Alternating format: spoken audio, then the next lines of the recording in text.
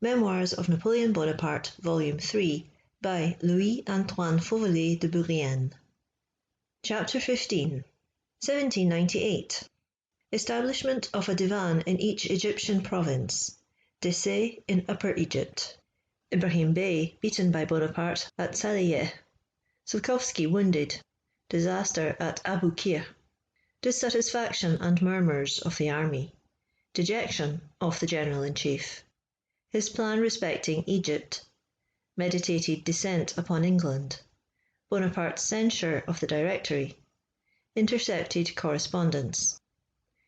From the details I have already given respecting Bonaparte's plans for colonizing Egypt, it will be seen that his energy of mind urged him to adopt anticipatory measures for the accomplishment of objects which were never realized. During the short interval in which he sheathed his sword, he planned provisional governments for the towns and provinces occupied by the French troops, and he adroitly contrived to serve the interests of his army without appearing to violate those of the country. After he had been 4 days at Cairo, during which time he employed himself in examining everything and consulting every individual from whom he could obtain useful information, he published the following order. Quote, Headquarters, Cairo, 9th Thermidor, Year 6.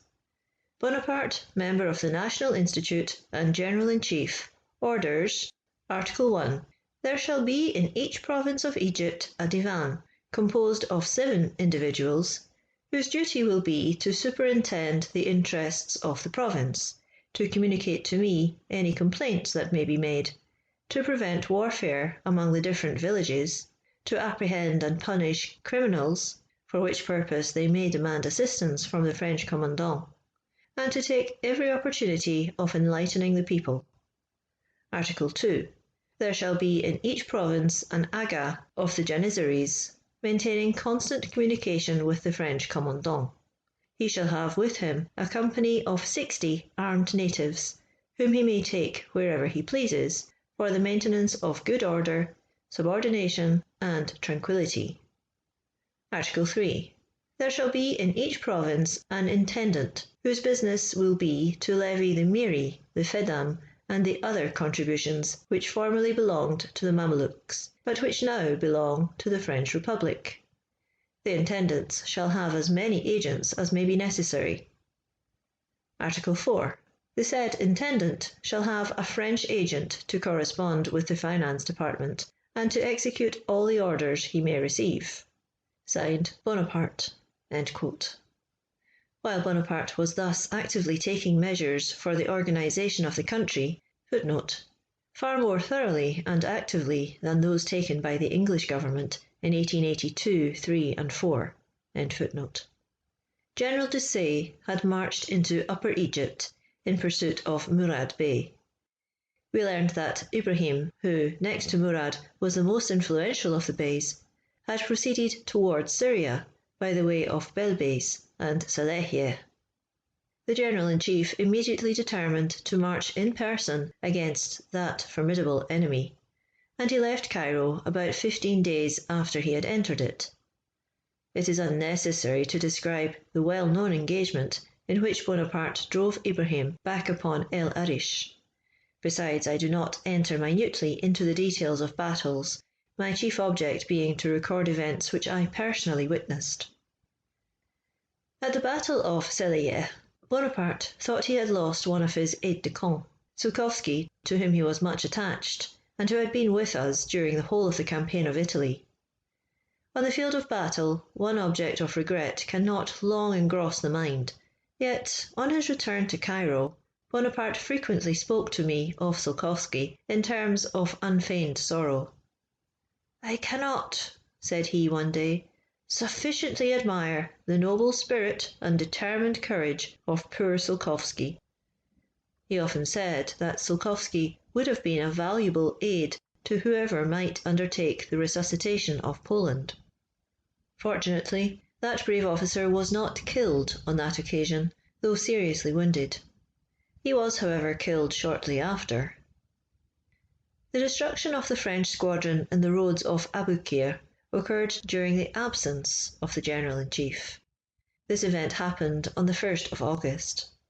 The details are generally known, but there is one circumstance to which I cannot refrain from alluding, and which excited deep interest at the time. This was the heroic courage of the son of Casablanca, the captain of the Orient. Casablanca was among the wounded, and when the vessel was blown up, his son, a lad of 10 years of age, preferred perishing with him rather than saving himself, when one of the seamen had secured him the means of escape. I told the aide-de-camp, sent by General Kleber, who had the command of Alexandria, that the General-in-Chief was near Salehiyeh. He proceeded thither immediately, and Bonaparte hastened back to Cairo, a distance of about 33 leagues.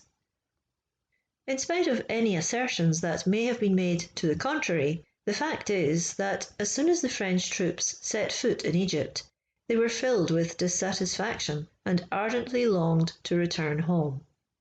Footnote: Erreur objects to this description of the complaints of the army, but Savary, Tome 1, pages 66 and 67, and Tome 1, page 89, fully confirms it, giving the reason that the army was not a homogeneous body, but a mixed force taken from Rome, Florence, Milan, Venice, Genoa, and Marseille. See also Thiers, Tome 5, page 283. But the fact is not singular. For a striking instance, in the days of the Empire, of the soldiers of 1809, in Spain, actually threatening Napoleon in his own hearing, see de Gonneville, Tome 1, pages 190 to 193.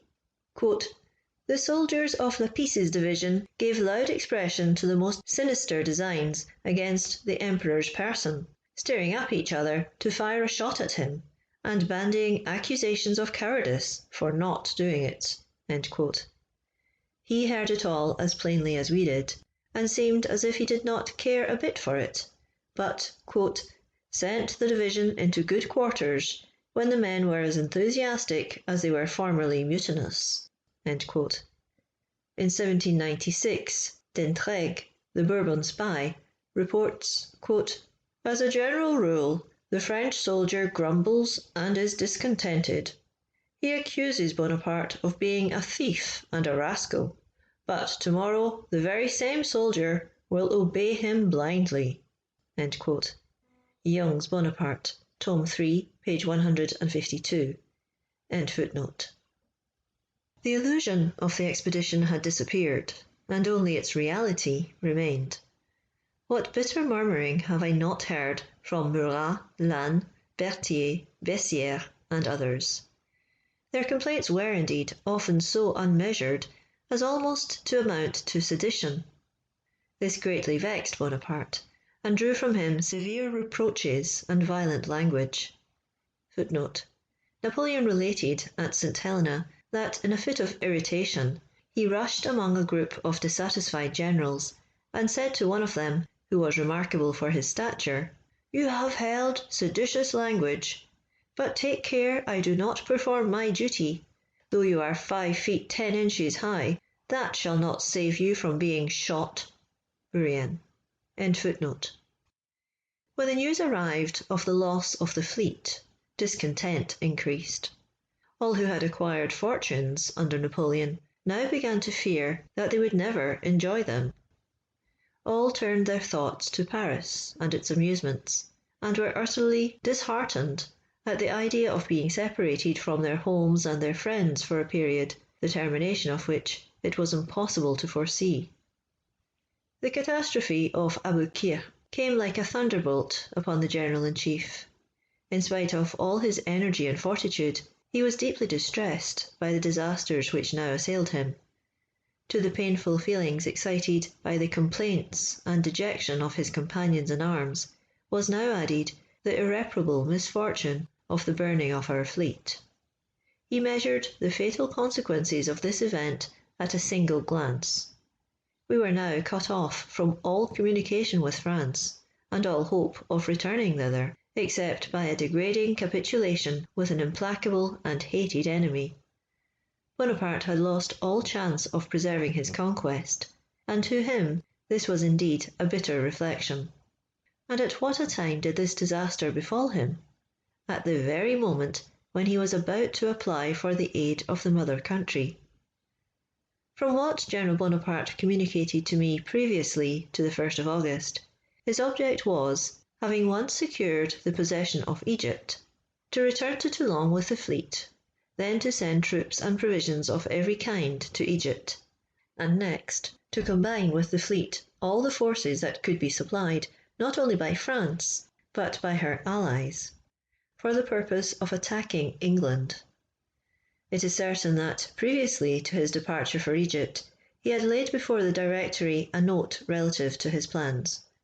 He always regarded a descent upon England as possible, though in its result fatal, so long as we should be inferior in naval strength.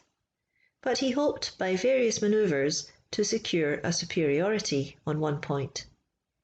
His intention was to return to France.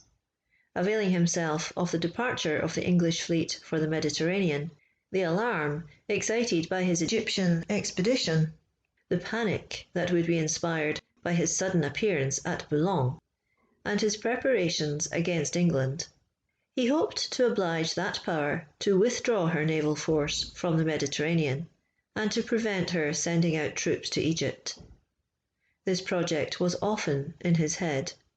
He would have thought it sublime to date an order of the day from the ruins of Memphis, and 3 months later one from London.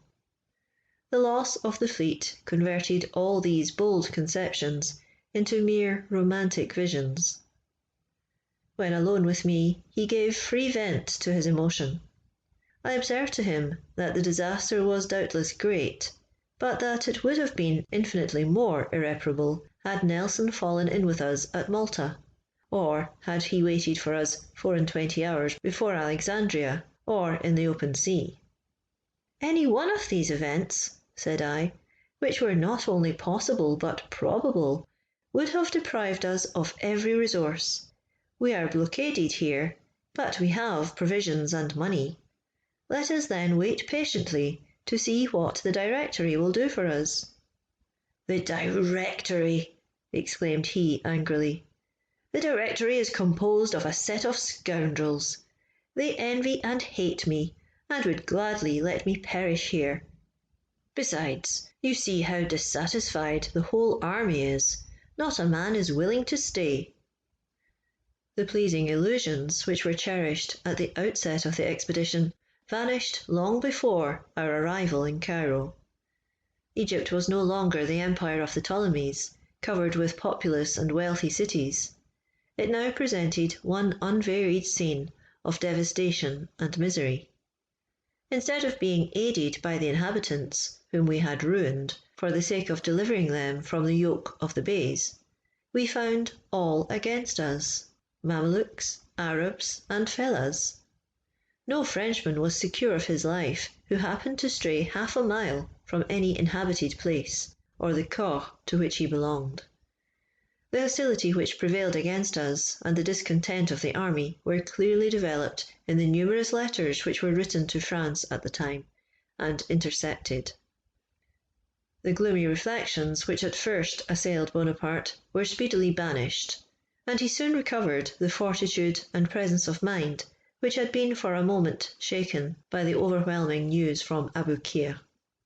He, however, sometimes repeated, in a tone which it would be difficult to describe, "Unfortunate boy, what have you done?" I have remarked that in some chance observations which escaped Napoleon at St. Helena, he endeavoured to throw all the blame of the affair on Admiral Brueys.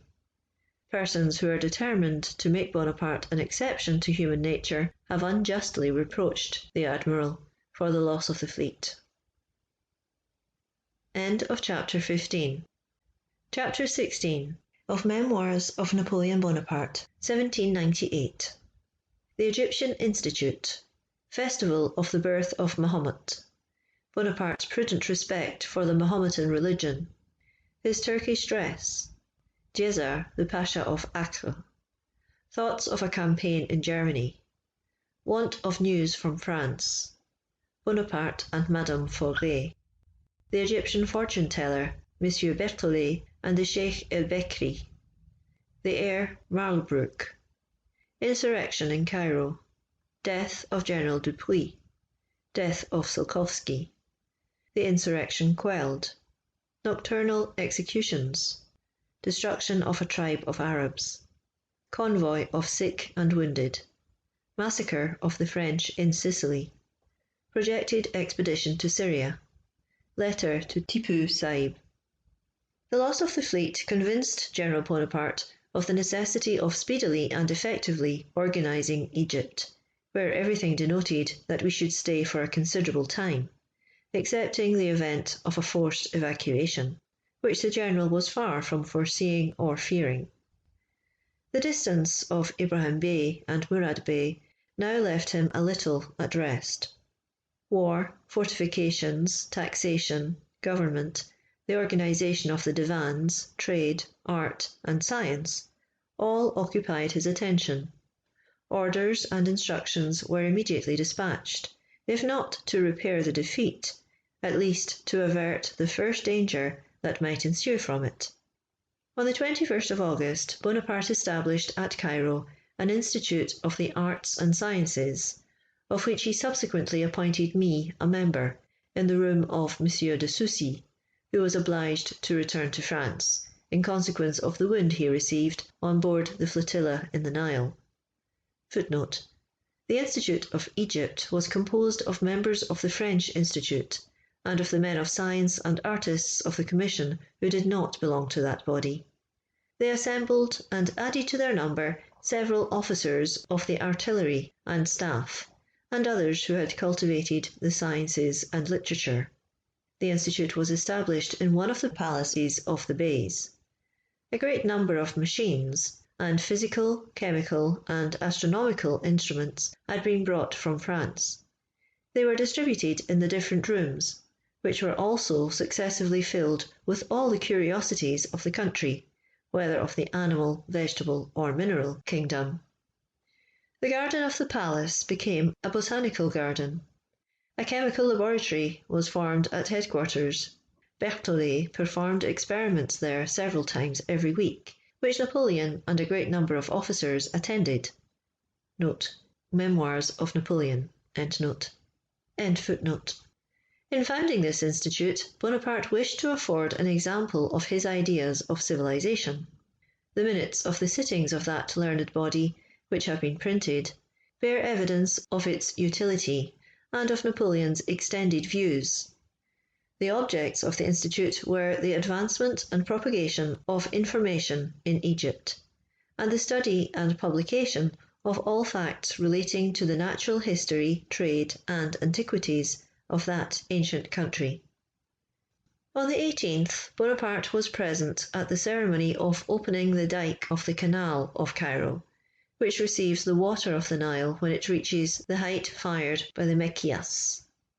2 days after came the anniversary festival of the birth of Mahomet. At this Napoleon was also present, in company with the Sheikh el-Bekri, who at his request gave him 2 young Mamelukes, Ibrahim and Rustan. Footnote: the General-in-Chief went to celebrate the Feast of the Prophet at the house of the Sheikh el-Bekri. The ceremony was begun by the recital of a kind of litany containing the life of Mahomet from his birth to his death. About 100 sheikhs, sitting in a circle on carpets with their legs crossed, recited all the verses, swinging their bodies violently backwards and forwards, and all together. A grand dinner was afterwards served up, at which the guests sat on carpets with their legs across. There were 20 tables, and 5 or 6 people at each table. That of the General-in-Chief and the Sheikh el-Bekri was in the middle. A little slab of a precious kind of wood, ornamented with mosaic work, was placed 18 inches above the floor and covered with a great number of dishes in succession. There were pilaus of rice, a particular kind of roast, entrees, and pastry, all very highly spiced. The sheikhs picked everything with their fingers. Accordingly, water was brought to wash the hands 3 times during dinner. Gooseberry water, lemonade, and other sorts of sherbets were served to drink, and abundance of preserves and confectionery with the dessert. On the whole, the dinner was not disagreeable. It was only the manner of eating it that seemed strange to us. In the evening, the whole city was illuminated.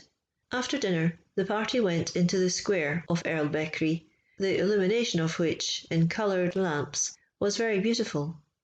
An immense concourse of people attended.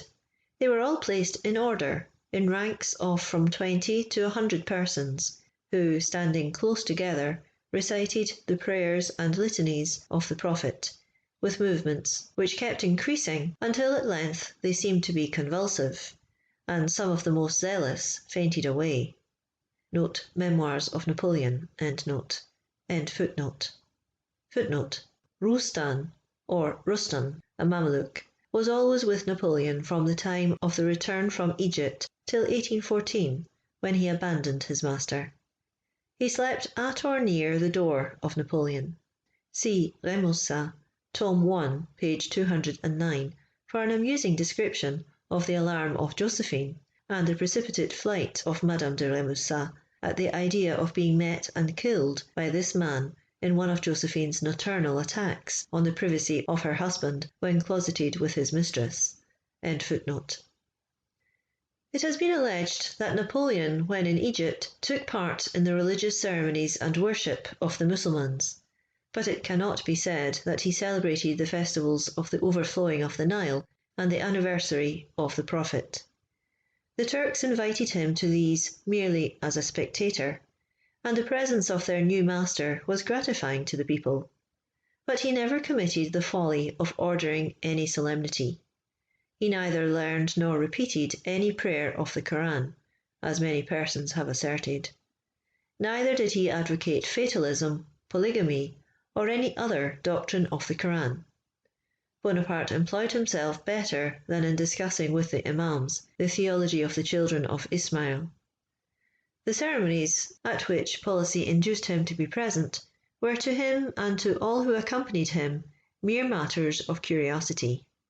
He never set foot in a mosque, and only on one occasion, which I shall hereafter mention, dressed himself in the Mahometan costume. He attended the festivals to which the Green Turbans invited him. From this, Sir Walter Scott infers that he did not scruple to join the Mussulmans in the external ceremonies of their religion. He embellishes his romance with the ridiculous farce of the sepulchral chamber of the Grand Pyramid, and the speeches which were addressed to the general as well as to the muftis and imams. And he adds that Bonaparte was on the point of embracing Islamism. All that Sir Walter says on this subject is the height of absurdity, and does not even deserve to be seriously refuted. Bonaparte never entered a mosque, except from motives of curiosity. Note, see contradiction in previous paragraph, D.W. And he never for one moment afforded any ground for supposing that he believed to the mission of Mahomet, Bourrienne. His religious tolerance was the natural consequence of his philosophic spirit. Doubtless Bonaparte did, as he was bound to do, show respect for the religion of the country, and he found it necessary to act more like a Mussulman than a Catholic. A wise conqueror supports his triumphs by protecting and even elevating the religion of the conquered people. Bonaparte's principle was, as he himself has often told me, to look upon religions as the work of men, but to respect them everywhere as a powerful engine of government. However, I will not go so far as to say that he would not have changed his religion had the conquest of the East been the price of that change. All that he said about Mahomet, Islamism, and the Koran, to the great men of the country, he laughed at himself. He enjoyed the gratification of having all his fine sayings on the subject of religion translated into Arabic poetry, and repeated from mouth to mouth. This, of course, tended to conciliate the people. I confess that Bonaparte frequently conversed with the chiefs of the Mussulman religion on the subject of his conversion, but only for the sake of amusement. The priests of the Koran, who would probably have been delighted to convert us, offered us the most ample concessions. But these conversations were merely started by way of entertainment, and never could have warranted a supposition of their leading to any serious result. If Bonaparte spoke as a Mussulman, it was merely in his character of a military and political chief in a Mussulman country. To do so was essential to his success, to the safety of his army, and consequently to his glory. In every country he would have drawn up proclamations and delivered addresses on the same principle. In India he would have been for Ali, at Tibet for the Dalai Lama, and in China for Confucius. Footnote: on the subject of his alleged conversion to Mahometanism, Bonaparte expressed himself at St. Helena as follows, quote, "I never followed any of the tenets of that religion. I never prayed in the mosques. I never abstained from wine, or was circumcised, neither did I ever profess it. I said merely that we were the friends of the Mussulmans, and that I respected Mahomet their prophet, which was true. I respect him now. I wanted to make the Imams cause prayers to be offered up in the mosques for me, in order to make the people respect me still more than they actually did, and obey me more readily.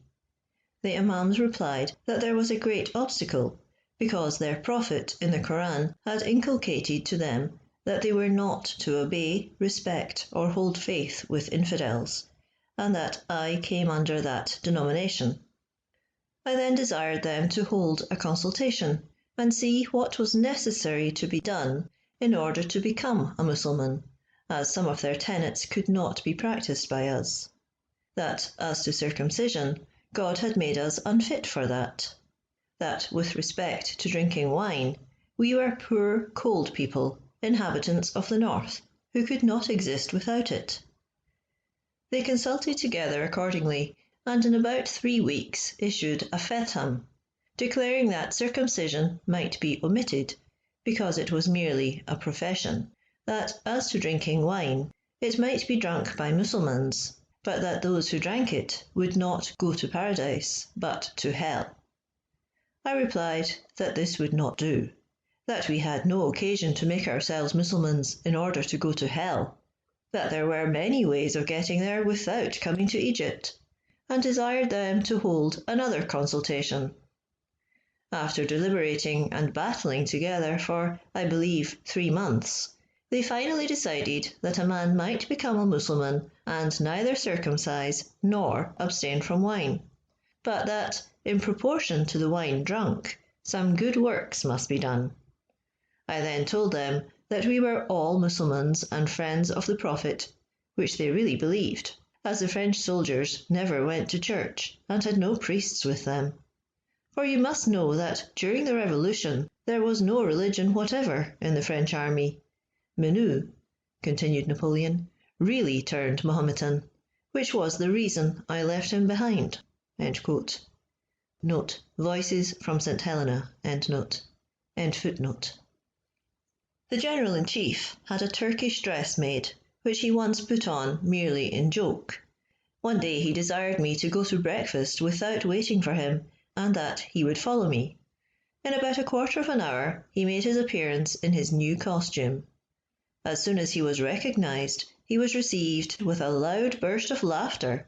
He sat down very coolly, but he found himself so encumbered and ill at ease in his turban and oriental robe that he speedily threw them off, and was never tempted to a second performance of the masquerade. About the end of August, Bonaparte wished to open negotiations with the Pasha of Acre, nicknamed the Butcher. He offered Djezzar his friendship, sought his in return, and gave him the most consolatory assurances of the safety of his dominions. He promised to support him against the Grand Seigneur, at the very moment when he was assuring the Egyptians that he would support the Grand Seigneur against the Beys. But Djezzar, confiding in his own strength and in the protection of the English, who had anticipated Bonaparte, was deaf to every overture, and would not even receive Beauvoisin, who was sent to him on the 22nd of August. A second envoy was beheaded at Acre. The occupations of Bonaparte and the necessity of obtaining a more solid footing in Egypt retarded for the moment the invasion of that Pashalic, which provoked vengeance by its barbarities, besides being a dangerous neighbour. From the time he received the accounts of the disaster of Abu Qir until the revolt of Cairo on the 22nd of October, Bonaparte sometimes found the time hang heavily on his hands.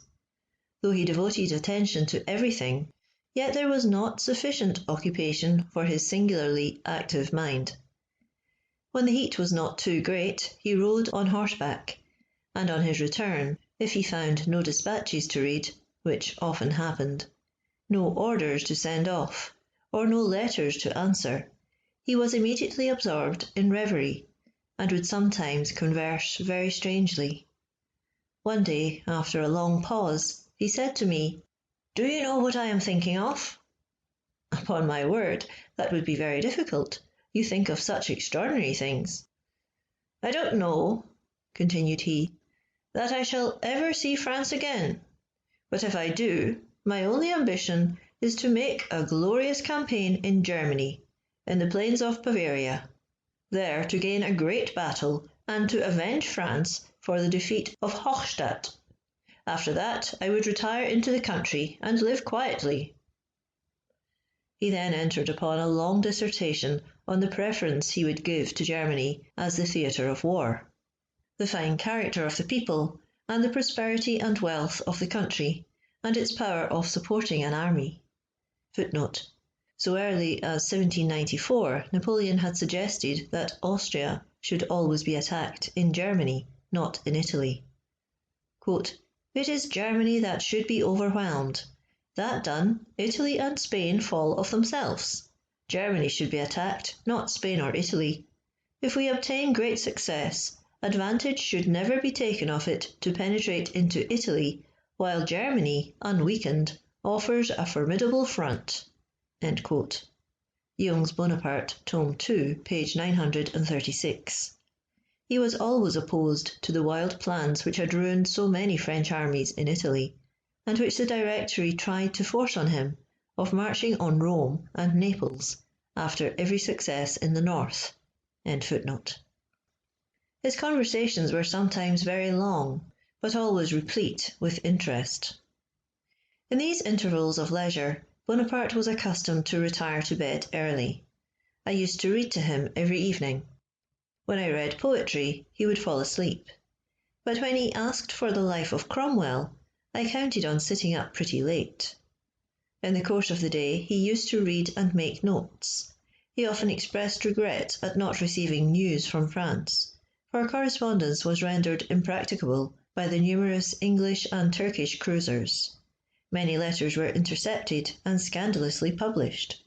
Not even family secrets and communications of the most confidential nature were respected. About the middle of September in this year, 1798, Bonaparte ordered to be brought to the house of Elfie Bey half a dozen Asiatic women whose beauty he had heard highly extolled. But their ungraceful obesity displeased him, and they were immediately dismissed. A few days after, he fell violently in love with Madame Forêt, the wife of a lieutenant of infantry. She was very pretty, and her charms were enhanced by the rarity of seeing a woman in Egypt who was calculated to please the eye of a European. Bonaparte engaged for her a house adjoining the palace of Elfie Bey, which we occupied. He frequently ordered dinner to be prepared there, and I used to go there with him at 7 o'clock and leave him at 9. This connection soon became the general subject of gossip at headquarters. Through a feeling of delicacy to Monsieur Forêt, the General-in-Chief gave him a mission to the Directory. He embarked at Alexandria, and the ship was captured by the English, who, being informed of the cause of his mission, were malicious enough to send him back to Egypt instead of keeping him prisoner. Bonaparte wished to have a child by Madame Forêt, but this wish was not realized. A celebrated soothsayer was recommended to Bonaparte by the inhabitants of Cairo, who confidentially vouched for the accuracy with which he could foretell future events.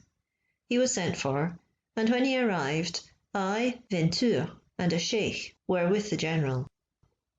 The Prophet wished first to exercise his skill upon Bonaparte, who, however, proposed that I should have my fortune told first, to which I acceded without hesitation.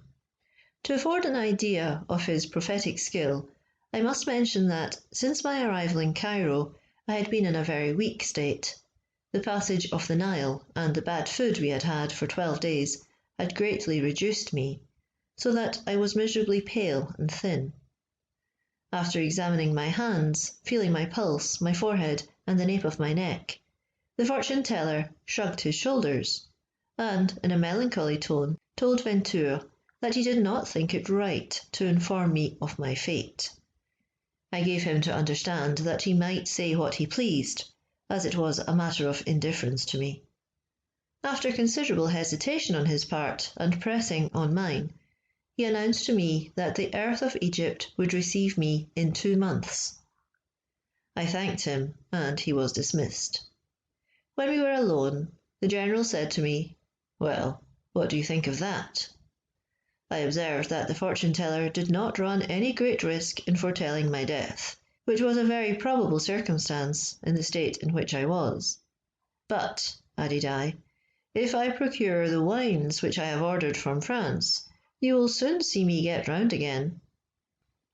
The art of imposing on mankind has at all times been an important part of the art of governing, and it was not that portion of the science of government which Bonaparte was the least acquainted with. He neglected no opportunity of showing off to the Egyptians the superiority of France in arts and sciences, but it happened oftener than once that the simple instinct of the Egyptians thwarted his endeavours in this way. Some days after the visit of the pretended fortune-teller, he wished, if I may so express myself, to oppose conjurer to conjurer. For this purpose he invited the principal sheikhs to be present at some chemical experiments performed by M. Berthollet. The general expected to be much amused at their astonishment, but the miracles of the transformation of liquids, electrical commotions, and galvanism did not elicit from them any symptom of surprise. They witnessed the operations of our able chemist with the most imperturbable indifference. When they were ended, the Sheikh El Bekri desired the interpreter to tell M. Berthollet that it was all very fine, but, said he, ask him whether he can make me be in Morocco and here at one and the same moment. M. Berthollet replied in the negative, with a shrug of his shoulders. "Oh, then," said the Sheikh, "he is not half a sorcerer." Our music produced no greater effect upon them. They listened with insensibility to all the airs that were played to them, with the exception of Marlbrook. When that was played, they became animated, and were all in a motion, as if ready to dance. An order which had been issued on our arrival in Cairo for watching the criers of the mosques had for some weeks been neglected. At certain hours of the night these criers addressed prayers to the Prophet. As it was merely a repetition of the same ceremony over and over again, in a short time no notice was taken of it. The Turks, perceiving this negligence, substituted for their prayers and hymns cries of revolt, and by this sort of verbal telegraph, insurrectionary excitement was transmitted to the northern and southern extremities of Egypt. By this means, and by the aid of secret emissaries, who eluded our feeble police, and circulated real or forged firmans of the Sultan, disavowing the concord between France and the Porte, and provoking war, the plan of a revolution was organised throughout the country. The signal for the execution of this plan was given from the minarets on the night of the 20th of October, and on the morning of the 21st it was announced at headquarters that the city of Cairo was in open insurrection. The General-in-Chief was not, as has been stated, in the Isle of Rouda. He did not hear the firing of the alarm guns. He rose when the news arrived. It was then 5 o'clock. He was informed that all the shops were closed and that the French were attacked. A moment after, he heard of the death of General Dupuy, commandant of the garrison, who was killed by a lance in the street. Bonaparte immediately mounted his horse and, accompanied by only 30 guides, visited all the threatened points, restored confidence, and, with great presence of mind, adopted measures of defence. He left me at headquarters with only one sentinel, but he had been accurately informed of the situation of the insurgents, and such was my confidence in his activity and foresight that I had no apprehension, and awaited his return with perfect composure. This composure was not disturbed even when I saw a party of insurgents attack the house of Monsieur Estève, our Paymaster General, which was situated on the opposite side of Esbequier Place. Monsieur Estève was fortunately able to resist the attack until troops from Boulac came up to his assistance. After visiting all the posts and adopting every precautionary measure, Bonaparte returned to headquarters. Finding me still alone with the sentinel, he asked me, smiling, whether I had not been frightened. "Not at all, General, I assure you," replied I. It was about 8:30 in the morning when Bonaparte returned to headquarters, and while at breakfast he was informed that some Bedouin Arabs on horseback were trying to force their entrance into Cairo. He ordered his aide-de-camp, Sokolski, to mount his horse, to take with him 15 guides, and proceed to the point where the assailants were most numerous. This was the Bab el Nasser, or the Gate of Victory. Crozier observed to the General-in-Chief that Sokolski had scarcely recovered from the wounds at Salahia, and he offered to take his place. He had his motives for this. Bonaparte consented, but Sokolski had already set out. Within an hour after, one of the 15 guides returned, covered in blood, to announce that Sokolski and the remainder of his party had been cut to pieces.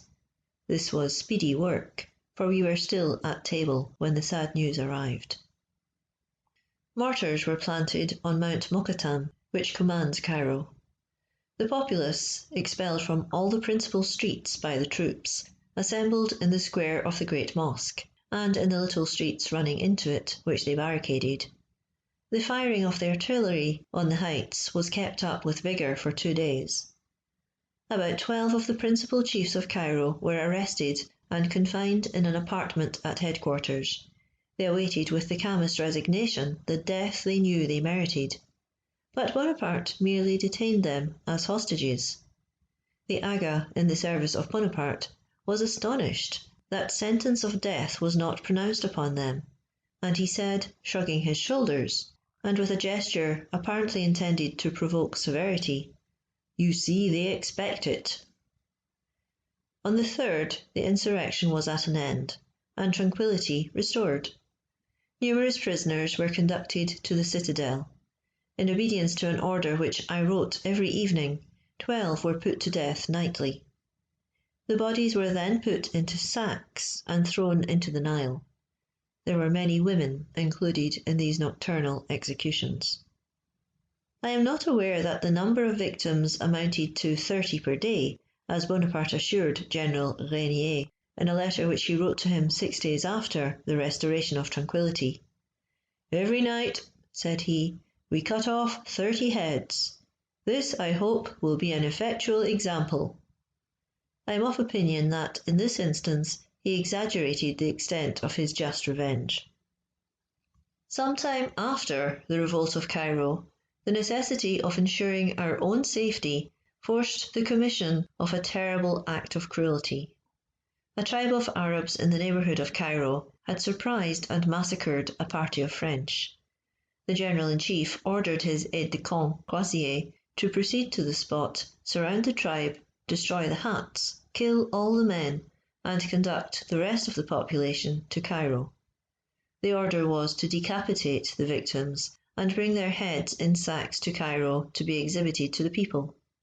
Eugène Beauharnais accompanied Crozier, who joyfully set out on this horrible expedition, in hope of obliterating all recollection of the affair of Damanhur.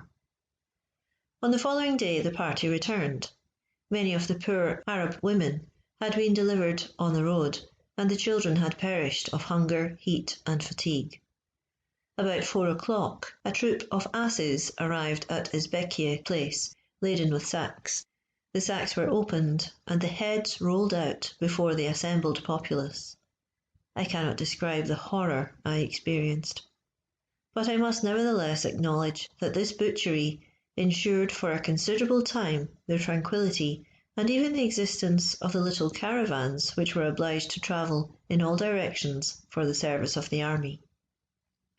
Shortly before the loss of the fleet, the General-in-Chief had formed the design of visiting Suez, to examine the traces of the ancient canal which united the Nile to the Gulf of Arabia, and also to cross the latter.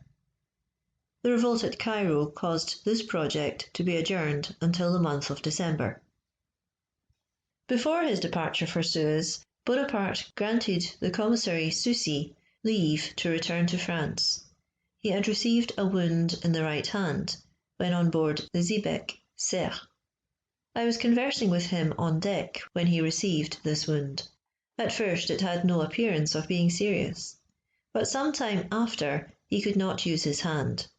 General Bonaparte dispatched a vessel with sick and wounded, who were supposed to be incurable, to the number of about 80. All envied their fate and were anxious to depart with them, but the privilege was conceded to very few. However, those who were disappointed had no cause for regret. We never know what we wish for. Captain Marengo, who landed at Augusta in Sicily, supposing it to be a friendly land, was required to observe quarantine for 22 days, and information was given of the arrival of the vessel to the court, which was at Palermo. On the 25th of January, 1799, all on board the French vessel were massacred, with the exception of 21 who were saved by a Neapolitan frigate and conducted to Messing, where they were detained. Before he conceived the resolution of attacking the Turkish advanced guard in the valleys of Syria, Bonaparte had formed a plan of invading British India from Persia. He had ascertained, through the medium of agents, that the Shah of Persia would, for a sum of money paid in advance, consent to the establishment of military magazines on certain points of his territory. Bonaparte frequently told me that if, after the subjugation of Egypt, he could have left 15,000 men in that country and have had 30,000 disposable troops, he would have marched on the Euphrates. He was frequently speaking about the deserts which were to be crossed to reach Persia. How many times have I seen him extended on the ground examining the beautiful maps which he had brought with him, and he would sometimes make me lie down in the same position to trace to me his projected march. This reminded him of the triumphs of his favourite hero, Alexander, with whom he so much desired to associate his name. But at the same time, he felt that these projects were incompatible with our resources, the weakness of the government, and the dissatisfaction which the army already evinced. Privation and misery are inseparable from all these remote operations. This favourite idea still occupied his mind a fortnight before his departure for Syria was determined on, and on the 25th of January, 1799, he wrote to Tippoo Saib as follows, quote, "You are, of course, already informed of my arrival on the banks of the Red Sea with a numerous and invincible army. Eager to deliver you from the iron yoke of England, I hasten to request that you will send me, by the way of Maskat or Mocha, an account of the political situation in which you are. I also wish that you could send to Suez or Grand Cairo some able man in your confidence with whom I may confer." End quote. Footnote. It is not true, as has often been stated, that Tippoo Saib wrote to General Bonaparte. He could not reply to a letter written on the 23rd of January, owing to the great difficulty of communication, the considerable distance, and the short interval which elapsed between the 25th of January and the fall of the Empire of Mysore, which happened on the 20th of April following. The letter to Tippoo Saib commenced, "Citizen Sultan, Bourrienne." End footnote. End of chapter 16. Chapter 17 of Memoirs of Napoleon Bonaparte, 1798 to 1799. Bonaparte's departure for Suez, crossing the desert, passage of the Red Sea, the Fountain of Moses, the Cenobites of Mount Sinai, danger in recrossing the Red Sea, Napoleon's return to Cairo, money borrowed at Genoa, new designs upon Syria, dissatisfaction of the Ottoman Porte, plan for invading Asia, gigantic schemes, General Berthier's permission to return to France, his romantic love and the adored portrait. He gives up his permission to return home. Louis Bonaparte leaves Egypt. The first cashmere shawl in France. Intercepted correspondence. Departure for Syria. Fountains of Masudish. Bonaparte jealous. Discontent of the troops. El Arish taken. Aspect of Syria. Ramleh, Jerusalem. On the 24th of December we set out for Suez, where we arrived on the 26th. On the 25th we encamped in the desert some leagues before Adgeroth. The heat had been very great during the day, but about 11 at night the cold became so severe as to be precisely in an inverse ratio to the temperature of the day. This desert, which is the route of the caravans from Suez, from Tor, and the countries situated on the north of Arabia, is strewed with the bones of the men and animals who for ages past have perished in crossing it. As there was no wood to be got, we collected a quantity of these bones for fuel. Monge himself was induced to sacrifice some of the curious skulls of animals which he had picked up on the way and deposited in the berlin of the General-in-Chief. But no sooner had we kindled our fires than an intolerable effluvium obliged us to raise our camp and advance farther on, for we could procure no water to extinguish the fires. On the 27th Bonaparte employed himself in inspecting the town and port of Suez, and in giving orders for some naval and military works.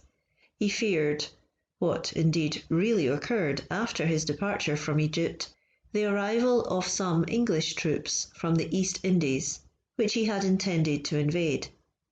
These regiments contributed to the loss of his conquest.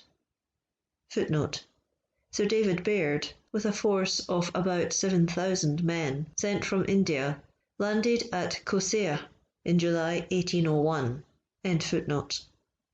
On the morning of the 28th, we crossed the Red Sea dry-shod to go to the Wells of Moses, which are nearly a myriameter from the eastern coast and a little southeast of Suez. The Gulf of Arabia terminates at about 5,000 metres north of that city. Near the port, the Red Sea is not above 1,500 metres wide and is always fordable at low water. The caravans from Tor and Mount Sinai always pass at that part, either in going to or returning from Egypt. This shortens their journey nearly a myriameter. At high tide the water rises 5 or 6 feet at Suez, and when the wind blows fresh it often rises to 9 or 10 feet. Footnote: I shall say nothing of the Cenobites of Mount Sinai, as I had not the honour of seeing them, neither did I see the register containing the names of Ali, Salah-ed-Din, Ibrahim or Abraham, on which Bonaparte is said to have inscribed his name. I perceived at a distance some high hills, which were said to be Mount Sinai. I conversed, through the medium of an interpreter, with some Arabian chiefs of Tor and its neighbourhood. They had been informed of our excursion to the wells, and that they might there thank the French general for the protection granted to their caravans and their trade with Egypt. On the 19th of December, before his departure from Suez, Bonaparte signed a sort of safeguard of exemption from duties for the convent of Mount Sinai. This had been granted out of respect to Moses and the Jewish nation, and also because the convent of Mount Sinai is a seat of learning and civilization, amidst the barbarism of the deserts. Bourrienne. End of footnote. We spent a few hours seated by the largest of the springs called the Wells of Moses, situated on the eastern shore of the Gulf of Arabia. We made coffee with the water from these springs, which, however, gave it such a brackish taste that it was scarcely drinkable. Though the water of the 8 little springs which form the Wells of Moses is not so salt as that of many wells dug in other parts of the deserts, it is nevertheless exceedingly brackish, and does not allay thirst so well as fresh water. Bonaparte returned to Suez that same night. It was very dark when we reached the seashore. The tide was coming up, and the water was pretty high. We deviated a little from the way we had taken in the morning. We crossed a little too low down. We were thrown into disorder. But we did not lose ourselves in the marshes, as has been stated. There were none. I have read somewhere, though I did not see the fact, nor did I hear it mentioned at the time, that the tide which was coming up would have been the grave of the General-in-Chief had not one of the guides saved him by carrying him on his shoulders. If any such danger had existed, all who had not a similar means of escape must have perished. This is a fabrication. General Caffarelli was the only person who was really in danger, for his wooden leg prevented his sitting firmly on his horse in the water. But some persons came to his assistance and supported him. Footnote: Bonaparte extricated himself, as the others did, from the real danger he and his escort had run. At St. Helena he said, quote, "Profiting by the low tide, I crossed the Red Sea dry-shod. On my return I was overtaken by the night and went astray in the middle of the rising tide. I ran the greatest danger. I nearly perished in the same manner as Pharaoh did. This would certainly have furnished all the Christian preachers with a magnificent test against me." End quote. Bourrienne. End footnote. On his return to Cairo, the General-in-Chief wished to discover the site of the canal which in ancient times formed a junction between the Red Sea and the Nile by Belbeis. Monsieur Le Père, who was a member of the Egyptian Institute and is now Inspector General of Bridges and Highways, executed on the spot a beautiful plan which may confidently be consulted by those who wish to form an accurate idea of that ancient communication and the level of the 2 seas. Footnote: since accurately ascertained during the progress of the works for the Suez Canal. End footnote. On his arrival at the capital, Bonaparte again devoted all his thoughts to the affairs of the army, which he had not attended to during his short absence.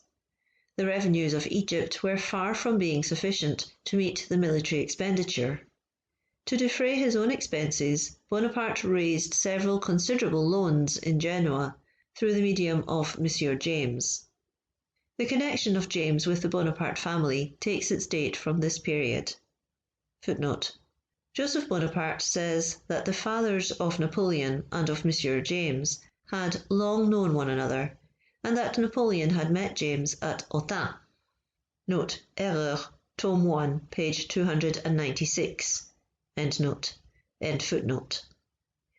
Since the month of August, the attention of General Bonaparte had been constantly fixed on Syria.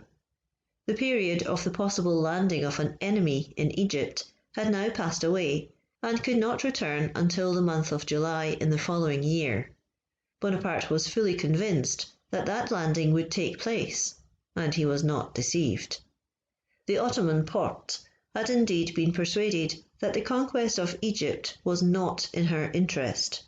She preferred enduring a rebel whom she hoped one day to subdue to supporting a power which, under the specious pretext of reducing her insurgent beys to obedience, deprived her of one of her finest provinces and threatened the rest of the empire.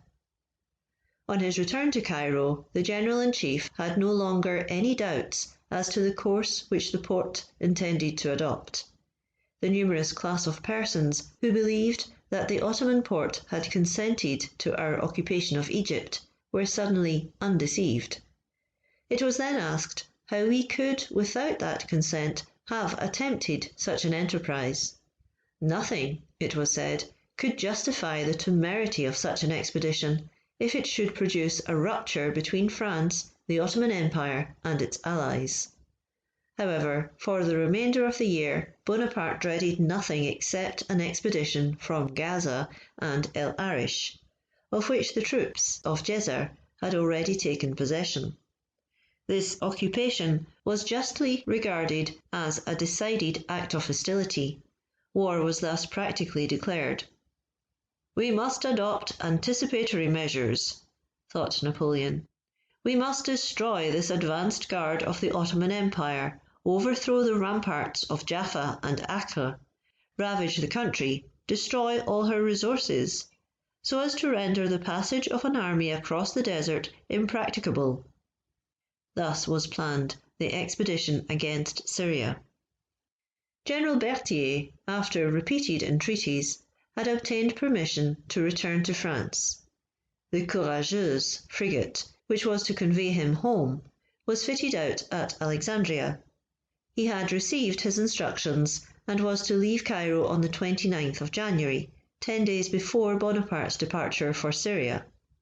Bonaparte was sorry to part with him, but he could not endure to see an old friend, and one who had served him well in all his campaigns, dying before his eyes, the victim of nostalgia and romantic love.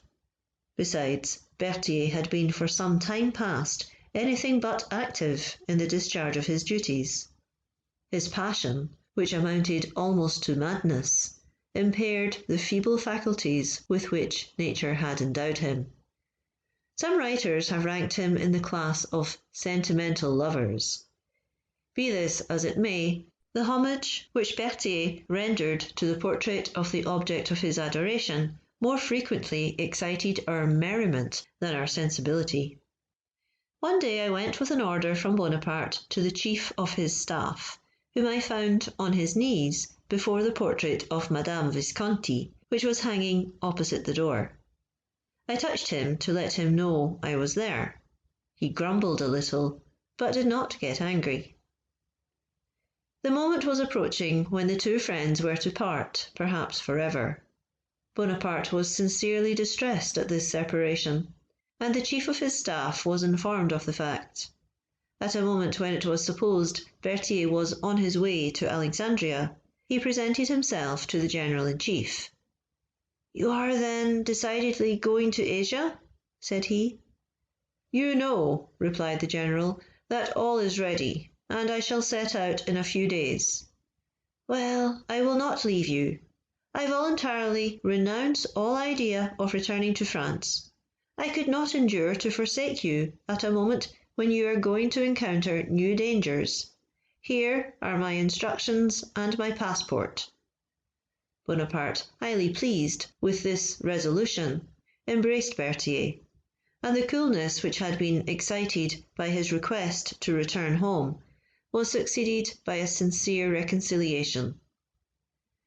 Louis Bonaparte, who was suffering from the effects of the voyage, was still at Alexandria. The General-in-Chief, yielding to the pacific views of his younger brother, who was also beginning to evince some symptoms of nostalgia, consented to his return home. He could not, however, depart until the 11th of March, 1799. I felt the absence of Louis very much. On his return to France, Louis passed through Sens, where he dined with Madame de Bourrienne, to whom he presented a beautiful shawl which General Berthier had given me. This, I believe, was the first cashmere that had ever been seen in France. Louis was much surprised when Madame de Bourrienne showed him the Egyptian correspondence which had been seized by the English and printed in London. He found in the collection some letters addressed to himself, and there were others, he said, which were likely to disturb the peace of more than one family on the return of the army. On the 11th of February, 1799, we began our march for Syria with about 12,000 men. It has been erroneously stated that the army amounted to only 6,000. Nearly that number was lost in the course of the campaign.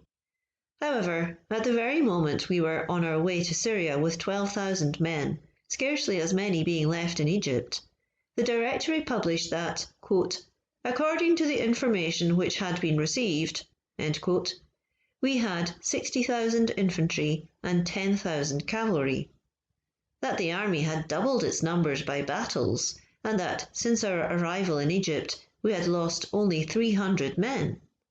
Is history to be written from such documents?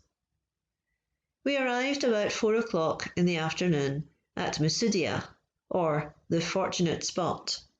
Here we witnessed a kind of phenomenon which was not a little agreeable to us. Musudia is a place situated on the coast of the Mediterranean, surrounded with little dunes of very fine sand, which the copious rains of winter readily penetrate. The rain remains in the sand, so that on making with the fingers holes of 4 or 5 inches in depth at the bottom of these little hills, the water immediately flows out. This water was indeed rather thick, but its flavour was agreeable, and it would have become clear if we could have spared time to allow it to rest and deposit the particles of sand it contained. It was a curious spectacle to behold us all lying prostrate, digging wells in miniature, and displaying a laughable selfishness in our endeavours to obtain the most abundant source. This was a very important discovery to us. We found these sand wells at the extremity of the desert, and it contributed in no small degree to revive the courage of our soldiers. Besides, when men are, as was the case with us, subject to privations of every kind, the least benefit which accrues inspires the hope of a new advantage. We were approaching the confines of Syria, and we enjoyed by anticipation the pleasure we were about to experience on treading a soil which by its variety of verdure and vegetation would remind us of our native land. At Musudia we likewise possessed the advantage of bathing in the sea, which was not more than 50 paces from our unexpected water supply. Whilst near the wells of Musudia, on the way to El Arish, I one day saw Bonaparte walking alone with Junot, as he was often in the habit of doing. I stood at a little distance, and my eyes, I know not why, were fixed on him during their conversation. The general's countenance, which was always pale, had, without my being able to divine the cause, become paler than usual. There was something convulsive in his features, a wildness in his look, and he several times struck his head with his hand. After conversing with Junot about a quarter of an hour, he quitted him and came towards me. I never saw him exhibit such an air of dissatisfaction, or appear so much under the influence of some prepossession. I advanced towards him, and as soon as we met, he exclaimed in an abrupt and angry tone, "So, I find I cannot depend upon you. These women! Josephine, if you had loved me, you would before now have told me all I have heard from Junot. He is a real friend. Josephine, and I 600 leagues from her. You ought to have told me, that she should thus have deceived me. Woe to them!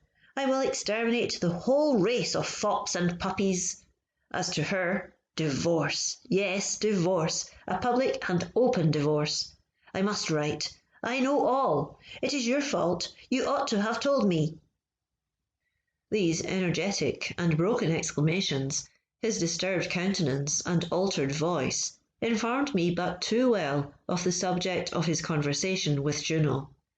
I saw that Junot had been drawn into a culpable indiscretion, and that, if Josephine had committed any faults, he had cruelly exaggerated them.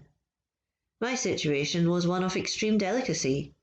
However, I had the good fortune to retain my self-possession, and as soon as some degree of calmness succeeded to this first burst, I replied that I knew nothing of the reports which Junot might have communicated to him, that even if such reports, often the offspring of calumny, had reached my ear, and if I had considered it my duty to inform him of them, I certainly would not have selected for that purpose the moment when he was 600 leagues from France. I also did not conceal how blamable Junot's conduct appeared to me, and how ungenerous I considered it thus rashly to accuse a woman who was not present to justify or defend herself. That it was no great proof of attachment to add domestic uneasiness to the anxiety already sufficiently great which the situation of his brothers in arms at the commencement of a hazardous enterprise occasioned him. Notwithstanding these observations, which however he listened to with some calmness, the word divorce still escaped his lips, and it is necessary to be aware of the degree of irritation to which he was liable when anything seriously vexed him, to be able to form an idea of what Bonaparte was during this painful scene. However, I kept my ground. I repeated what I had said. I begged of him to consider with what facility tales were fabricated and circulated, and that gossip such as that which had been repeated to him was only the amusement of idle persons, and deserved the contempt of strong minds. I spoke of his glory. "My glory?" cried he. "I know not what I would not give if that which Junot has told me should be untrue. So much do I love Josephine. If she be really guilty, a divorce must separate us forever. I will not submit to be a laughing-stock for all the imbeciles in Paris. I will write to Joseph. He will get the divorce declared." Although his agitation continued long, intervals occurred in which he was less excited. I seized one of these moments of comparative calm to combat this idea of divorce, which seemed to possess his mind. I represented to him especially that it would be imprudent to write to his brother with reference to a communication which was probably false. The letter might be intercepted. It would betray the feelings of irritation which dictated it. As to a divorce, it would be time to think of that hereafter, but advisedly. These last words produced an effect on him which I could not have ventured to hope for so speedily. He became tranquil, listened to me as if he had suddenly felt the justice of my observations, dropped the subject, and never returned to it, except that about a fortnight after, when we were before Saint Jean d'Arc, he expressed himself greatly dissatisfied with Junot, and complained of the injury he had done him by his indiscreet disclosures, which he began to regard as the inventions of malignity. I perceived afterwards that he never pardoned Junot for this indiscretion, and I can state almost with certainty that this was one of the reasons why Junot was not created a Marshal of France, like many of his comrades whom Bonaparte had loved less. It may be supposed that Josephine, who was afterwards informed by Bonaparte of Junot's conversation, did not feel particularly interested in his favour. He died insane on the 27th of July, 1813. Footnote: However indiscreet Junot might on this occasion have shown himself in interfering in so delicate a matter, it is pretty certain that his suspicions were breathed to no other ear than that of Bonaparte himself. Madame Junot, in speaking of the ill-suppressed enmity between her husband and Madame Bonaparte, says that he never uttered a word even to her of the subject of his conversation with the General-in-Chief to Egypt. That Junot's testimony, however, notwithstanding the countenance it obtained from Bonaparte's relations, ought to be cautiously received. The following passage from the Memoirs of the Duchesse d'Abrantes, Volume 1, page 250, demonstrative of the feelings of irritation between the parties, will show. Quote, Junot escorted Madame Bonaparte when she went to join the General-in-Chief in Italy. I am surprised that M. de Bourrienne has omitted mentioning this circumstance in his Memoirs. He must have known it, since he was well acquainted with everything relating to Josephine, and knew many facts of high interest in her life at this period and subsequently. How happens it, too, that he makes no mention of Mademoiselle Louise, who might be called her demoiselle de compagnie rather than her femme de chambre. At the outset of the journey to Italy, she was such a favourite with Josephine that she dressed like her mistress, ate at table with her, and was in all respects her friend and confidante. The journey was long, much too long for Junot, though he was very much in love with Mademoiselle Louise, but he was anxious to join the army, for to him his general was always the dearest of mistresses.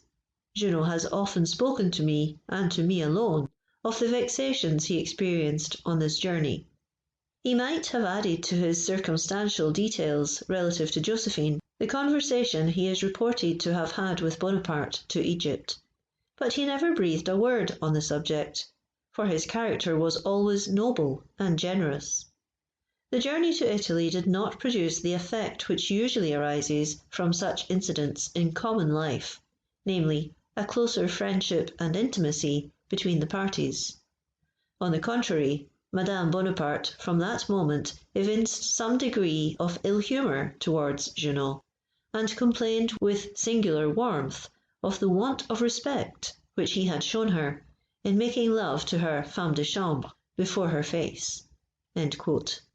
According to Erreur, tome 1, pages 4 and 50, Junot was not then in Syria.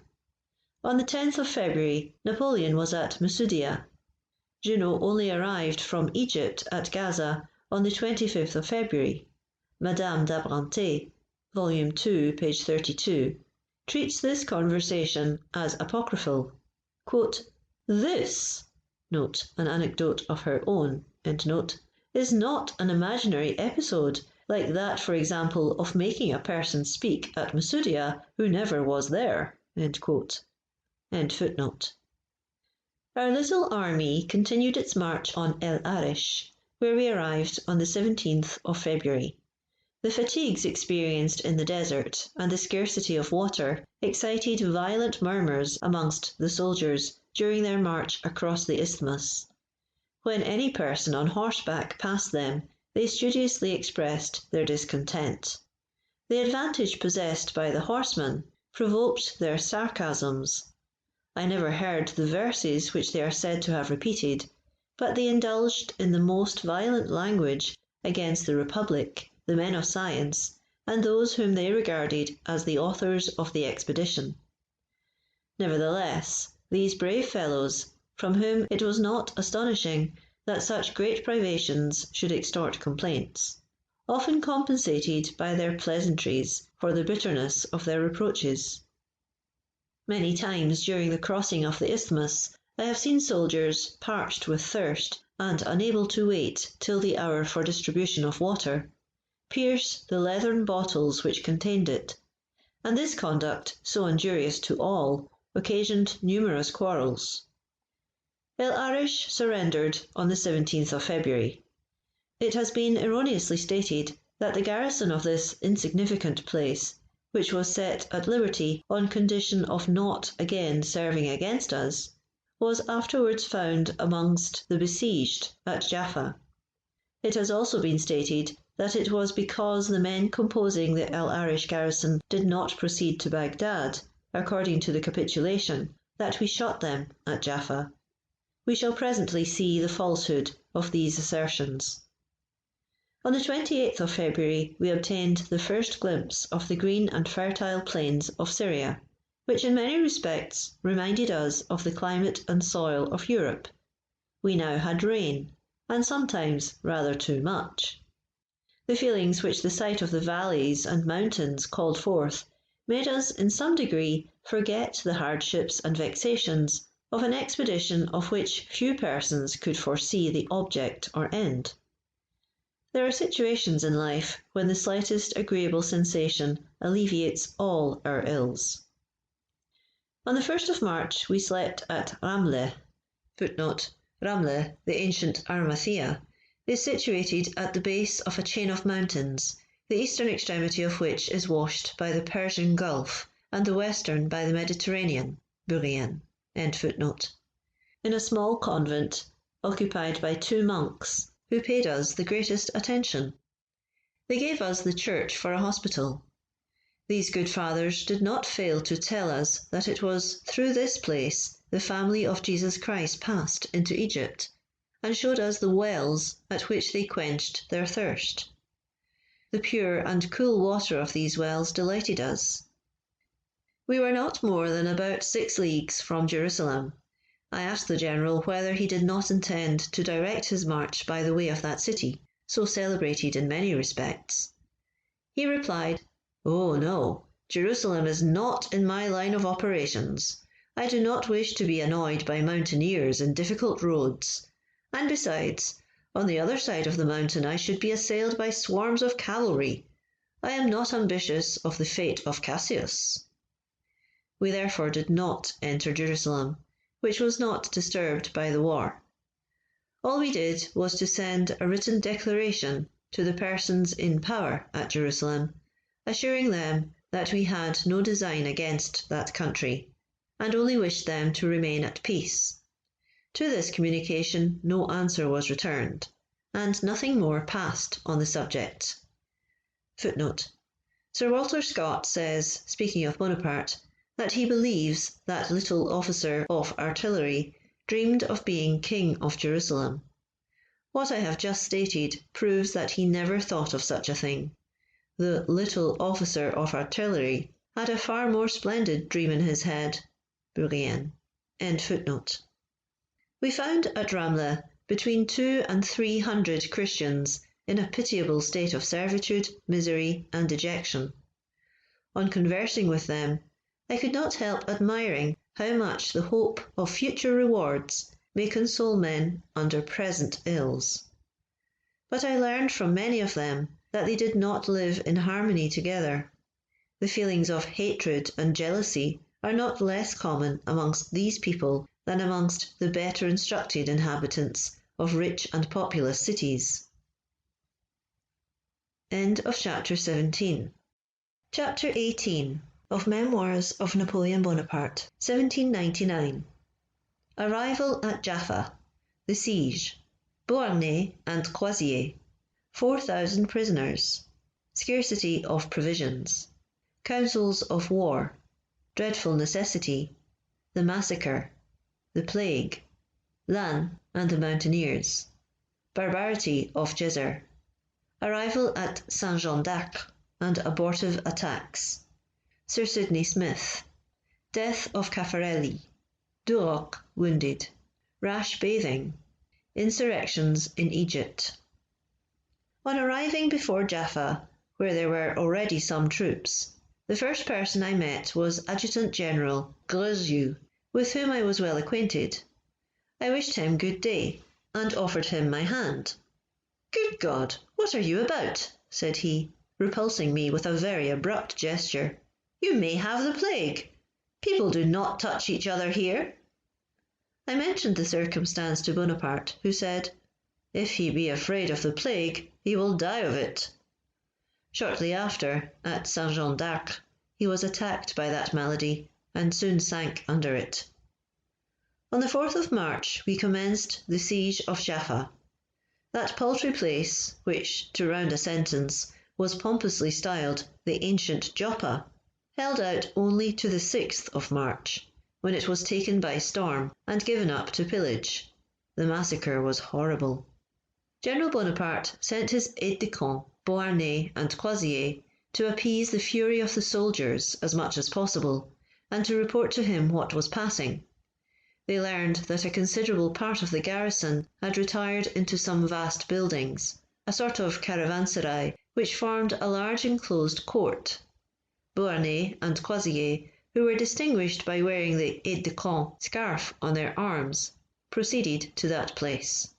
The Arnauds and Albanians, of whom these refugees were almost entirely composed, cried from the windows that they were willing to surrender upon an assurance that they would be exempted from the massacre to which the town was doomed. If not, they threatened to fire on the aides-de-camp and to defend themselves to the last extremity.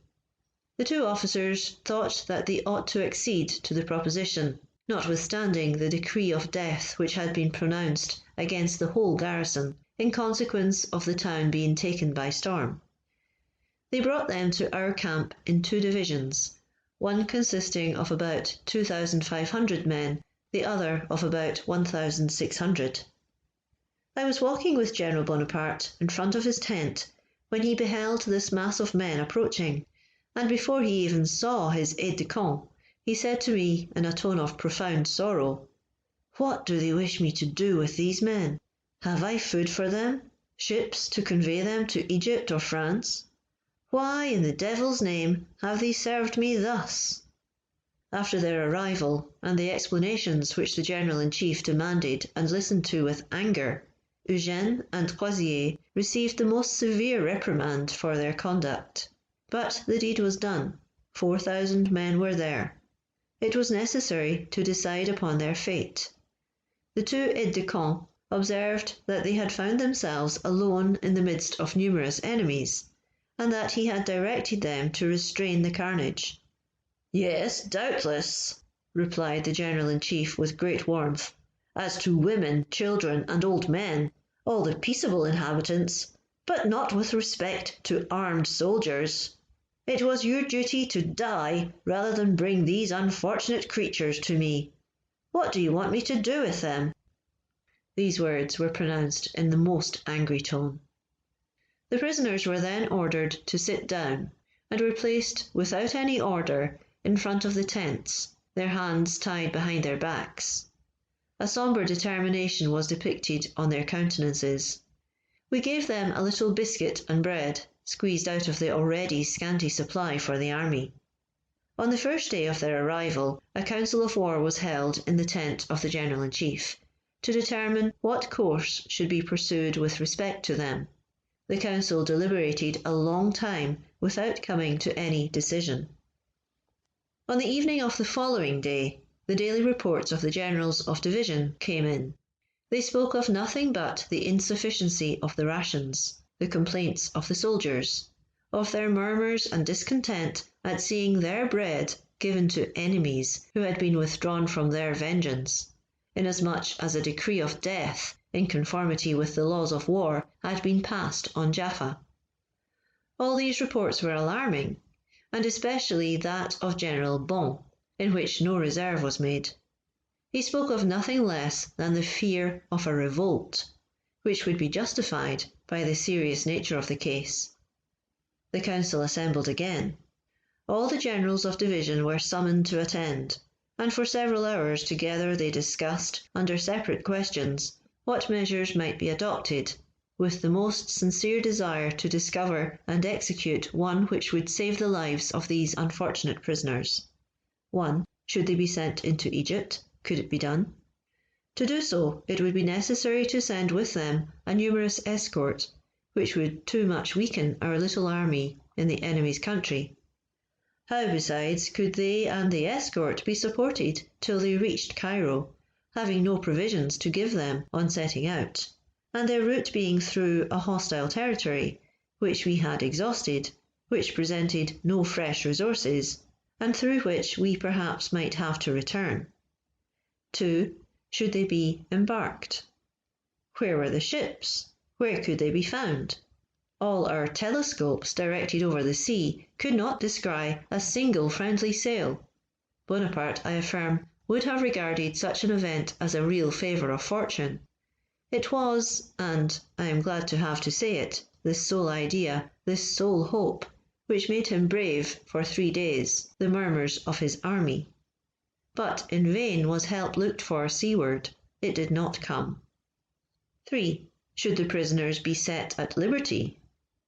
They would then instantly proceed to Saint-Jean d'Arc to reinforce the Pasha, or else, throwing themselves into the mountains of Nablus, would greatly annoy our rear and right flank, and deal out death to us, as a recompense for the life we had given them. There could be no doubt of this. What is a Christian dog to a Turk? It would even have been a religious and meritorious act in the eye of the Prophet. 4. Could they be incorporated, disarmed, with our soldiers in the ranks? Here again, the question of food presented itself in all its force. Next came to be considered the danger of having such comrades while marching through an enemy's country. What might happen in the event of a battle before Saint-Jean d'Arc? Could we even tell what might occur during the march? And finally, what must be done with them when under the ramparts of that town, if we should be able to take them there? The same embarrassments with respect to the questions of provisions and security would then recur with increased force. The third day arrived, without its being possible, anxiously as it was desired, to come to any conclusion favourable to the preservation of these unfortunate men. The murmurs in the camp grew louder. The evil went on increasing. Remedy appeared impossible. The danger was real and imminent. The order for shooting the prisoners was given and executed on the 10th of March. We did not, as has been stated, separate the Egyptians from the other prisoners. There were no Egyptians. Many of the unfortunate creatures composing the smaller division, which was fired on close to the sea-coast, at some distance from the other column, succeeded in swimming to some reefs of rocks, out of the reach of musket shot. The soldiers rested their muskets on the sand, and to induce the prisoners to return, employed the Egyptian signs of reconciliation in use in the country. They came back, but as they advanced, they were killed and disappeared among the waves. I confine myself to these details of this act of dreadful necessity, of which I was an eyewitness. Others who, like myself, saw it, have fortunately spared me the recital of the sanguinary result. This atrocious scene, when I think of it, still makes me shudder, as it did on the day I beheld it. And I would wish it were possible for me to forget it, rather than be compelled to describe it. All the horrors imagination can conceive relative to that day of blood would fall short of the reality. I have related the truth, the whole truth. I was present at all the discussions, all the conferences, all the deliberations. I had not, as may be supposed, a deliberative voice, but I am bound to declare that the situation of the army, the scarcity of food, our small numerical strength, in the midst of a country where every individual was an enemy, would have induced me to vote in the affirmative of the proposition which was carried into effect, if I had a vote to give. It was necessary to be on the spot in order to understand the horrible necessity which existed. War, unfortunately, presents too many occasions on which a law, immutable in all ages and common to all nations, requires that private interests should be sacrificed to a great general interest, and that even humanity should be forgotten. It is for posterity to judge whether this terrible situation was that in which Bonaparte was placed. For my own part, I have a perfect conviction that he could not do otherwise than yield to the dire necessity of the case. It was the advice of the council, whose opinion was unanimous in favour of the execution, that governed him. Indeed, I ought in truth to say that he yielded only in the last extremity, and was one of those perhaps who beheld the massacre with the deepest pain.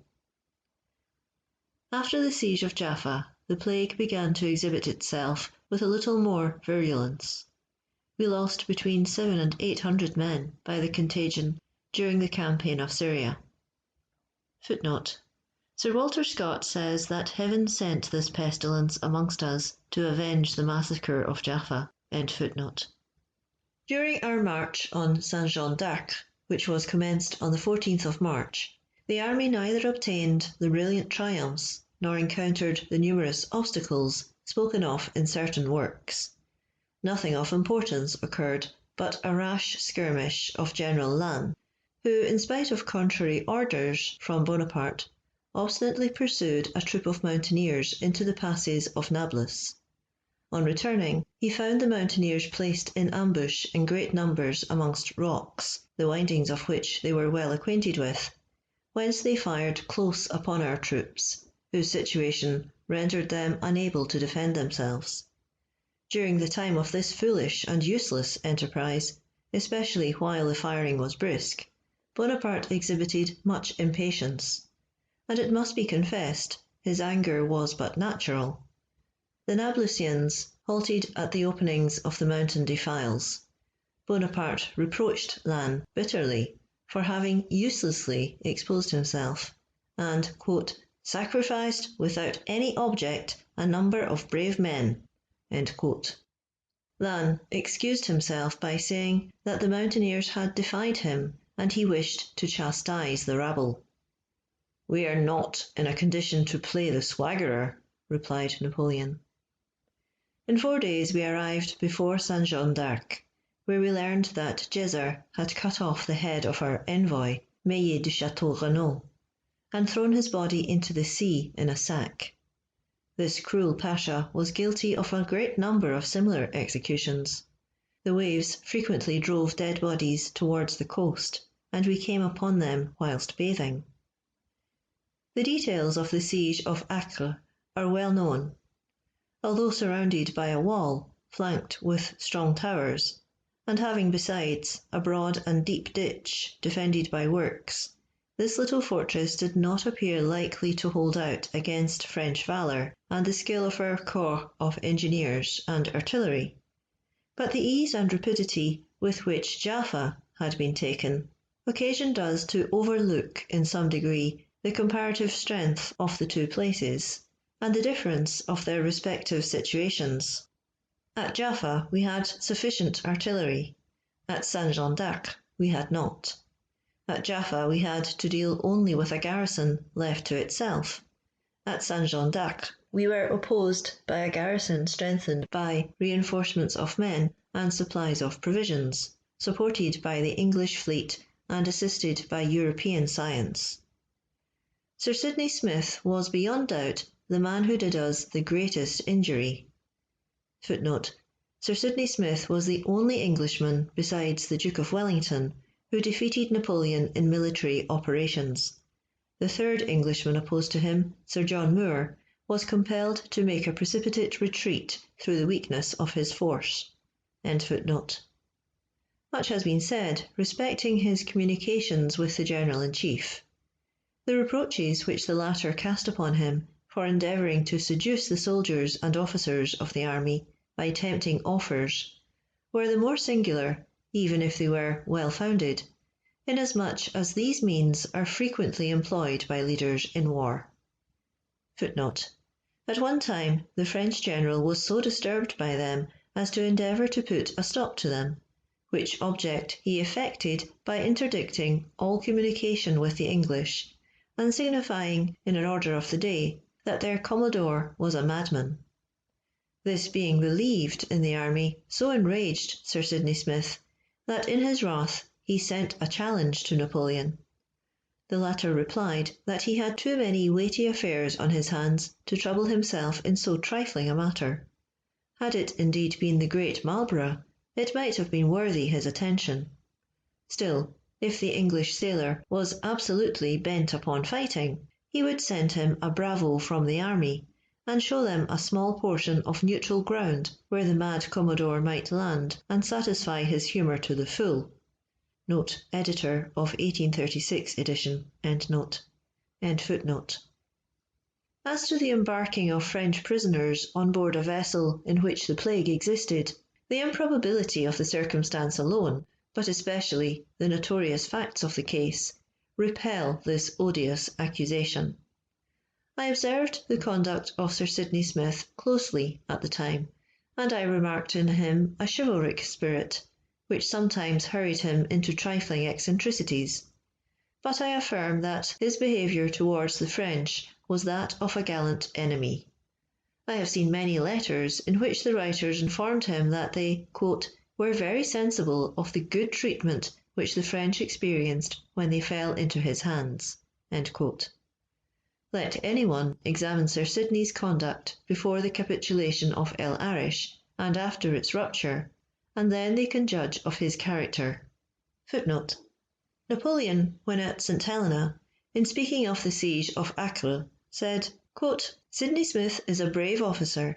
He displayed considerable ability in the treaty for the evacuation of Egypt by the French. He took advantage of the discontent which he found to prevail amongst the French troops at being so long away from France, and other circumstances. He manifested great honour in sending immediately to Kléber the refusal of Lord Keith to ratify the treaty, which saved the French army. If he had kept it a secret 7 or 8 days longer, Cairo would have been given up to the Turks, and the French army necessarily obliged to surrender to the English. He also showed great humanity and honour in all his proceedings towards the French who fell into his hands. He landed at Havre for some sottise of a bet he had made, according to some, to go to the theatre. Others said it was for espionage. However that may be, he was arrested and confined in the Temple as a spy, and at one time it was intended to try and execute him. Shortly after I returned from Italy, he wrote to me from his prison to request that I would intercede for him, but under the circumstances in which he was taken, I could do nothing for him. He is active, intelligent, intriguing, and indefatigable, but I believe that he is mezzo-pazzo. The chief cause of the failure at Acre was that he took all my battering train which was on board of several small vessels. Had it not been for that, I would have taken Acre in spite of him. He behaved very bravely, and was well seconded by Philippot, a Frenchman of talent, who had studied with me as an engineer. There was a Major Douglas also, who behaved very gallantly. The acquisition of 500 or 600 seamen as gunners was a great advantage to the Turks, whose spirit they revived, and whom they showed how to defend the fortress. But he committed a great fault in making sorties which cost the lives of 200 or 300 brave fellows without the possibility of success. For it was impossible he could succeed against the number of French who were before Acre. I would lay a wage that he lost half of his crew in them. He dispersed proclamations amongst my troops, which certainly shook some of them, and I in consequence published an order stating that he was mad, and forbidding all communication with him. Some days after, he sent, by means of a flag of truce, a lieutenant or a midshipman, with a letter containing a challenge to me to meet him at some place he pointed out, in order to fight a duel. I laughed at this, and sent him back an intimation that when he brought Marlborough to fight me, I would meet him. Notwithstanding this, I like the character of the man." End quote. Note Voices from St. Helena, Volume 4, page 208. End note. End footnote. All our manoeuvres, our works, and attacks were made with that levity and carelessness which overconfidence inspires. Kléber, whilst walking with me one day in the lines of our camp, frequently expressed his surprise and discontent. "The trenches," said he, "do not come up to my knees." Besieging artillery was of necessity required. We commenced with field artillery. This encouraged the besieged, who perceived the weakness of our resources. The besieging artillery, consisting only of 3 24-pounders and 6 18-pounders, was not brought up until the end of April, and before that period 3 assaults had taken place with very serious loss. On the 4th of May our powder began to fail us. This cruel event obliged us to slacken our fire. We also wanted shot, and an order of the day fixed a price to be given for all balls according to their calibre, which might be picked up after being fired from the fortress or the 2 ships of the line, the Tiger and Theseus, which were stationed on each side of the harbour. These 2 vessels embarrassed the communication between the camp and the trenches, but though they made much noise, they did little harm. A ball from one of them killed an officer on the evening the siege was raised. The enemy had within the walls some excellent riflemen, chiefly Albanians. They placed stones, one over the other, on the walls, put their firearms through the interstices, and thus completely sheltered, fired with destructive precision. On the 9th of April, General Caffarelli, so well known for his courage and talents, was passing through the trench, his hand resting as he stooped on his hip to preserve the equilibrium which his wooden leg impaired. His elbow only was raised above the trench. He was warned that the enemy's shot, fired close upon us, did not miss the smallest object. He paid no attention to any observation of this kind, and in a few instants his elbow joint was fractured. Amputation of the arm was judged indispensable. The general survived the operation 18 days. Bonaparte went regularly twice a day to his tent. By his order, added to my friendship for Caffarelli, I scarcely ever quitted him.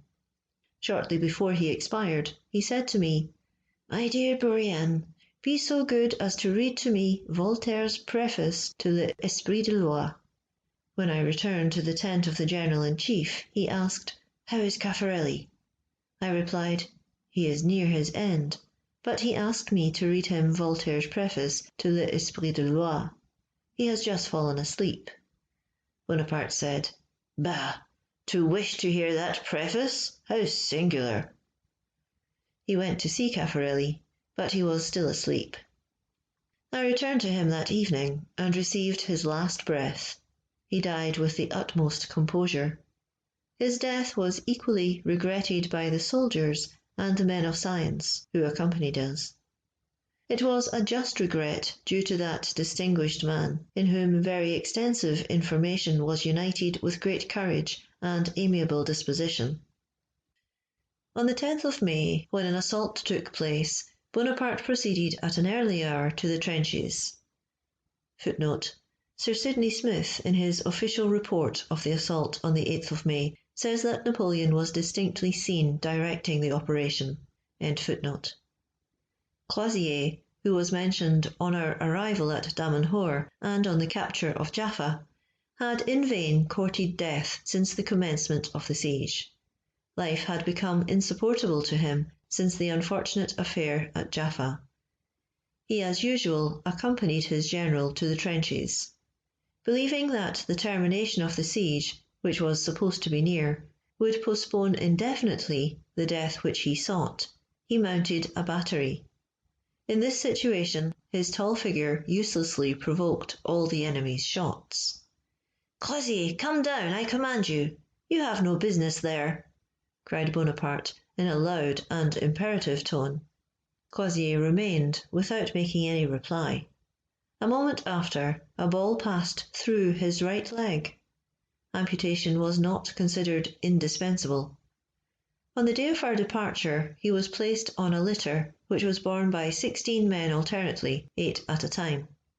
I received his farewell between Gaza and El Arish, where he died of tetanus. His modest tomb will not be often visited. The siege of Saint-Jean d'Arc lasted 60 days. During that time, 8 assaults and 12 sorties took place. In the assault of the 8th of May, more than 200 men penetrated into the town. Victory was already shouted, but the breach having been taken in reverse by the Turks, it was not approached without some degree of hesitation, and the men who had entered were not supported. The streets were barricaded. The cries, the howlings of the women who ran through the streets, throwing, according to the custom of the country, dust in the air, excited the male inhabitants to a desperate resistance, which rendered unavailing this short occupation of the town by a handful of men who, finding themselves left without assistance, retreated towards the breach. Many who could not reach it perished in the town. During this assault, Duroc, who was in the trench, was wounded in the right thigh by the splinter from a shell fired against the fortifications. Fortunately, this accident only carried away the flesh from the bone, which remained untouched. He had a tent in common with several other aides-de-camp, but for his better accommodation I gave him mine, and I scarcely ever quitted him.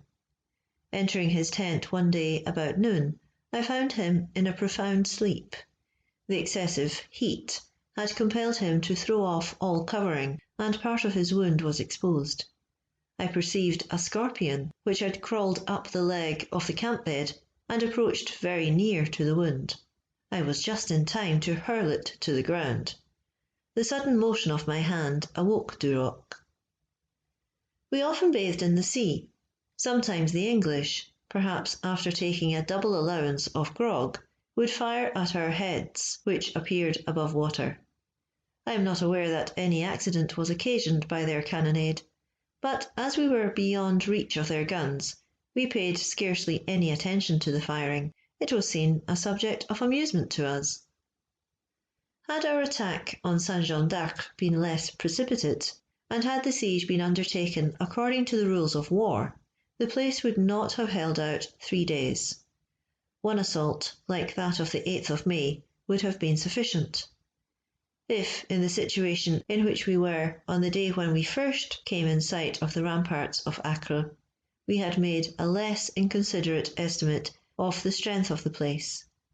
If we had likewise taken into consideration the active co-operation of the English and the Ottoman Porte, our absolute want of artillery of sufficient calibre, our scarcity of gunpowder, and the difficulty of procuring food, we certainly should not have undertaken the siege, and that would have been by far the wisest course. Towards the end of the siege, the General-in-Chief received intelligence of some trifling insurrections in northern Egypt. An angel had excited them, and the heavenly messenger, who had condescended to assume a name, was called the Mahdi, or El Mohdi. This religious extravagance, however, did not last long, and tranquillity was soon restored. All that the fanatic Mahdi, who shrouded himself in mystery, succeeded in doing was to attack our rear by some vagabonds, whose illusions were dissipated by a few musket shots. End of chapter 18. Chapter 19 of Memoirs of Napoleon Bonaparte, 1799. The Siege of Acre raised. Attention to names in bulletins. Gigantic project. The Druzes. Mount Carmel. The wounded and infected. Order to march on foot. Loss of our cannon. A Napoleon fires at Bonaparte. Return to Jaffa. Bonaparte visits the plague hospital. A potion given to the sick. Bonaparte's statement at St. Helena. The siege of Saint-Jean d'Acre was raised on the 20th of May. It cost us a loss of nearly 3,000 men in killed, deaths by the plague, or wounds. A great number were wounded mortally. In those veracious documents, the bulletins, the French loss was made 500 killed and 1,000 wounded, and the enemy's more than 15,000. Our bulletins may form curious materials for history, but their value certainly will not depend on the credit due to their details. Bonaparte attached the greatest importance to those documents, generally drawing them up himself, or correcting them when written by another hand, if the composition did not please him. It must be confessed that at that time nothing so much flattered self-love as being mentioned in a bulletin. Bonaparte was well aware of this. He knew that to insert a name in a bulletin was conferring a great honour, and that its exclusion was a severe disappointment. General Berthier, to whom I had expressed a strong desire to examine the works of the siege, took me over them, but notwithstanding his promise of secrecy, he mentioned the circumstance to the General-in-Chief, who had desired me not to approach the works. "What did you go there for?" said Bonaparte to me with some severity. "That is not your place." I replied that Berthier told me that no assault would take place that day, and he believed there would be no sortie, as the garrison had made one the preceding evening. "What matters that? There might have been another. Those who have nothing to do in such places are always the first victims. Let every man mind his own business. Wounded or killed, I would not even have noticed you in the bulletin. You could have been laughed at, and that justly." Bonaparte, not having at this time experienced reverses, having continually proceeded from triumph to triumph, confidently anticipated the taking of Saint-Jean d'Acre.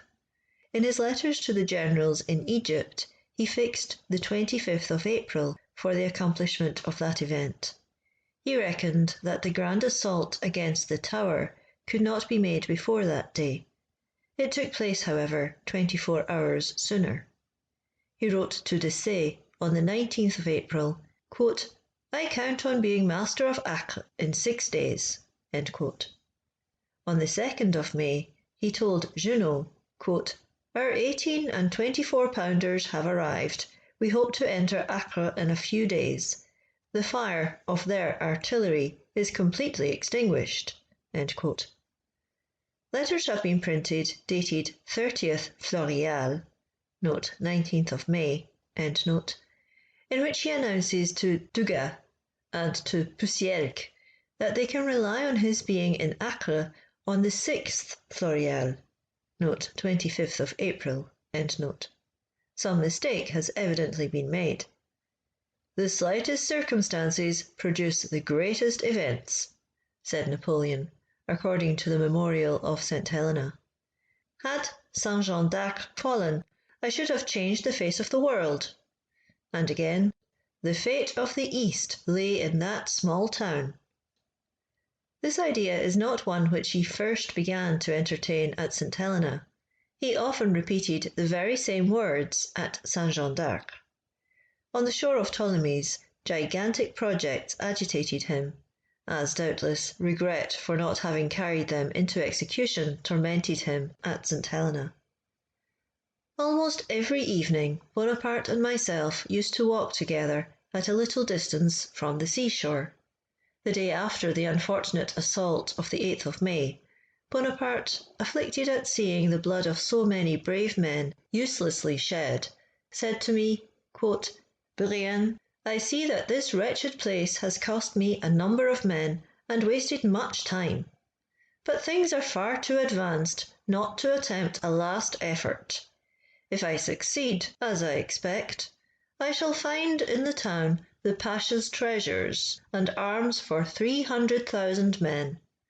I will stir up and arm the people of Syria, who are disgusted at the ferocity of Djezzar, and who, as you know, pray for his destruction at every assault.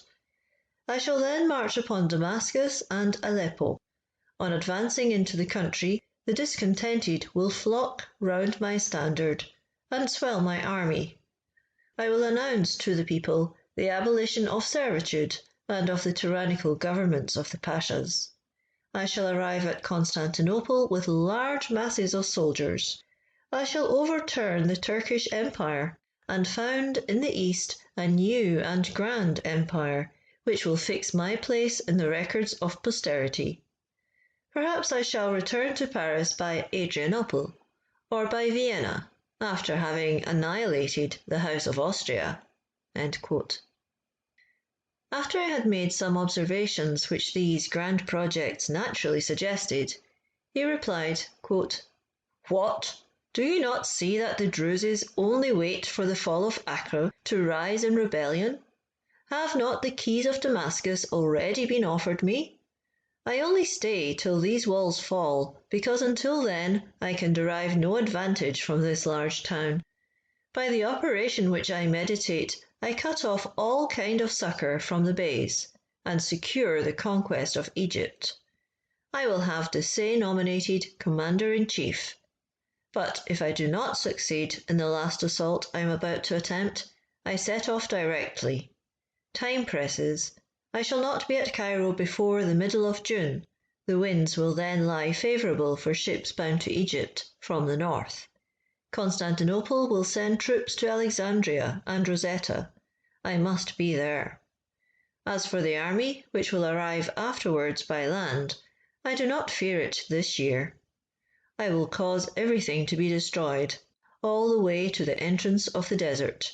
I will render the passage of an army impossible for 2 years. Troops cannot exist among ruins." End quote. As soon as I returned to my tent, I committed to paper this conversation, which was then quite fresh in my memory, and I may venture to say that every word I put down is correct. I may add that during the siege our camp was constantly filled with the inhabitants, who invoked heaven to favour our arms, and prayed fervently at every assault for our success, many of them on their knees, with their faces to the city. The people of Damascus, too, had offered the keys to Bonaparte. Thus everything contributed to make him confident in his favourite plan. The troops left Saint-Jean d'Arc on the 20th of May, taking advantage of the night to avoid a sortie from the besieged and to conceal the retreat of the army, which had to march 3 leagues along the shore, exposed to the fire of the English vessels lying in the roads of Mount Carmel. The removal of the wounded and sick commenced on the 18th and 19th of May. Bonaparte then made a proclamation, which from one end to the other offends against truth. It has been published in many works. The season of the year for hostile landing is there very dexterously placed in the foreground. All the rest is a deceitful exaggeration. It must be observed that the proclamations which Bonaparte regarded as calculated to dazzle an ever too credulous public were amplifications often ridiculous and incomprehensible upon the spot, and which only excited the laughter of men of common sense. In all Bonaparte's correspondence there is an endeavour to disguise his reverses and impose on the public and even on his own generals. For example, he wrote to General Dugas, Commandant of Cairo, on the 15th of February, quote, "I will bring you plenty of prisoners and flags." End quote. One would almost be inclined to say that he had resolved during his stay in the East thus to pay a tribute to the country of fables. Footnote: the prisoners and flags were sent. The Turkish flags were entrusted by Berthier to the Adjutant Commandant Boyer, who conducted a convoy of sick and wounded to Egypt. Sidney Smith acknowledges the loss of some flags by the Turks. The Turkish prisoners were used as carriers of the litters for the wounded, and were for the most part brought into Egypt. Note Erreur, Tome 1, pages 47 and 160. End note. End footnote. Thus terminated this disastrous expedition. I have read somewhere that during this immortal campaign the two heroes, Murat and Mourad, had often been in face of one another. There is only a little difficulty. Mourad Bey never put his foot in Syria. We proceeded along the coast and passed Mount Carmel. Some of the wounded were carried on litters, the remainder on horses, mules, and camels. At a short distance from Mount Carmel, we were informed that 3 soldiers, ill of the plague, who were left in a convent, which served for a hospital, and abandoned too confidently to the generosity of the Turks, had been barbarously put to death. A most intolerable thirst, the total want of water, an excessive heat, and a fatiguing march over burning sandhills, quite disheartened the men, and made every generous sentiment give way to feelings of the grossest selfishness and most shocking indifference. I saw officers with their limbs amputated thrown off the litters, whose removal in that way had been ordered, and who had themselves given money to recompense the bearers. I saw the amputated, the wounded, the infected, or those only suspected of infection, deserted and left to themselves. The march was illumined by torches lighted for the purpose of setting fire to the little towns, villages, and hamlets which lay in the route, and the rich crops with which the land was then covered. The whole country was in a blaze. Those who were ordered to preside at this work of destruction seemed eager to spread desolation on every side, as if they could thereby avenge themselves for their reverses, and find in such dreadful havoc an alleviation of their sufferings. We were constantly surrounded by plunderers, incendiaries, and the dying, who, stretched on the sides of the road, implored assistance in a feeble voice, saying, "I am not infected, I am only wounded." And to convince those whom they addressed, they reopened their old wounds, or inflicted on themselves fresh ones. Still nobody attended to them. "It is all over with him," was the observation applied to the unfortunate beings in succession, while everyone pressed onward. The sun, which shone in an unclouded sky in all its brightness, was often darkened by our conflagrations. On our right lay the sea, on our left and behind us, the desert made by ourselves. Before were the privations and sufferings which awaited us. Such was our true situation. We reached Tintura on the 20th of May, when a most oppressive heat prevailed, and produced general dejection.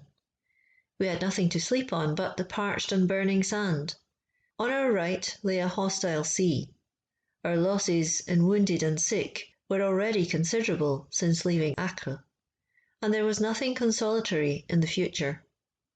The truly afflicting condition in which the remains of an army called triumphant were plunged, produced, as might well be expected, a corresponding impression on the mind of the General-in-Chief. Scarcely had he arrived at Tintura when he ordered his tent to be pitched. He then called me, and with a mind occupied by the calamities of our situation, dictated an order that every one should march on foot, and that all the horses, mules, and camels should be given up to the wounded, the sick, and infected who had been removed, and who still showed signs of life. "Carry that to Berthier," said he, and the order was instantly dispatched. Scarcely had I returned to the tent when the elder Vigogne, the General-in-Chief's groom, entered, and raising his hand to his cap, said, "General, what horse do you reserve for yourself?" In the state of excitement in which Bonaparte was, this question irritated him so violently that, raising his whip, he gave the man a severe blow on the head, saying, in a terrible voice, "Everyone must go on foot, you rascal! I the first. Do you not know the order? Be off!" Everyone, in parting with his horse, was now anxious to avoid giving it to any unfortunate individual supposed to be suffering from plague. Much pains were taken to ascertain the nature of the diseases of the sick, and no difficulty was made in accommodating the wounded or amputated. For my part, I had an excellent horse, a mule, and 2 camels, all which I gave up with the greatest pleasure. But I confess that I directed my servant to do all he could to prevent an infected person from getting my horse. It was returned to me in a very short time. The same thing happened to many others. The cause may be easily conjectured. The remains of our heavy artillery were lost in the moving sands of Tintura from the want of horses, the small number that remained being employed in more indispensable services. The soldiers seemed to forget their own sufferings, plunged in grief at the loss of their bronze guns, often the instruments of their triumphs, and which had made Europe tremble. We halted at Caesarea on the 22nd of May, and we marched all the following night. Towards daybreak, a man, concealed in a bush upon the left of the road, the sea was 2 paces from us on the right, fired a musket almost close to the head of the General-in-Chief, who was sleeping on his horse. I was beside him. The wood being searched, the Napoleon was taken without difficulty, and ordered to be shot on the spot. 4 guides pushed him towards the sea by thrusting their carbines against his back. When close to the water's edge, they drew the triggers, but all the 4 muskets hung fire, a circumstance which was accounted for by the great humidity of the night. The Napoleon threw himself into the water, and swimming with great agility and rapidity, gained a ridge of rocks so far off that not a shot from the whole troop, which fired as it passed, reached him. Bonaparte, who continued his march, desired me to wait for Kleber, whose division formed the rear guard, and to tell him not to forget the Napoleon. He was, I believe, shot at last. We returned to Jaffa on the 24th of May and stopped there during the 25th, 26th, 27th and 28th. This town had lately been the scene of a horrible transaction, dictated by necessity, and it was again destined to witness the exercise of the same dire law. Here I have a painful duty to perform. I will perform it. I will state what I know, what I saw. I have seen the following passage in a certain work. Quote, Bonaparte, having arrived at Jaffa, ordered 3 removals of the infected, one by sea to Damietta, and also by land, the second to Gaza, and the third to El Arish. So many words, so many errors. Some tents were pitched on an eminence near the gardens east of Jaffa. Orders were given directly to undermine the fortifications and blow them up, and on the 27th of May, upon the signalling given, the town was in a moment laid bare. An hour afterwards, the General-in-Chief left his tent and repaired to the town, accompanied by Berthier, some physicians and surgeons, and his usual staff. I was also one of the party. A long and sad deliberation took place on the question which now arose relative to the men who were incurably ill of the plague, or who were at the point of death. After a discussion of the most serious and conscientious kind, it was decided to accelerate a few moments, by a potion, a death which was inevitable, and which would otherwise be painful and cruel. Bonaparte took a rapid view of the destroyed ramparts of the town, and returned to the hospital, where there were men whose limbs had been amputated, many wounded, many afflicted with ophthalmia, whose lamentations were distressing, and some infected with the plague. The beds of the last description of patients were to the right on entering the first ward. I walked by the General's side, and I assert that I never saw him touch any one of the infected. And why should he have done so? They were in the last stage of the disease. Not one of them spoke a word to him, and Bonaparte well knew that he possessed no protection against the plague. Is fortune to be again brought forward here? She had, in truth, little favoured him during the last few months, when he had trusted to her favours. I ask, why should he have exposed himself to certain death, and left his army in the midst of a desert created by our ravages, in a desolate town, without succour, and without the hope of ever receiving any? Would he have acted rightly in doing so? He who was evidently so necessary, so indispensable to his army, he on whom depended at that moment the lives of all who had survived the last disaster, and who had proved their attachment to him by their sufferings, their privations, and their unshaken courage, and who had done all that he could have required of men, and whose only trust was in him. Bonaparte walked quickly through the rooms, tapping the yellow top of his boot with a whip he held in his hand.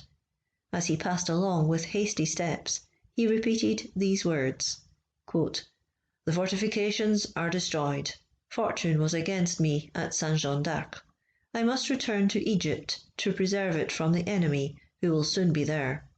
In a few hours the Turks will be here.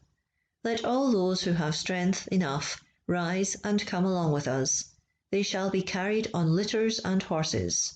End quote. There were scarcely 60 cases of plague in the hospital, and all accounts stating a greater number are exaggerated.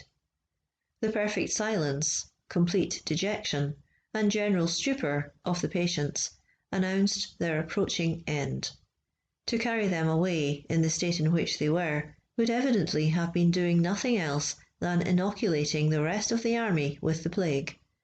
I have, it is true, learned since my return to Europe that some persons touched the infected with impunity, nay, that others went so far as to inoculate themselves with the plague in order to learn how to cure those whom it might attack. It certainly was a special protection from heaven to be preserved from it. But to cover, in some degree, the absurdity of such a story, it is added that they knew how to elude the danger, and that anyone else who braved it without using precautions met with death for their temerity. This is, in fact, the whole point of the question. Either those privileged persons took indispensable precautions, and in that case their boasted heroism is a mere juggler's trick, or they touched the infected without using precautions and inoculated themselves with the plague, thus voluntarily encountering death, and then the story is really a good one. The infected were confided, it has been stated, to the head apothecary of the army, Royer, who, dying in Egypt 3 years after, carried the secret with him to the grave. But, on a moment's reflection, it will be evident that the leaving of Royer alone in Jaffa would have been to devote to certain death, and that a prompt and cruel one, a man who was extremely useful to the army, and who was, at the time, in perfect health. It must be remembered that no guard could be left with him, and that the Turks were close at our heels. Bonaparte truly said, while walking through the rooms of the hospital, that the Turks would be at Jaffa in a few hours. With this conviction, would he have left the head apothecary in that town? Recourse has been had to suppositions to support the contrary belief to what I state. For example, it is said that the infected patients were embarked in ships of war. There were no such ships. Where had they disembarked? Who had received them? What had been done with them? No one speaks of them. Others, not doubting that the infected men died at Jaffa, say that the rear guard under Kleber, by order of Bonaparte, delayed its departure for 3 days, and only began its march when death had put an end to the sufferings of these unfortunate beings, unshortened by any sacrifice. All this is incorrect. No rear guard was left. It could not be done. Pretence is made of forgetting that the ramparts were destroyed, that the town was as open and as defenceless as any village. So this small rear guard would have been left for certain destruction. The dates themselves tell against these suppositions. It is certain, as can be seen by the official account, that we arrived at Jaffa on 24th of May, and stayed there the 25th, 26th, and 27th. We left it on the 28th. Thus the rear guard, which according to these writers left on the 29th, did not remain, even according to their own hypothesis, 3 days after the army, to see the sick die. In reality, it left on the 29th of May, the day after we did. Here are the very words of the Major General, Berthier, in his official account, written under the eye and under the dictation of the Commander-in-Chief. Quote, "The army arrived at Jaffa, 5th Prairial, 24th of May, and remained there the 6th, 7th, and 8th, 25th to 27th of May. This time was employed in punishing the village which had behaved badly. The fortifications of Jaffa were blown up. All the iron guns of the place were thrown into the sea. The wounded were removed by sea and by land. There were only a few ships, and to give time to complete the evacuation by land, the departure of the army had to be deferred until the 9th, 28th of May. Kleber's division formed the rear guard, and only left Jaffa on the 10th, 29th of May." End quote. The official report of what passed at Jaffa was drawn up by Berthier under the eye of Bonaparte. It has been published, but it may be remarked that not a word about the infected, not a word of the visit to the hospital, or the touching of the plague patients with impunity, is there mentioned. In no official report is anything said about the matter. Why this silence? Bonaparte was not the man to conceal a fact which would have afforded him so excellent and so allowable a text for talking about his fortune. If the infected were removed, why not mention it? Why be silent on so important an event? But it would have been necessary to confess that, being obliged to have recourse to so painful a measure, was the unavoidable consequence of this unfortunate expedition. Very disagreeable details must have been entered into. and it was thought more advisable to be silent on the subject. But what did Napoleon himself say on the subject at St. Helena? His statement there was to the following effect: quote, "I ordered a consultation as to what was best to be done. The report which was made stated that there were 7 or 8 men, the question is not about the number, so dangerously ill that they could not live beyond 24 hours, and would besides infect the rest of the army with the plague. It was thought it would be an act of charity to anticipate their death a few hours." End quote. Then comes the fable of the 500 men of the rear guard, who it is pretended saw them die. I make no doubt that the story of the poisoning was the invention of Den . He was a babbler who understood a story badly and repeated it worse. I do not think it would have been a crime to have given opium to the infected. On the contrary, it would have been obedience to the dictates of reason. Where is the man who would not, in such a situation, have preferred a prompt death to being exposed to the lingering tortures inflicted by barbarians? If my child, and I believe I love him as much as any father does his, had been in such a state, my advice would have been the same. If I had been among the infected myself, I should have demanded to be so treated. Such was the reasoning at St. Helena, and such was the view which he and everyone else took of the case 20 years ago at Jaffa. Our little army arrived at Cairo on the 14th of June, after a painful and harassing march of 25 days. The heats during the passage of the desert between El Arish and Belbeis exceeded 33 degrees. On placing the bulb of the thermometer in the sand, the mercury rose to 45 degrees. The deceitful mirage was even more vexatious than in the plains of Bahahira. In spite of our experience, an excessive thirst, added to a perfect illusion, made us goad on our wearied horses towards lakes which vanished at our approach, and left nothing but salt and arid sand. In 2 days my cloak was completely covered with salt, left on it after the evaporation of the moisture which held it in solution. Our horses, who ran eagerly to the brackish springs of the desert, perished in numbers, after travelling about a quarter of a league from the spot where they drank the deleterious fluid. Bonaparte preceded his entry into the capital of Egypt by one of those lying bulletins which only imposed on fools. "I will bring with me," said he, "many prisoners and flags. I have razed the palace of the Djezzar and the ramparts of Acre. Not a stone remains upon another. All the inhabitants have left the city by sea. Djezzar is severely wounded." End quote.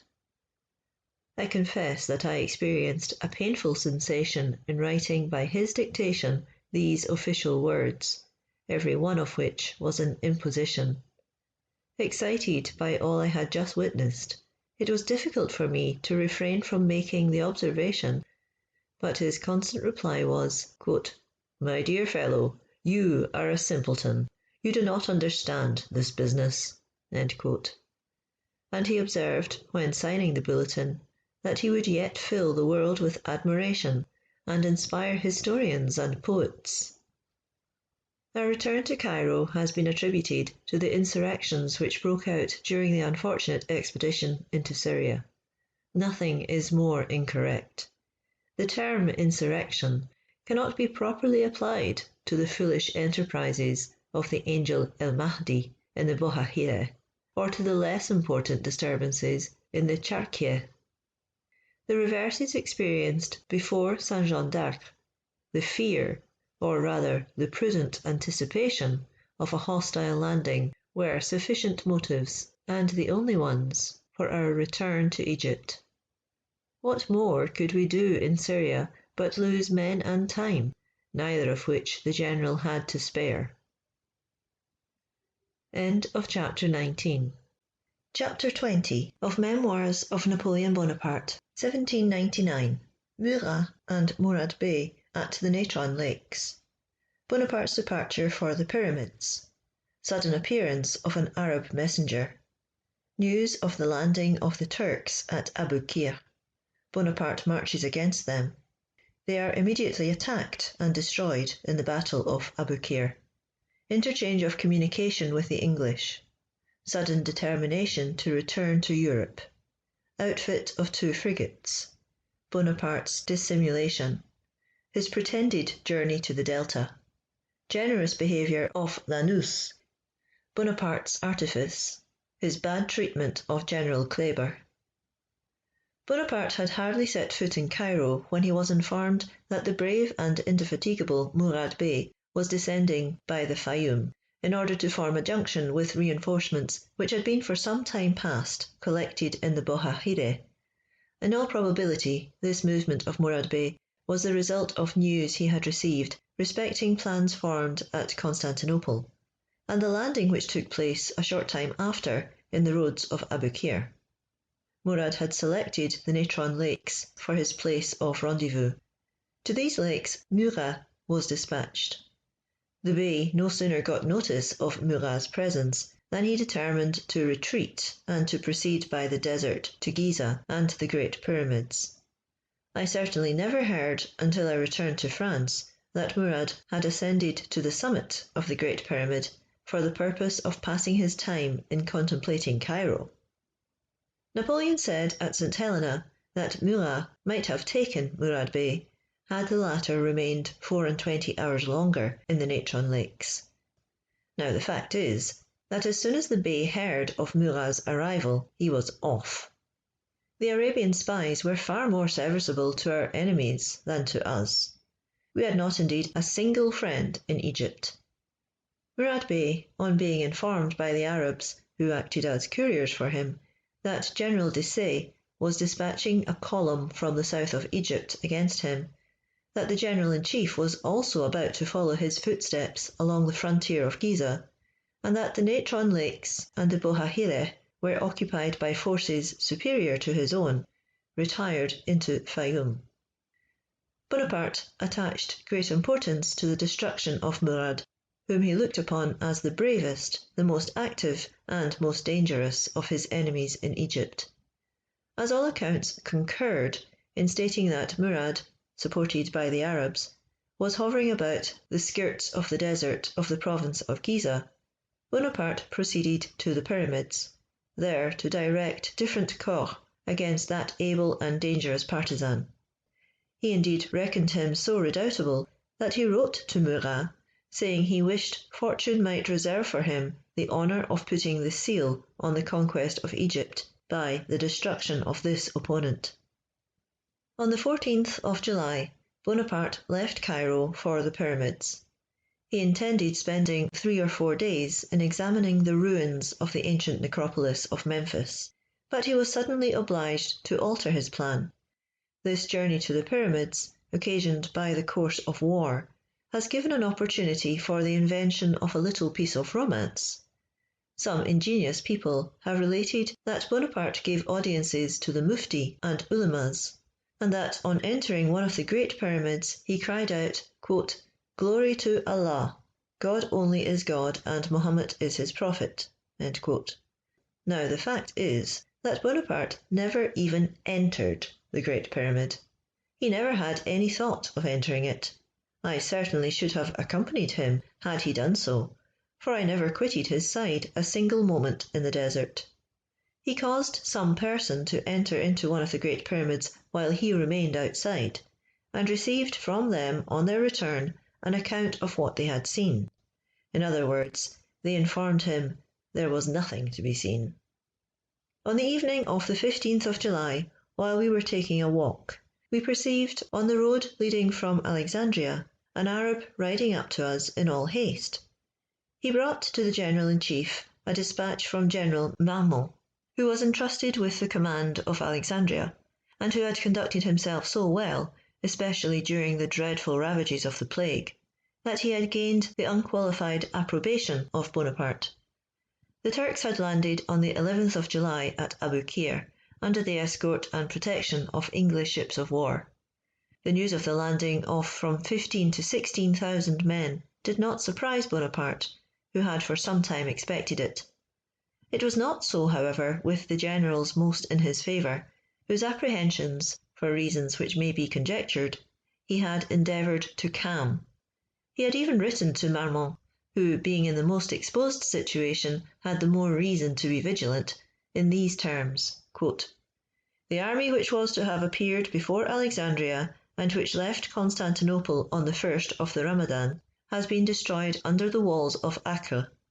If, however, that mad Englishman (Smith) has embarked the remains of that army in order to convey them to Aboukir, I do not believe there can be more than 2,000 men."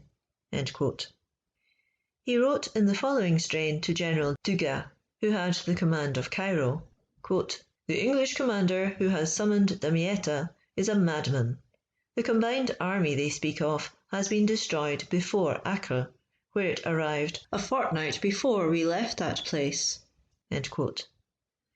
As soon as he arrived at Cairo, in a letter he dispatched to Desaix, he said, quote, "The time has now arrived when disembarkations have become practicable. I shall lose no time in getting ready. The probabilities, however, are that none will take place this year." What other language could he hold when he had proclaimed, after the raising of the siege of Acre, that he had destroyed those 15,000 men who 2 months after landed at Aboukir? No sooner had Bonaparte perused the contents of Marmont's letter than he retired into his tent, and dictated to me until 3 in the morning his orders for the departure of the troops, and for the routes he wished to be pursued during his absence by the troops who should remain in the interior. At this moment I observed in him the development of that vigorous character of mind which was excited by obstacles until he overcame them, that celerity of thought which foresaw everything. He was all action, and never for a moment hesitated. On the 16th of July, at 4 in the morning, he was on horseback, and the army in full march. I cannot help doing justice to the presence of mind, promptitude of decision, and rapidity of execution, which at this period of his life never deserted him on great occasions. We reached Ouarda, to the north of Giza, on the evening of the 16th. On the 19th we arrived at Rahmaliania, and on the 23rd at Alexandria, where every preparation was made for that memorable battle, which, though it did not repair the immense losses and fatal consequences of the naval conflict of the same name, will always recall to the memory of Frenchmen one of the most brilliant achievements of their arms.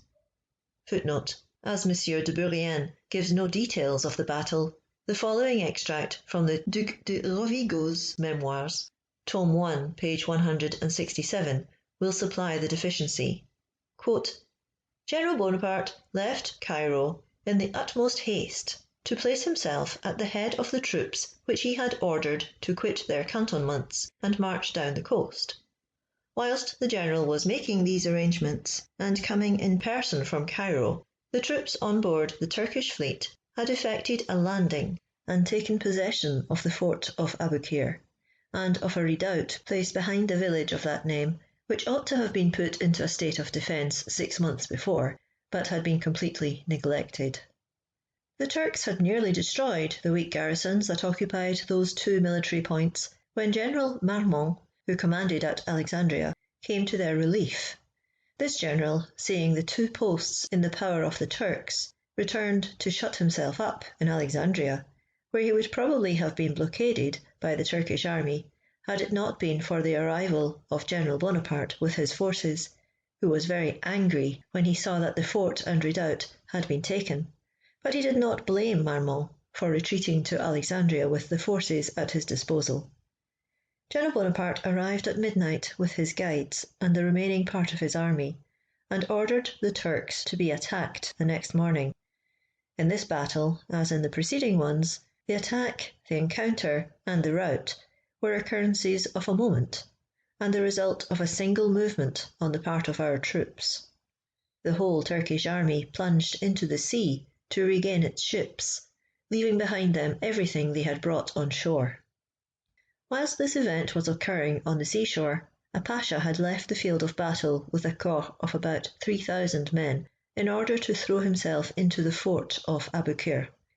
They soon felt the extremities of thirst, which compelled them, after the lapse of a few days, to surrender unconditionally to General Menou, who was left to close the operations connected with the recently defeated Turkish army. End footnote. After the battle, which took place on the 25th of July, Bonaparte sent a flag of truce on board the English admiral's ship. Our intercourse was full of politeness, such as might be expected in the communications of the people of two civilized nations. The English admiral gave the flag of truce some presents in exchange for some we sent, and likewise a copy of the French Gazette of Frankfurt, dated 10th of June, 1799. For 10 months we had received no news from France. Bonaparte glanced over this journal with an eagerness which may easily be conceived. Footnote. The French, on their return from Saint-Jean d'Acre, were totally ignorant of all that had taken place in Europe for several months. Napoleon, eager to obtain intelligence, sent a flag of truce on board the Turkish admiral's ship, under the pretence of treating for the ransom of the prisoners taken at Aboukir, not doubting but the envoy would be stopped by Sir Sidney Smith, who carefully prevented all direct communication between the French and the Turks.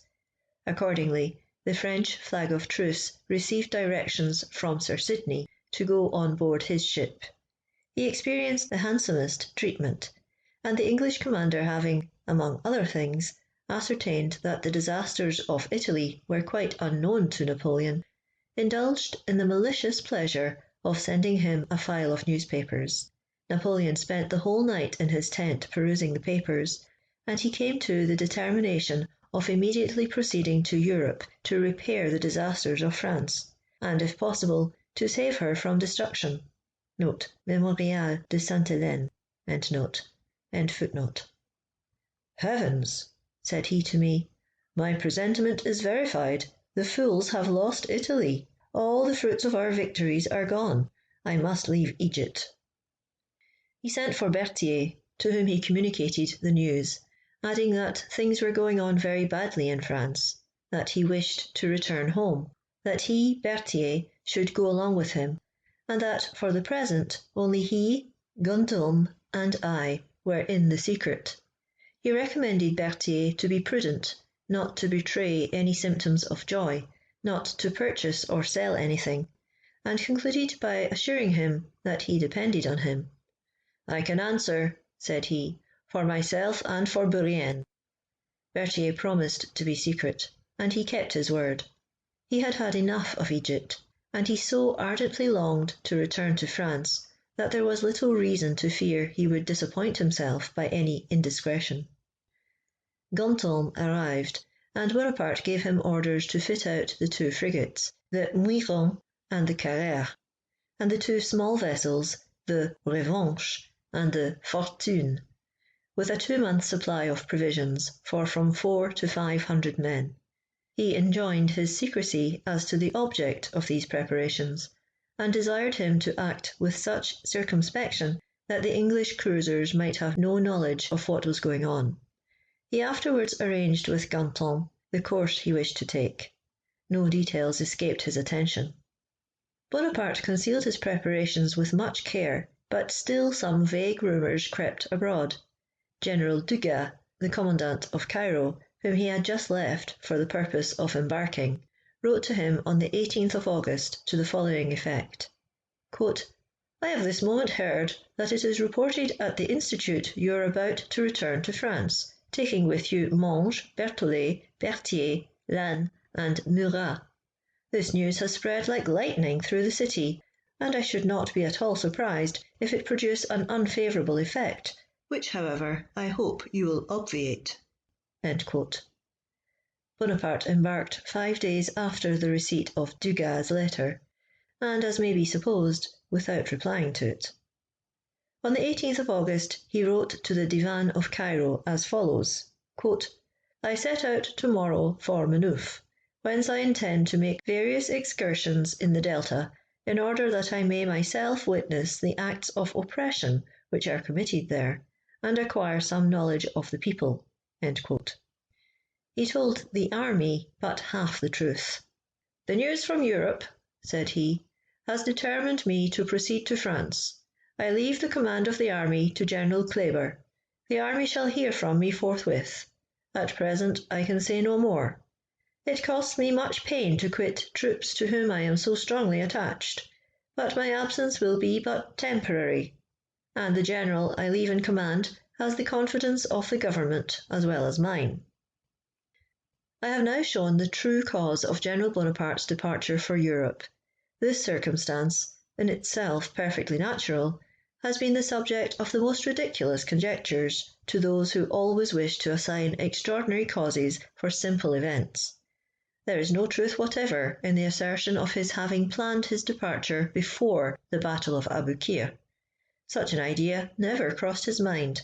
He had no thought whatever of his departure for France when he made the journey to the Pyramids, nor even when he received the news of the landing of the Anglo-Turkish force. At the end of December 1798, Bonaparte thus wrote to the Directory, "We are without any news from France. No courier has arrived since the month of June."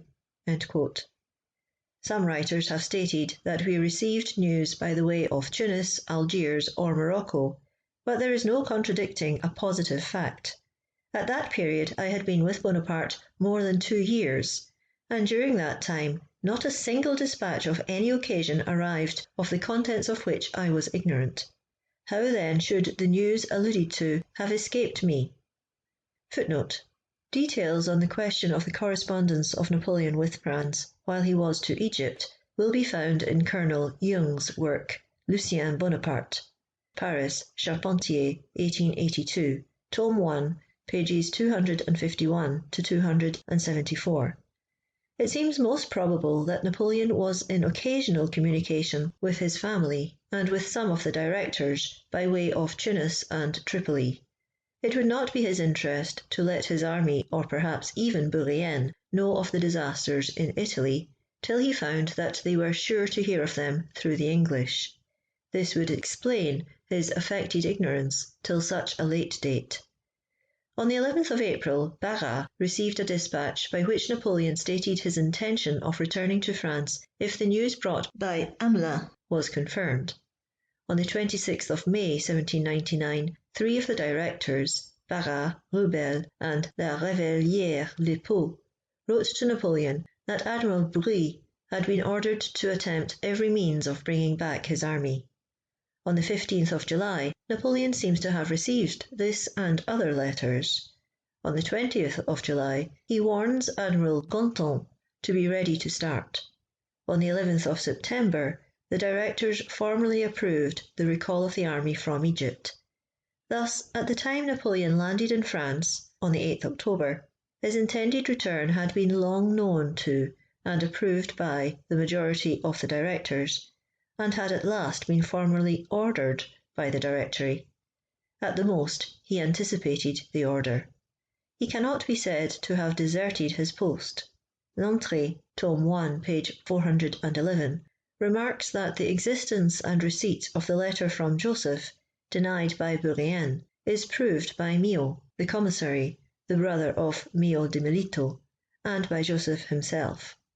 Talleyrand thanks the French consul at Tripoli for sending news from Egypt, and for letting Bonaparte know what passed in Europe. See also Ragusa, Marmont, Tome 1, page 441, writing on 24th December 1798, "I have found an Arab of whom I am sure, and who shall start tomorrow for Dern. This means can be used to send a letter to Tripoli, for boats often go there." Almost all those who endeavour to avert from Bonaparte the reproach of desertion quote a letter from the Directory dated the 26th of May 1799. This letter may certainly have been written, but it never reached its destination. Why, then, should it be put upon record? The circumstance I have stated above determined the resolution of Bonaparte, and made him look upon Egypt as an exhausted field of glory, which it was high time he had quitted to play another part in France. On his departure from Europe, Bonaparte felt that his reputation was tottering. He wished to do something to raise up his glory and to fix upon him the attention of the world. This object he had in great part accomplished, for in spite of serious disasters, the French flag waved over the cataracts of the Nile and the ruins of Memphis, and the battles of the Pyramids and Abu Qir were calculated in no small degree to dazzle the imagination. Cairo and Alexandria, too, were ours. Finding that the glory of his arms no longer supported the feeble power of the Directory, he was anxious to see whether he could not share it or appropriate it to himself. A great deal has been said about letters and secret communications from the Directory, but Bonaparte needed no such thing. He could do what he pleased. There was no power to check him. Such had been the nature of his arrangements on leaving France. He followed only the dictates of his own will, and probably, had not the fleet been destroyed, he would have departed from Egypt much sooner. To will and to do were with him one and the same thing. The latitude he enjoyed was the result of his verbal agreement with the Directory, whose instructions and plans he did not wish should impede his operations. Bonaparte left Alexandria on the 5th of August, and on the 10th arrived at Cairo. He at first circulated the report of a journey to Upper Egypt. This seemed so much the more reasonable as he had really entertained that design before he went to the Pyramids, and the fact was known to the army and the inhabitants of Cairo. Up to this time, our secret had been studiously kept. However, General Lanous, the commandant at Manuff, where we arrived on the 20th of August, suspected it. "You are going to France," said he to me. My negative reply confirmed his suspicion. This almost induced me to believe the General-in-Chief had been the first to make the disclosure. General Lanous, though he envied our good fortune, made no complaints. He expressed his sincere wishes for our prosperous voyage, but never opened his mouth on the subject to anyone. On the 21st of August we reached the wells of Birket. The Arabs had rendered the water unfit for use, but the General-in-Chief was resolved to quench his thirst, and for this purpose squeezed the juice of several lemons into a glass of the water.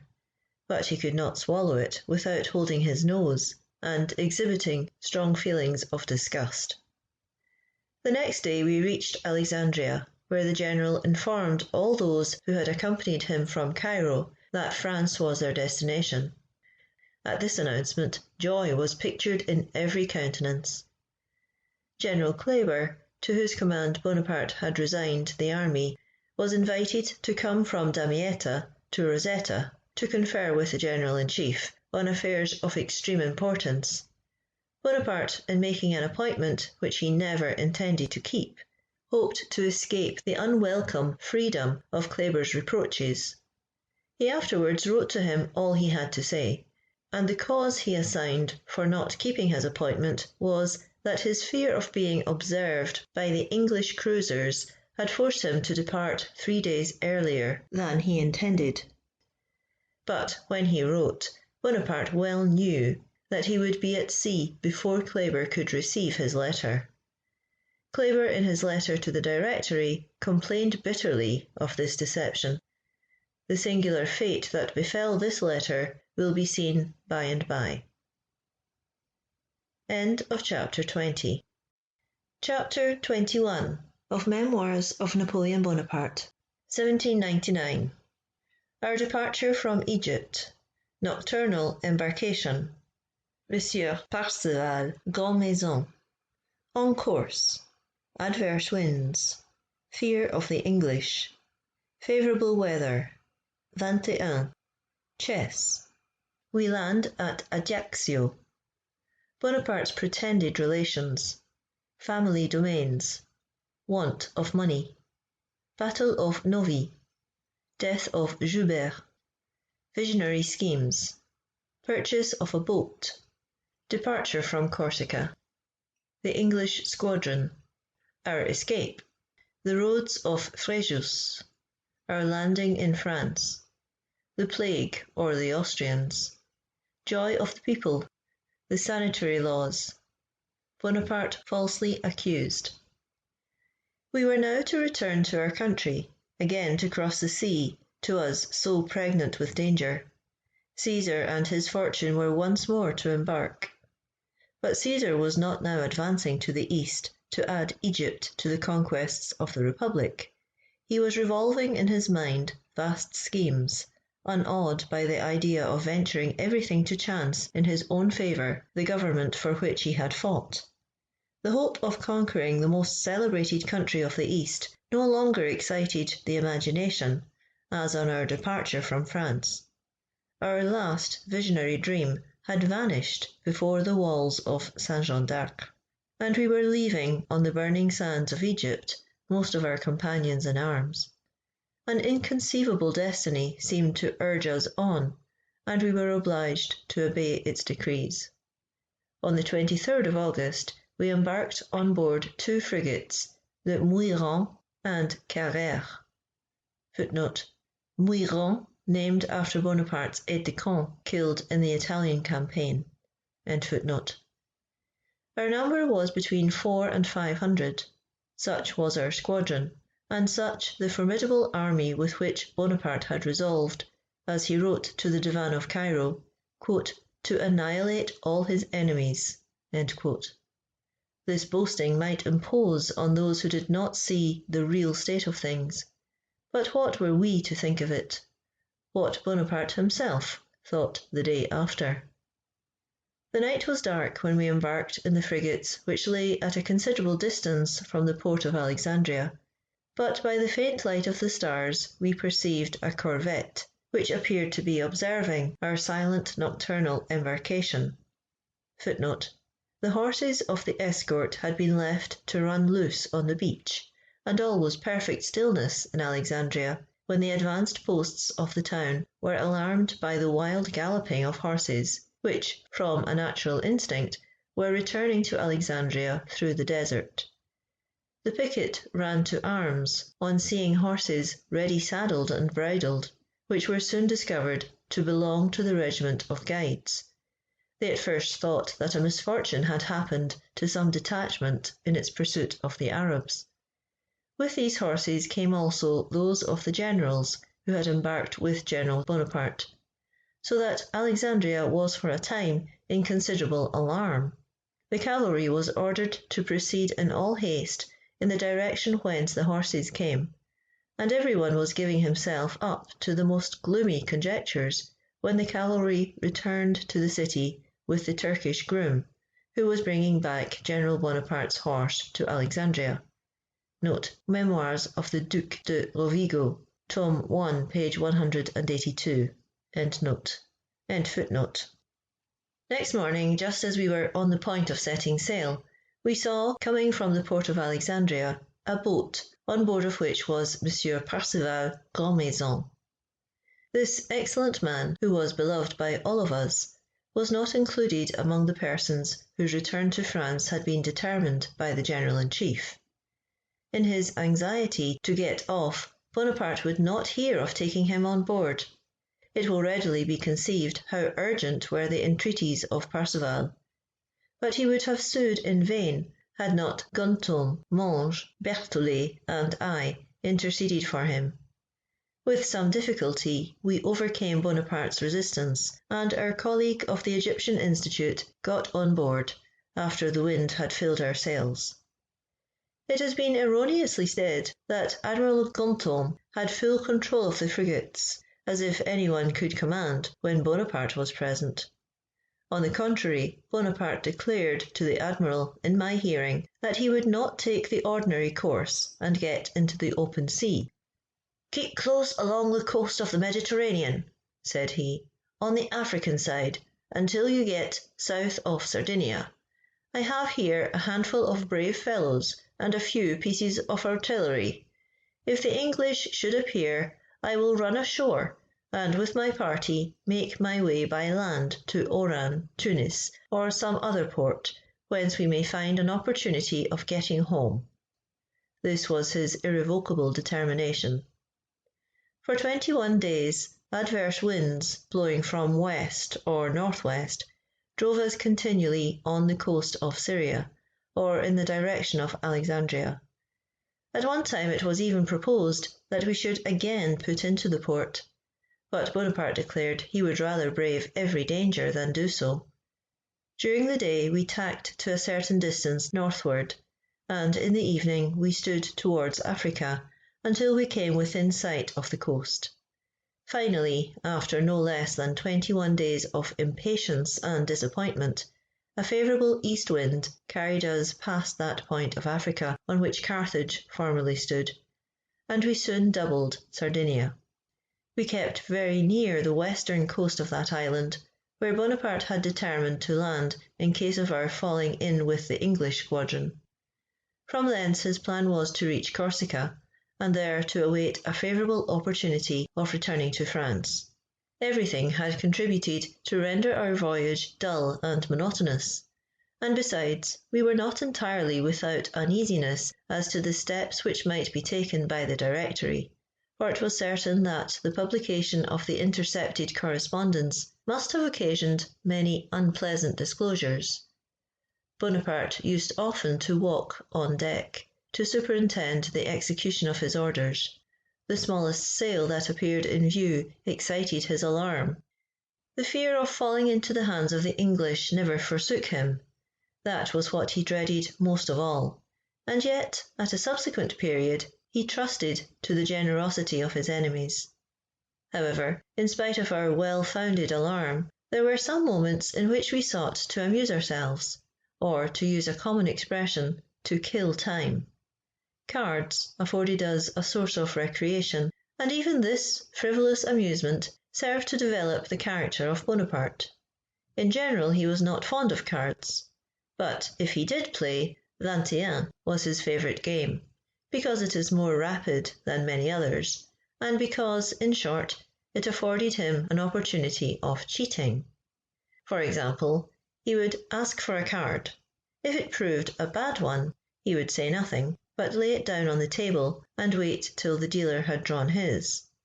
If the dealer produced a good card, then Bonaparte would throw aside his hand without showing it and give up his stake. If, on the contrary, the dealer's card made him exceed 21, Bonaparte also threw his cards aside without showing them, and asked for the payment of his stake. He was much diverted by these little tricks, especially when they were played off undetected, and I confess that even then we were courtiers enough to humour him and wink at his cheating. I must, however, mention that he never appropriated to himself the fruit of these little dishonesties, for at the end of the game he gave up all his winnings, and they were equally divided.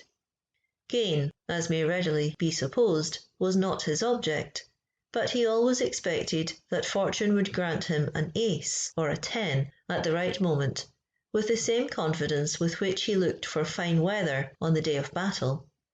If he were disappointed, he wished nobody to know it.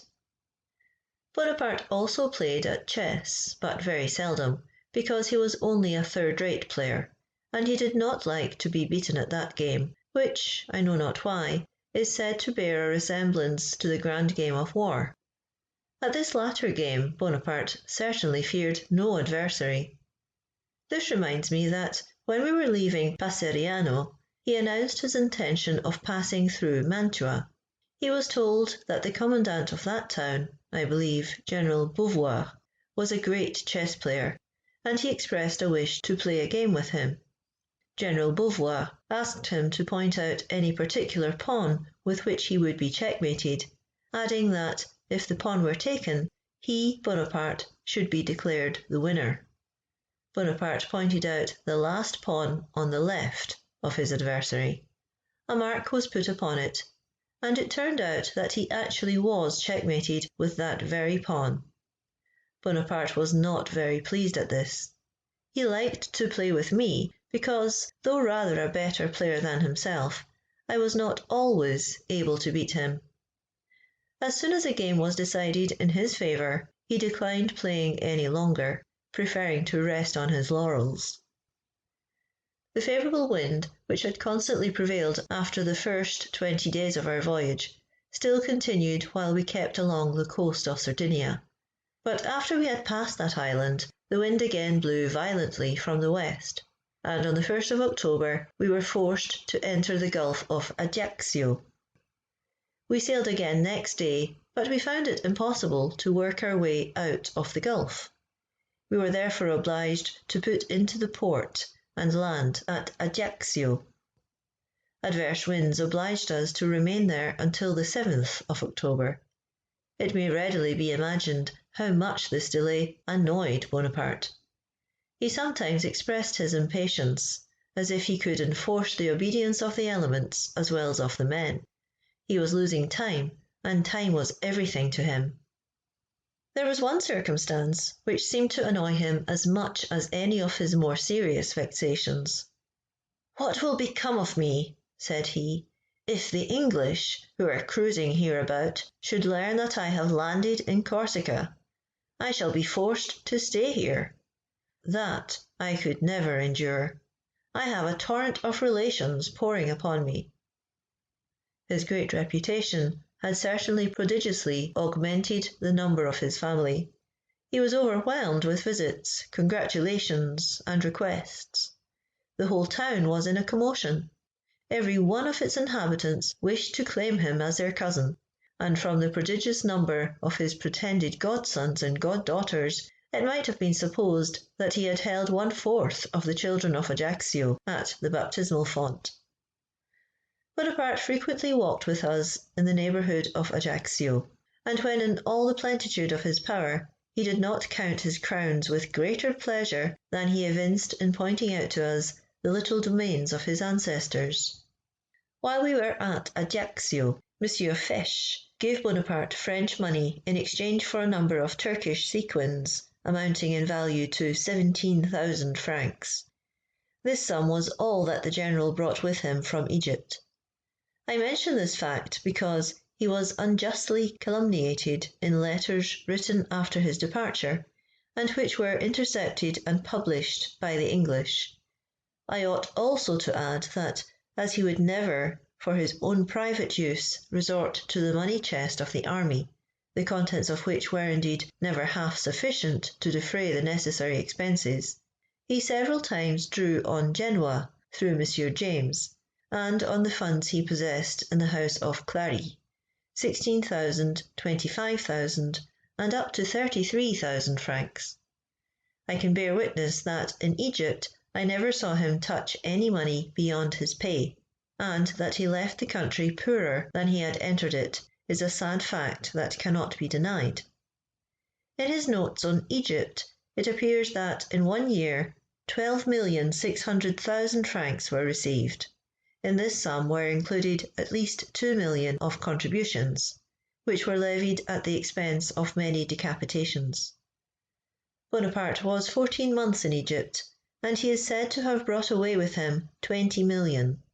Calumny may be very gratifying to certain persons, but they should at least give it a colouring of probability. The fact is that Bonaparte had scarcely enough to maintain himself at Ajaccio, and to defray our posting expenses to Paris. On our arrival at Ajaccio, we learnt the death of Joubert and the loss of the Battle of Novi, which was fought on the 15th of August. Bonaparte was tormented by anxiety. He was in a state of utter uncertainty as to the future. From the time we left Alexandria till our arrival in Corsica, he had frequently talked of what he should do during the quarantine, which he supposed he would be required to observe on reaching Toulon, the port at which he had determined to land. Even then, he cherished some illusions respecting the state of affairs, and he often said to me, quote, "But for that confounded quarantine, I would hasten ashore and place myself at the head of the army of Italy. All is not over, and I am sure that there is not a general who would refuse me the command. The news of a victory gained by me would reach Paris as soon as the Battle of Aboukir. That indeed would be excellent." In Corsica his language was very different. When he was informed of our reverses and saw the full extent of the evil, he was for a moment overwhelmed. His grand projects then gave way to the consideration of matters of minor import, and he thought about his detention in the lazaretto of Toulon. He spoke of the Directory, of intrigues, and of what would be said of him. He accounted his enemies those who envied him, and those who could not be reconciled to his glory and the influence of his name. Amidst all these anxieties, Bonaparte was outwardly calm, though he was moody and reflective. Providing against every chance of danger, he had purchased at Ajaccio a large launch, which was intended to be towed by the Muiron, and it was manned by 12 of the best sailors the island could furnish. His resolution was, in case of inevitable danger, to jump into this boat and get ashore. This precaution had well nigh proved useful. Footnote: Sir Walter Scott, at the commencement of his Life of Napoleon, says that Bonaparte did not see his native city after 1793. Probably to avoid contradicting himself, the Scottish historian observes that Bonaparte was near Ajaccio on his return from Egypt. He spent 8 days there. Bourrienne. End footnote. After leaving the Gulf of Ajaccio, the voyage was prosperous and undisturbed for 1 day, but on the second day, just at sunset, an English squadron of 14 sail hove in sight. The English, having advantage of the lights which we had in our faces, saw us better than we could see them. They recognised our 2 frigates as Venetian built, but luckily for us night came on, for we were not far apart. We saw the signals of the English for a long time, and heard the report of the guns more and more to our left, and we thought it was the intention of the cruisers to intercept us on the south-east. Under these circumstances, Bonaparte had reason to thank fortune, for it is very evident that had the English suspected our 2 frigates of coming from the east and going to France, they would have shut us out from land by running between us and it, which to them was very easy. Probably they took us for a convoy of provisions going from Toulon to Genoa, and it was to this error and the darkness that we were indebted for escaping with no worse consequence than a fright. Footnote: Here Bourrienne says in a note, quote, "Where did Sir Walter Scott learn that we were neither seen nor recognised? We were not recognised, but certainly seen." End quote. This is corroborated by the testimony of the Duc de Rovigo, who in his Memoirs says, quote, "I have met officers of the English Navy who assured me that the 2 frigates had been seen, but were considered by the Admiral to belong to his squadron, as they steered their course towards him, and as he knew we had only 1 frigate in the Mediterranean and 1 in Toulon harbour, he was far from supposing that the frigates which he had described could have General Bonaparte on board." End quote. Savary, Tome 1, page 226. End footnote. During the remainder of the night, the utmost agitation prevailed on board the Muiron. Ganton, especially, was in a state of anxiety which it is impossible to describe, and which it was painful to witness. He was quite beside himself, for a disaster appeared inevitable. He proposed to return to Corsica. "No, no," replied Bonaparte imperiously. "No, spread all sail, every man at his post, to the northwest, to the northwest." This order saved us, and I am enabled to affirm that in the midst of almost general alarm, Bonaparte was solely occupied in giving orders. The rapidity of his judgment seemed to grow in the face of danger. The remembrance of that night will never be effaced from my mind. The hours lingered on, and none of us could guess upon what new dangers the morrow's sun would shine. However, Bonaparte's resolution was taken, his orders were given, his arrangements made. During the evening he had resolved upon throwing himself into the long boat. He had already fixed on the persons who were to share his fate, and had already named to me the papers which he thought it most important to save. Happily, our terrors were vain, and our arrangements useless.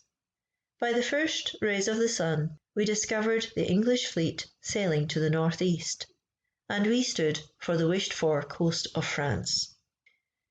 The 8th of October, at 8 in the morning, we entered the roads of Fréjus.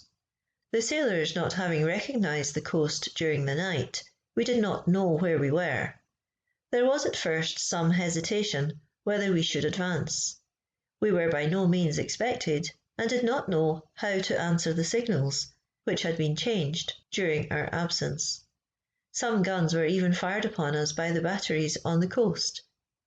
But our bold entry into the roads, the crowd upon the decks of the 2 frigates, and our signs of joy, speedily banished all doubt of our being friends. We were in the port, and approaching the landing place, when the rumour spread that Bonaparte was on board one of the frigates. In an instant the sea was covered with boats. In vain we begged them to keep at a distance. We were carried ashore, and when we told the crowd, both of men and women, who were pressing about us, the risk they ran, they all exclaimed, "We prefer the plague to the Austrians!" What were our feelings when we again set foot on the soil of France I will not attempt to describe. Our escape from the dangers that threatened us seemed almost miraculous. We had lost 20 days at the beginning of our voyage, and at its close we had been almost taken by an English squadron. Under these circumstances, how rapturously we inhaled the balmy air of Provence! Such was our joy that we were scarcely sensible of the disheartening news which arrived from all quarters. At the first moment of our arrival, by a spontaneous impulse, we all repeated, with tears in our eyes, the beautiful lines which Voltaire has put into the mouth of the exile of Sicily. Bonaparte has been reproached with having violated the sanitary laws. But after what I have already stated respecting his intentions, I presume there can remain no doubt of the falsehood of this accusation. All the blame must rest with the inhabitants of Fréjus, who on this occasion found the law of necessity more imperious than the sanitary laws. Yet when it is considered that 400 or 500 persons and a quantity of effects were landed from Alexandria, where the plague had been raging during the summer, it is almost a miracle that France, and indeed Europe, escaped the scourge. End of chapter 21. Chapter 22 of Memoirs of Napoleon Bonaparte, 1799. Effect produced by Bonaparte's return. His justification. Melancholy letter to my wife. Bonaparte's intended dinner at Sens. Louis Bonaparte and Josephine. He changes his intended route. Melancholy situation of the provinces. Necessity of a change. Bonaparte's ambitious views.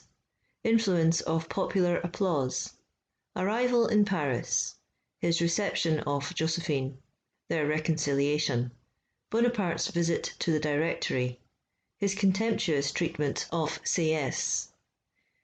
The effect produced in France and throughout Europe by the mere intelligence of Bonaparte's return is well known. I shall not yet speak of the vast train of consequences which that event entailed. I must, however, notice some accusations which were brought against him from the time of our landing to the 9th of November. He was reproached for having left Egypt, and it was alleged that his departure was the result of long premeditation. But I, who was constantly with him, am enabled positively to affirm that his return to France was merely the effect of a sudden resolution. Of this the following fact is in itself sufficient evidence. While we were at Cairo, a few days before we heard of the landing of the Anglo-Turkish fleet, and at the moment when we were on the point of setting off to encamp at the Pyramids, Bonaparte dispatched a courier to France. I took advantage of this opportunity to write to my wife. I almost bade her an eternal adieu. My letter breathed expressions of grief such as I had not before evinced. I said, among other things, that we knew not when or how it would be possible for us to return to France. If Bonaparte had then entertained any thought of a speedy return, I must have known it, and in that case I should not certainly have distressed my family by a desponding letter, when I had not had an opportunity of writing for 7 months before. 2 days after the receipt of my letter, my wife was awoke very early in the morning to be informed of our arrival in France. The courier who brought this intelligence was the bearer of a second letter from me, which I had written on board ship, and dated from Fréjus. In this letter I mentioned that Bonaparte would pass through Sens, and dine with my mother. In fulfilment of my directions, Madame de Bourrienne set off for Paris at 5 in the morning. Having passed the first post-house, she met a berlin containing 4 travellers, among whom she recognised Louis Bonaparte, going to meet the General on the Lyons road. On seeing Madame de Bourrienne, Louis desired the postilion to stop, and asked whether she had heard from me. She informed him that we should pass through Sens, where the General wished to dine with my mother, who had made every preparation for receiving him. Louis then continued his journey. About 9 o'clock my wife met another berlin, in which were Madame Bonaparte and her daughter. As they were asleep, and both carriages were driving at a very rapid rate, Madame de Bourrienne did not stop them. Josephine followed the route taken by Louis. Both missed the General, who changed his mind at Lyons, and proceeded by way of Bourbonnais. He arrived 15 hours after my wife, and those who had taken the Burgundy road proceeded to Lyons uselessly. Determined to repair in all haste to Paris, Bonaparte had left Fréjus on the afternoon of the day of our landing. He himself had dispatched the courier to Sens to inform my mother of his intended visit to her, and it was not until he got to Lyons that he determined to take the Bourbonnais road. His reasons for doing so will presently be seen. All along the road, at Aix, at Lyons, in every town and village, he was received, as at Fréjus, with the most rapturous demonstrations of joy. Footnote: from Fréjus to Aix, a crowd of men kindly escorted us, carrying torches alongside the carriage of the General, not so much to show their enthusiasm as to ensure our safety. Note Bourrienne. End note. These brigands became so bad in France that at one time soldiers were placed in the imperials of all the diligences, receiving from the wits the curiously anticipative name of imperial armies. End footnote. Only those who witnessed this triumphal journey can form any notion of it, and it required no great discernment to foresee something like the 18th Brumaire. The provinces, a prey to anarchy and civil war, were continually threatened with foreign invasion. Almost all the south presented the melancholy spectacle of one vast arena of conflicting factions. The nation groaned beneath the yoke of tyrannical laws.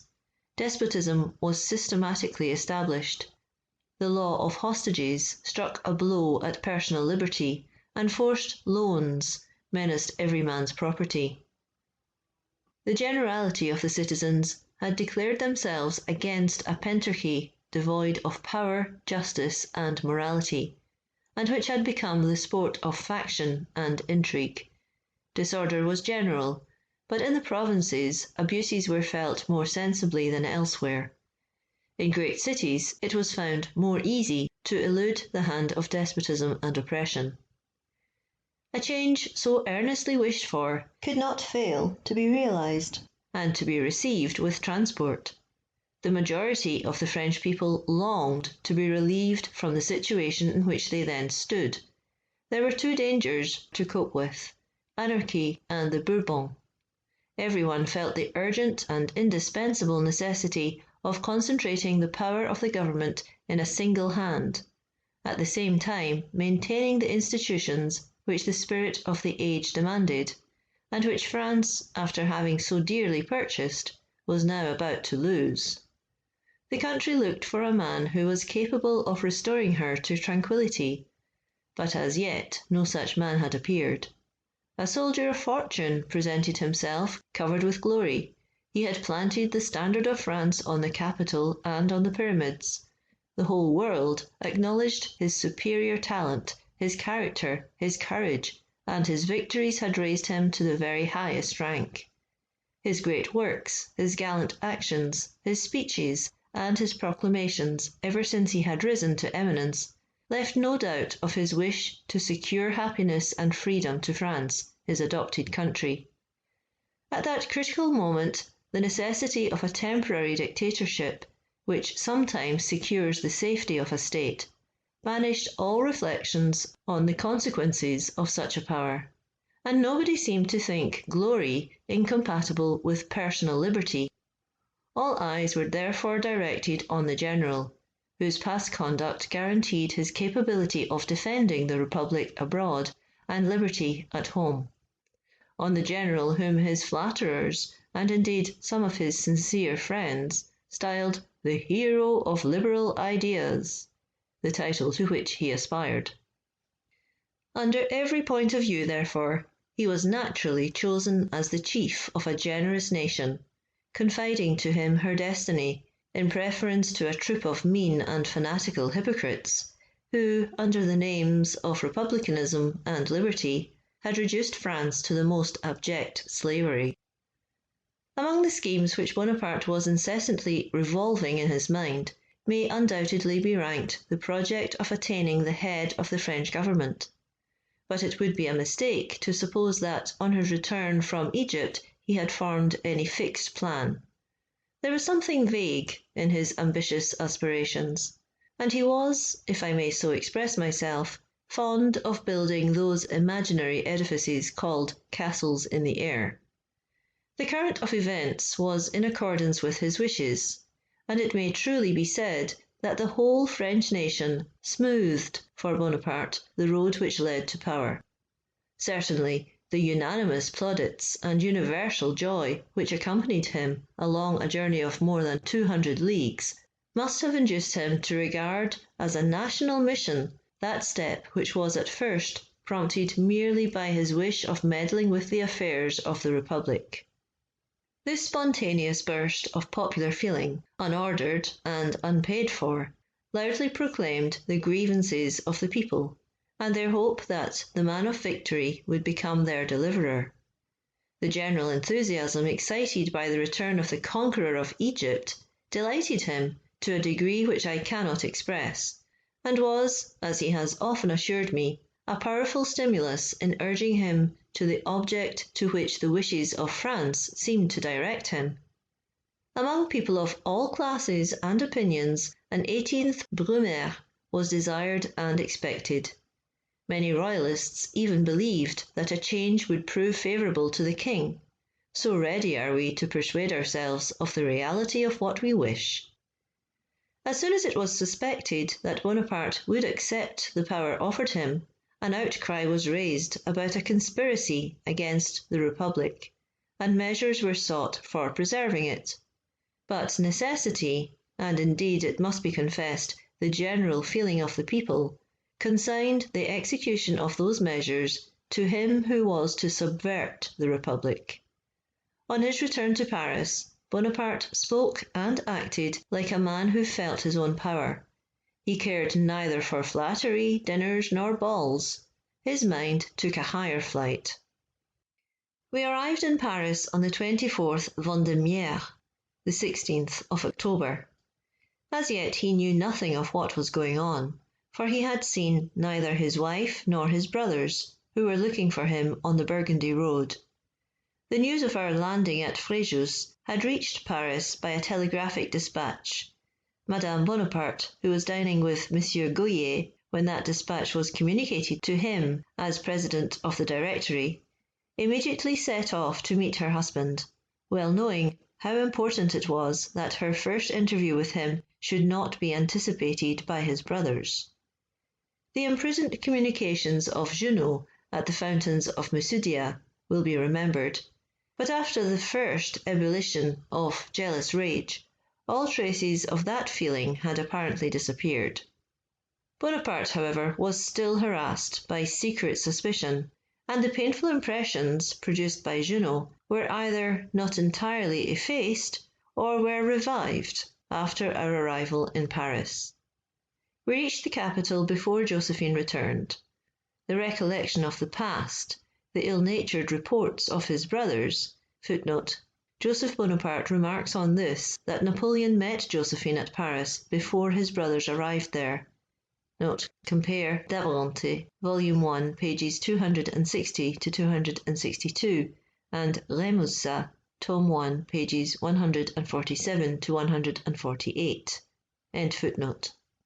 The recollection of the past, the ill-natured reports of his brothers, and the exaggeration of facts had irritated Napoleon to the very highest pitch, and he received Josephine with studied coldness, and with an air of the most cruel indifference. He had no communication with her for 3 days, during which time he frequently spoke to me of suspicions which his imagination converted into certainty, and threats of divorce escaped his lips with no less vehemence than when we were on the confines of Syria. I took upon me the office of conciliator, which I had before discharged with success. I represented to him the dangers to be apprehended from the publicity and scandal of such an affair, and that the moment when his grand views might possibly be realized was not the fit time to entertain France and Europe with the details of a charge of adultery. I spoke to him of Hortense and Eugène, to whom he was much attached. Reflection, seconded by his ardent affection for Josephine, brought about a complete reconciliation. After these 3 days of conjugal misunderstanding, their happiness was never afterwards disturbed by a similar cause. Footnote. In speaking of the unexpected arrival of Bonaparte, and of the meeting between him and Josephine, Madame Junot says, quote, On the 10th of October, Josephine set off to meet her husband, but without knowing exactly what road he would take. She thought it likely he would come by way of Burgundy, and therefore Louis and she set off for Lyons. Madame Bonaparte was a prey to great and well-founded aspersions. Whether she was guilty or only imprudent, she was strongly accused by the Bonaparte family, who were desirous that Napoleon should obtain a divorce. The elder M. de Caulaincourt stated to us his apprehensions on this point, but whenever the subject was introduced, my mother changed the conversation, because, knowing as she did the sentiments of the Bonaparte family, she could not reply without either committing them or having recourse to falsehood. She knew, moreover, the truth of many circumstances which M. de Caulaincourt seemed to doubt, and which her situation with respect to Bonaparte prevented her from communicating to him.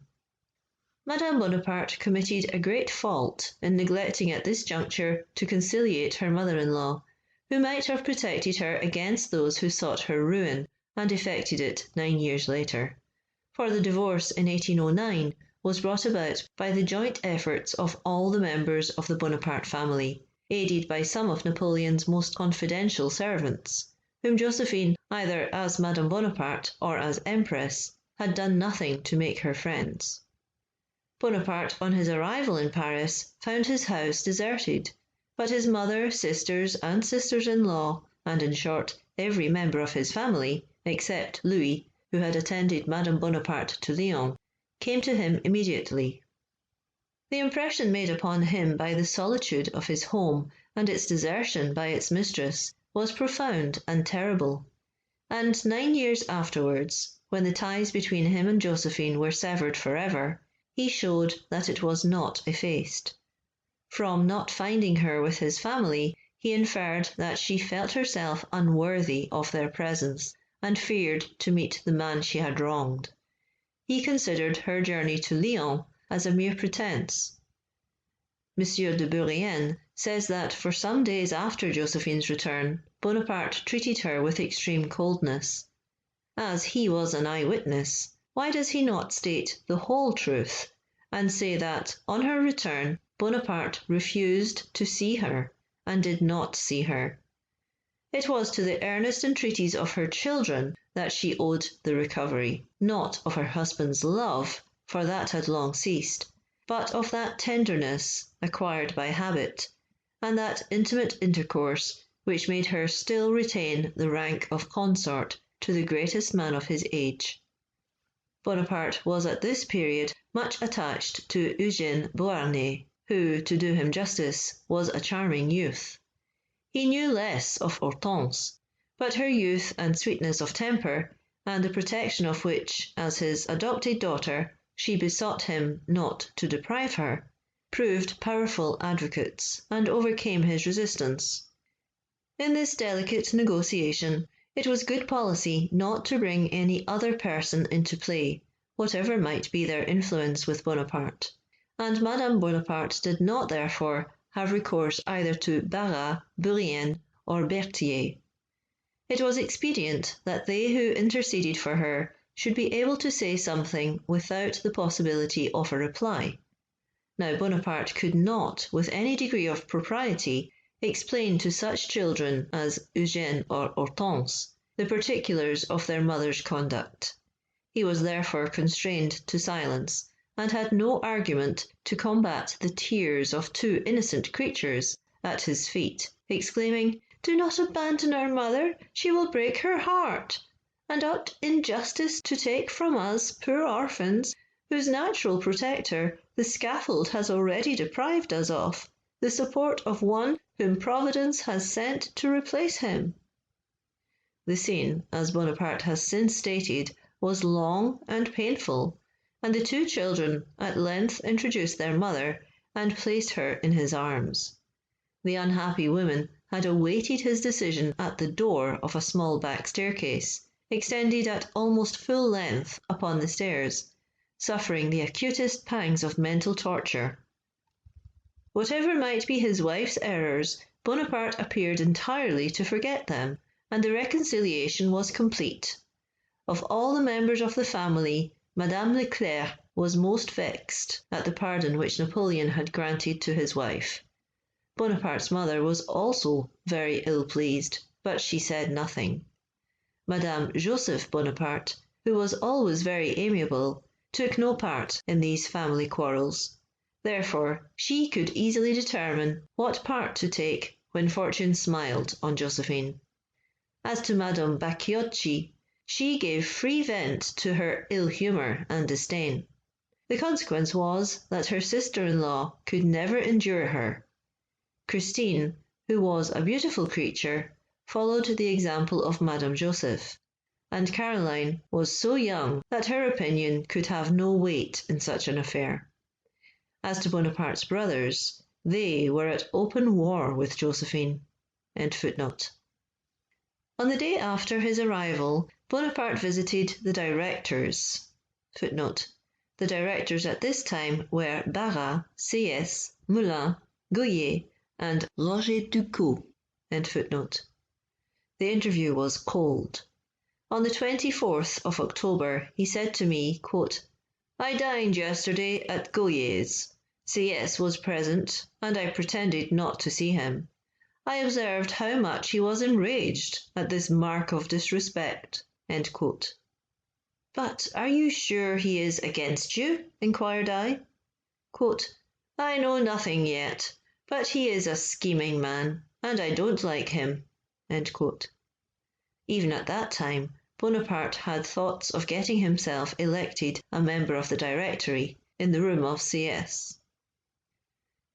End of chapter 22. Chapter 23 of Memoirs of Napoleon Bonaparte, 1799. Moreau and Bernadotte. Bonaparte's opinion of Bernadotte. False report. The Crown of Sweden and the Constitution of the year 3. Intrigues of Bonaparte's brothers. Angry conversation between Bonaparte and Bernadotte. Bonaparte's version. Josephine's version. An unexpected visit. The Manège Club. Salicetti and Joseph Bonaparte. Bonaparte invites himself to breakfast with Bernadotte. Country excursion. Bernadotte dines with Bonaparte. The plot and conspiracy. Conduct of Lucien. Dinner given to Bonaparte by the Council of the 500.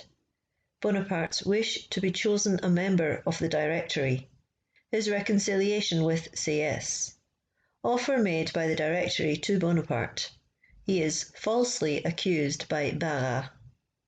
To throw a clear light on the course of the great events which will presently be developed, it is necessary to state briefly what intrigues had been hatched and what ambitious hopes had risen up while we were in Egypt.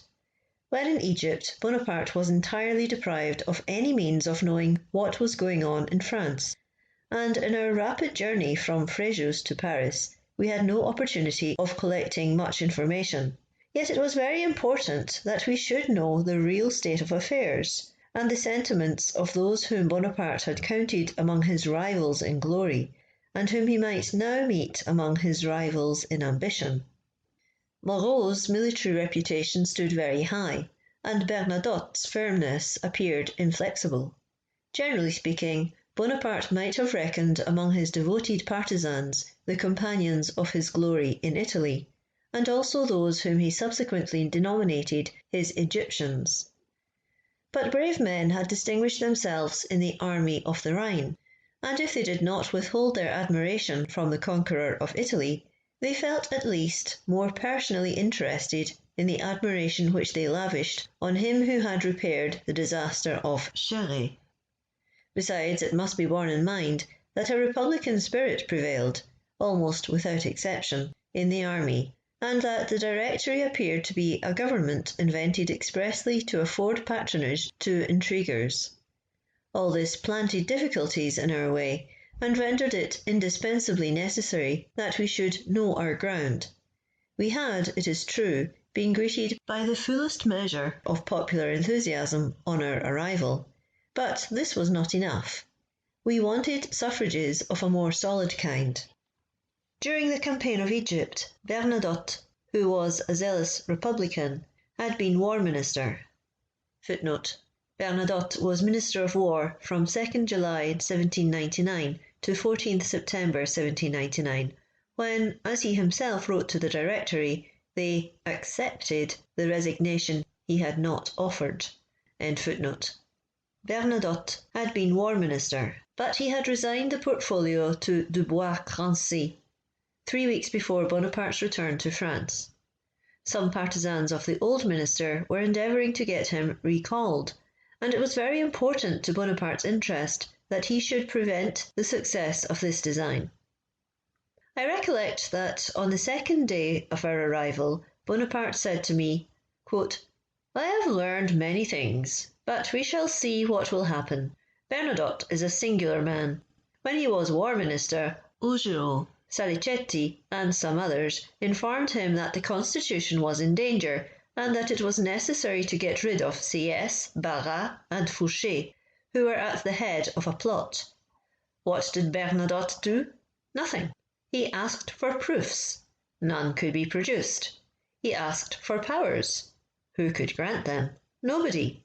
He should have taken them, but he would not venture on that. He wavered. He said he could not enter into the schemes which were proposed to him. He only promised to be silent on condition that they were renounced. Bernadotte is not a help. He is an obstacle. I have heard from good authority that a great number of influential persons wished to invest him with extensive power for the public good, but he was obstinate and would listen to nothing." End quote.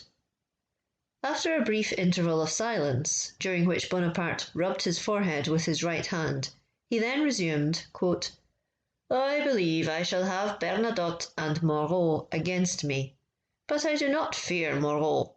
He is devoid of energy. I know he would prefer military to political power. The promise of the command of an army would gain him over. But Bernadotte has Moorish blood in his veins. He is bold and enterprising. He is allied to my brothers." Footnote: Joseph Bonaparte and Bernadotte had married sisters, Marie-Julie and Eugénie Bernardine Désirée Clary. The feeling of Bourrienne for Bernadotte makes this passage doubtful. It is to be noticed that in the same conversation he makes Napoleon describe Bernadotte as not venturing to act without powers and as enterprising. The stern republican becoming Prince de Monte Carlo and King of Sweden in a way compatible with his fidelity to the constitution of the year 3 is good. Lanfrey attributes Bernadotte's refusal to join more to rivalry than to principle. Lanfrey, Tome 1, page 440. But in any case, Napoleon did not dread Bernadotte, and was soon threatening to shoot him. See Lucien, Tome 2, page 107. End footnote. He does not like me, and I am almost certain that he will oppose me. If he should become ambitious, he will venture anything. And yet you recollect in what a lukewarm way he acted on the 18th Fructidor, when I sent him to second Augereau. This devil of a fellow is not to be seduced. He is disinterested and clever. But after all, we have but just arrived, and know not what may happen. Bernadotte, it was reported, had advised that Bonaparte should be brought to a court-martial on the twofold charge of having abandoned his army and violated the quarantine laws. This report came to the ear of Bonaparte, but he refused to believe it, and he was right. Bernadotte thought himself bound to the constitution which he had sworn to defend. Hence the opposition he manifested to the measures of the 18th Brumaire. But he cherished no personal animosity against Bonaparte as long as he was ignorant of his ambitious designs. The extraordinary and complicated nature of subsequent events rendered his position of the crown of Sweden in no way incompatible with his fidelity to the constitution of the year 3. On our first arrival in Paris, though I was almost constantly with the general, yet, as our routine of occupation was not yet settled, I was enabled now and then to snatch an hour or two from business. This leisure time I spent in the society of my family and a few friends, and in collecting information as to what had happened during our absence, for which purpose I consulted old newspapers and pamphlets.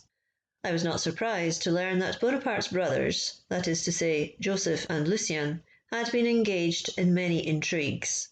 I was told that CS had for a moment thought of calling the Duke of Brunswick to the head of the government, that Barras would not have been very averse to favouring the return of the Bourbons, and that Moulin, Roger Ducos, and Goyer alone believed, or affected to believe, in the possibility of preserving the existing form of government.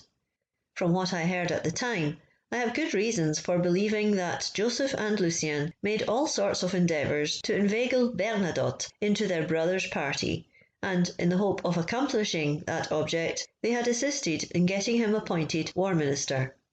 However, I cannot vouch for the truth of this.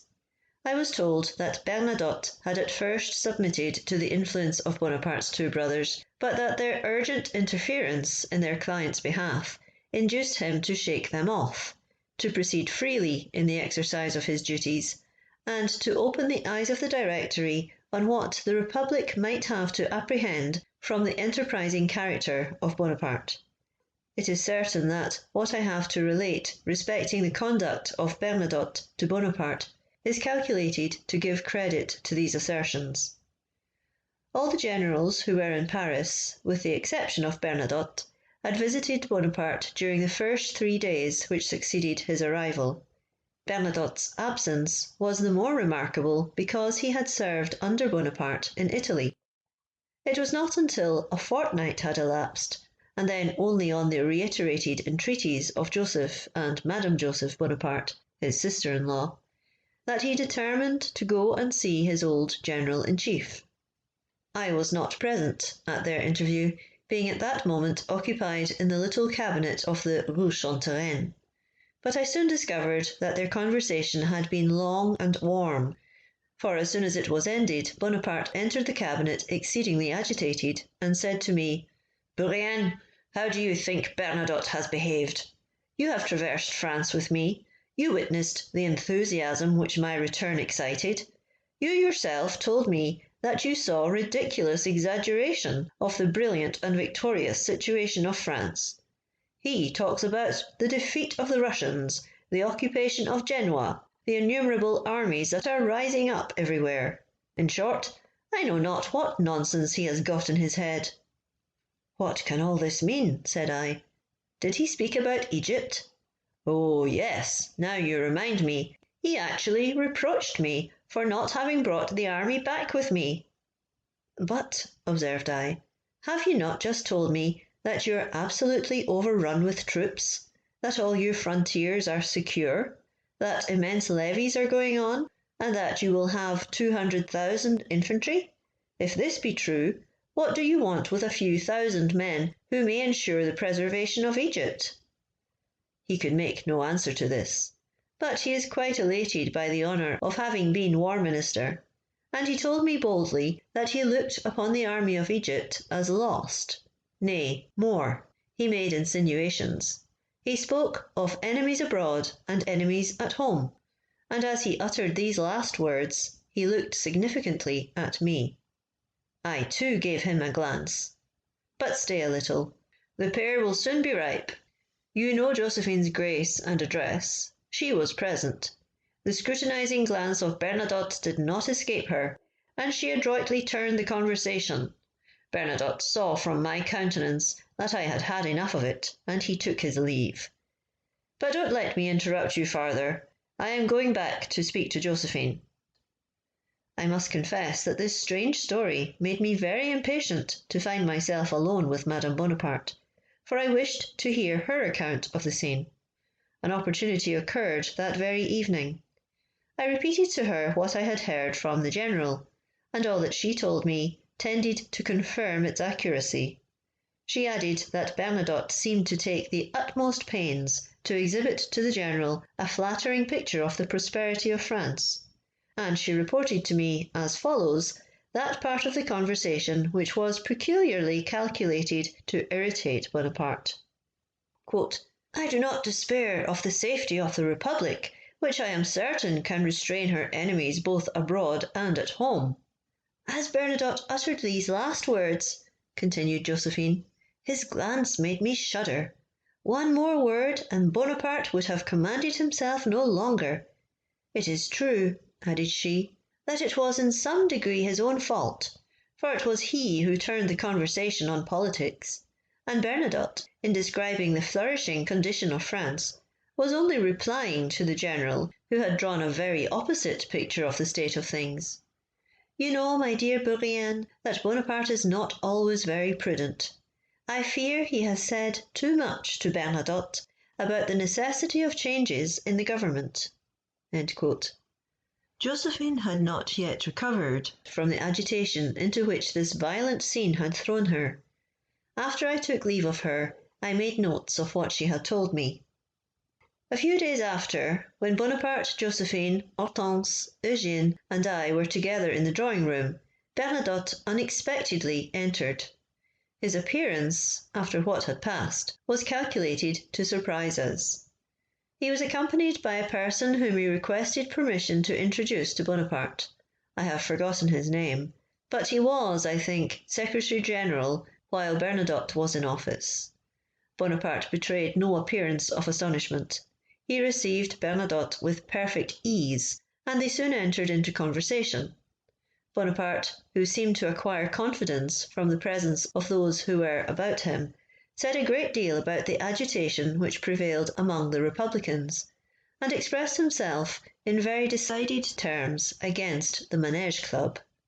The Manège Club, the last resort of the Jacobins, formed in 1799 and closed 7 or 8 months afterwards.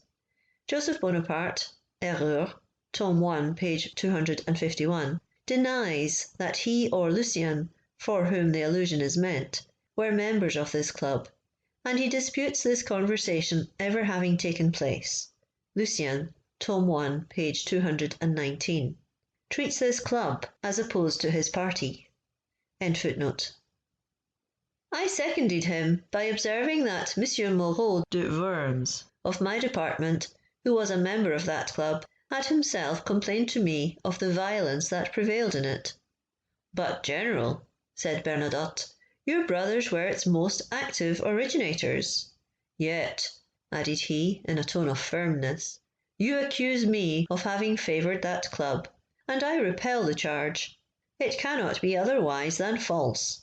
When I came into office, I found everything in the greatest disorder. I had no leisure to think about any club to which my duties did not call me. You know well that your friend Salicetti and that your brother, who is in your confidence, are both leading men in the Manège Club. To the instructions of I know not whom is to be attributed the violence of which you complain."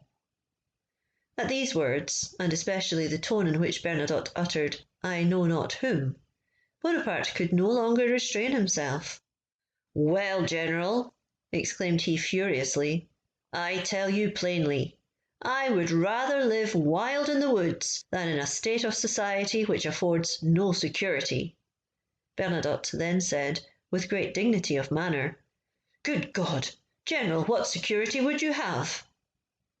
From the warmth evinced by Bonaparte, I saw plainly that the conversation would soon be converted into a dispute, and, in a whisper, I requested Madame Bonaparte to change the conversation, which she immediately did by addressing a question to someone present. Bernadotte, observing Madame Bonaparte's design, checked his warmth. The subject of conversation was changed, and it became general. Bernadotte soon took up his hat and departed. One morning, when I entered Bonaparte's chamber, it was, I believe, 3 or 4 days after the second visit of Bernadotte, he said, quote, "Well, Bourrienne, I wager you will not guess with whom I am going to breakfast this morning." "Really, General, "With Bernadotte. And the best of the joke is that I have invited myself. You would have seen how it was all brought about if you had been with us at the Théâtre Français yesterday evening. You know we are going to visit Joseph today at Morfontaine. Well, as we were coming out of the theatre last night, finding myself side by side with Bernadotte, and not knowing what to talk about, I asked him whether he was to be of our party today. He replied in the affirmative, and as we were passing his house in the Rue Cisalpine, (Footnote: Joseph Bonaparte lays great stress on the fact that Napoleon would not have passed this house, which was far from the theatre. Erreur, tome 1, page 251. End footnote.) And as we were passing his house in the Rue Cisalpine, I told him, without any ceremony, that I should be happy to come and take a cup of coffee with him in the morning. He seemed pleased. What do you think of that, Bourrienne?" "Why, General, I hope you may have reason on your part to be pleased with him." "Never fear, never fear. I know what I am about. This will compromise him with Goyer. Remember, you must always meet your enemies with a bold face, otherwise they think they are feared, and that gives them confidence." End quote.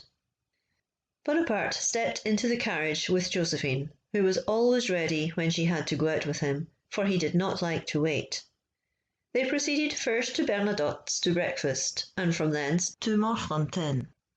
On his return, Bonaparte told me very little about what had passed during the day, and I could see that he was not in the best of humours. I afterwards learned that Bonaparte had conversed a good deal with Bernadotte, and that he had made every effort to render himself agreeable, which he very well knew how to do when he chose. But that, in spite of all his conversational talent, and supported as he was by the presence of his 3 brothers and Regnault de Saint-Jean d'Argélie, he could not withstand the republican firmness of Bernadotte.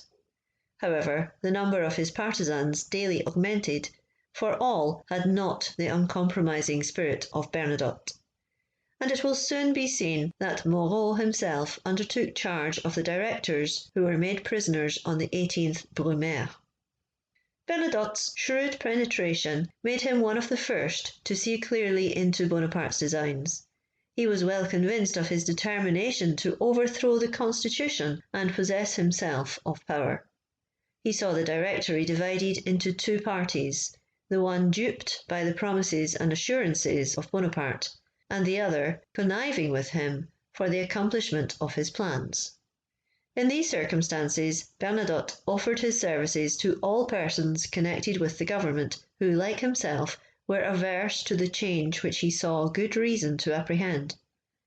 But Bonaparte was not the man to be outdone in cunning or activity, and every moment swelled the ranks of his adherents. On the 16th Brumaire, I dined in the Rue de la Victoire.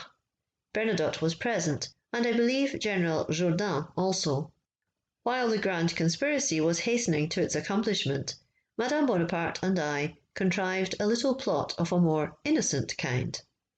We let no one into our secret, and our 16th Brumaire was crowned with complete success.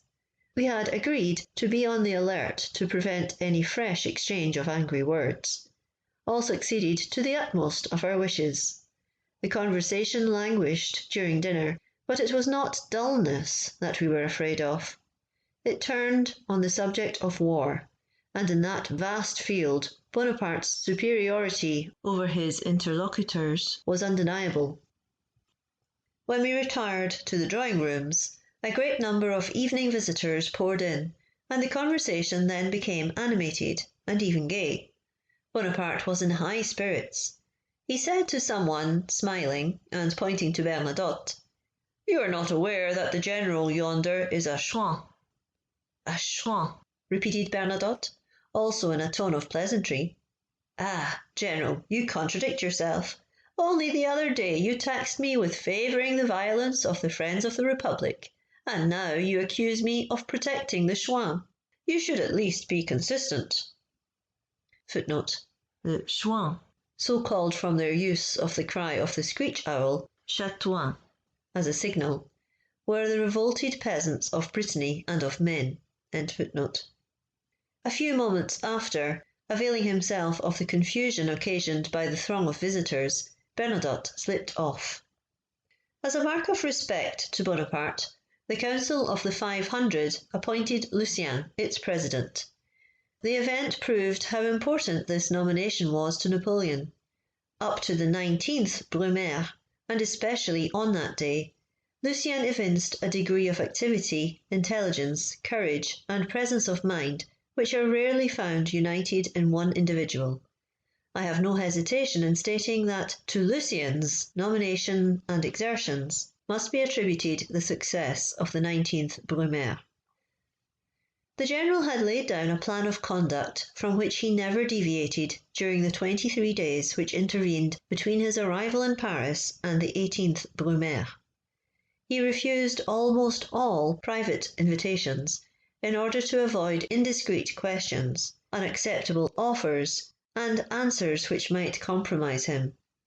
It was not without some degree of hesitation that he yielded to a project started by Lucien, who, by all sorts of manoeuvring, had succeeded in prevailing on a great number of his colleagues to be present at a grand subscription dinner to be given to Bonaparte by the Council of the Ancients.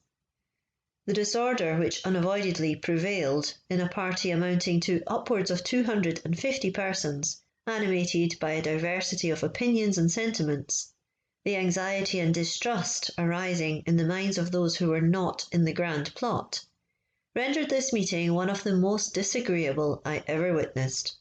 It was all restraint and dullness. Bonaparte's countenance sufficiently betrayed his dissatisfaction. Besides, the success of his schemes demanded his presence elsewhere. Almost as soon as he had finished his dinner, he rose, saying to Berthier and me, "I am tired, let us be gone." He went round to the different tables, addressing to the company compliments and trifling remarks, and departed, leaving at table the persons by whom he had been invited. This short political crisis was marked by nothing more grand, dignified, or noble than the previous revolutionary commotions. All these plots were so contemptible, and were accompanied by so much trickery, falsehood, and treachery, that for the honour of human nature it is desirable to cover them with a veil. General Bonaparte's thoughts were first occupied with the idea he had conceived even when in Italy, namely, to be chosen a director. Nobody dared yet to accuse him of being a deserter from the army of the East. The only difficulty was to obtain a dispensation on the score of age. And was this not to be obtained? No sooner was he installed in his humble abode in the Rue de la Victoire and he was assured that, on the retirement of Rebelle, the majority of suffrages would have devolved on him had he been in France, and had not the fundamental law required the age of 40. But that not even his warmest partisans were disposed to violate the yet infant constitution of the year 3.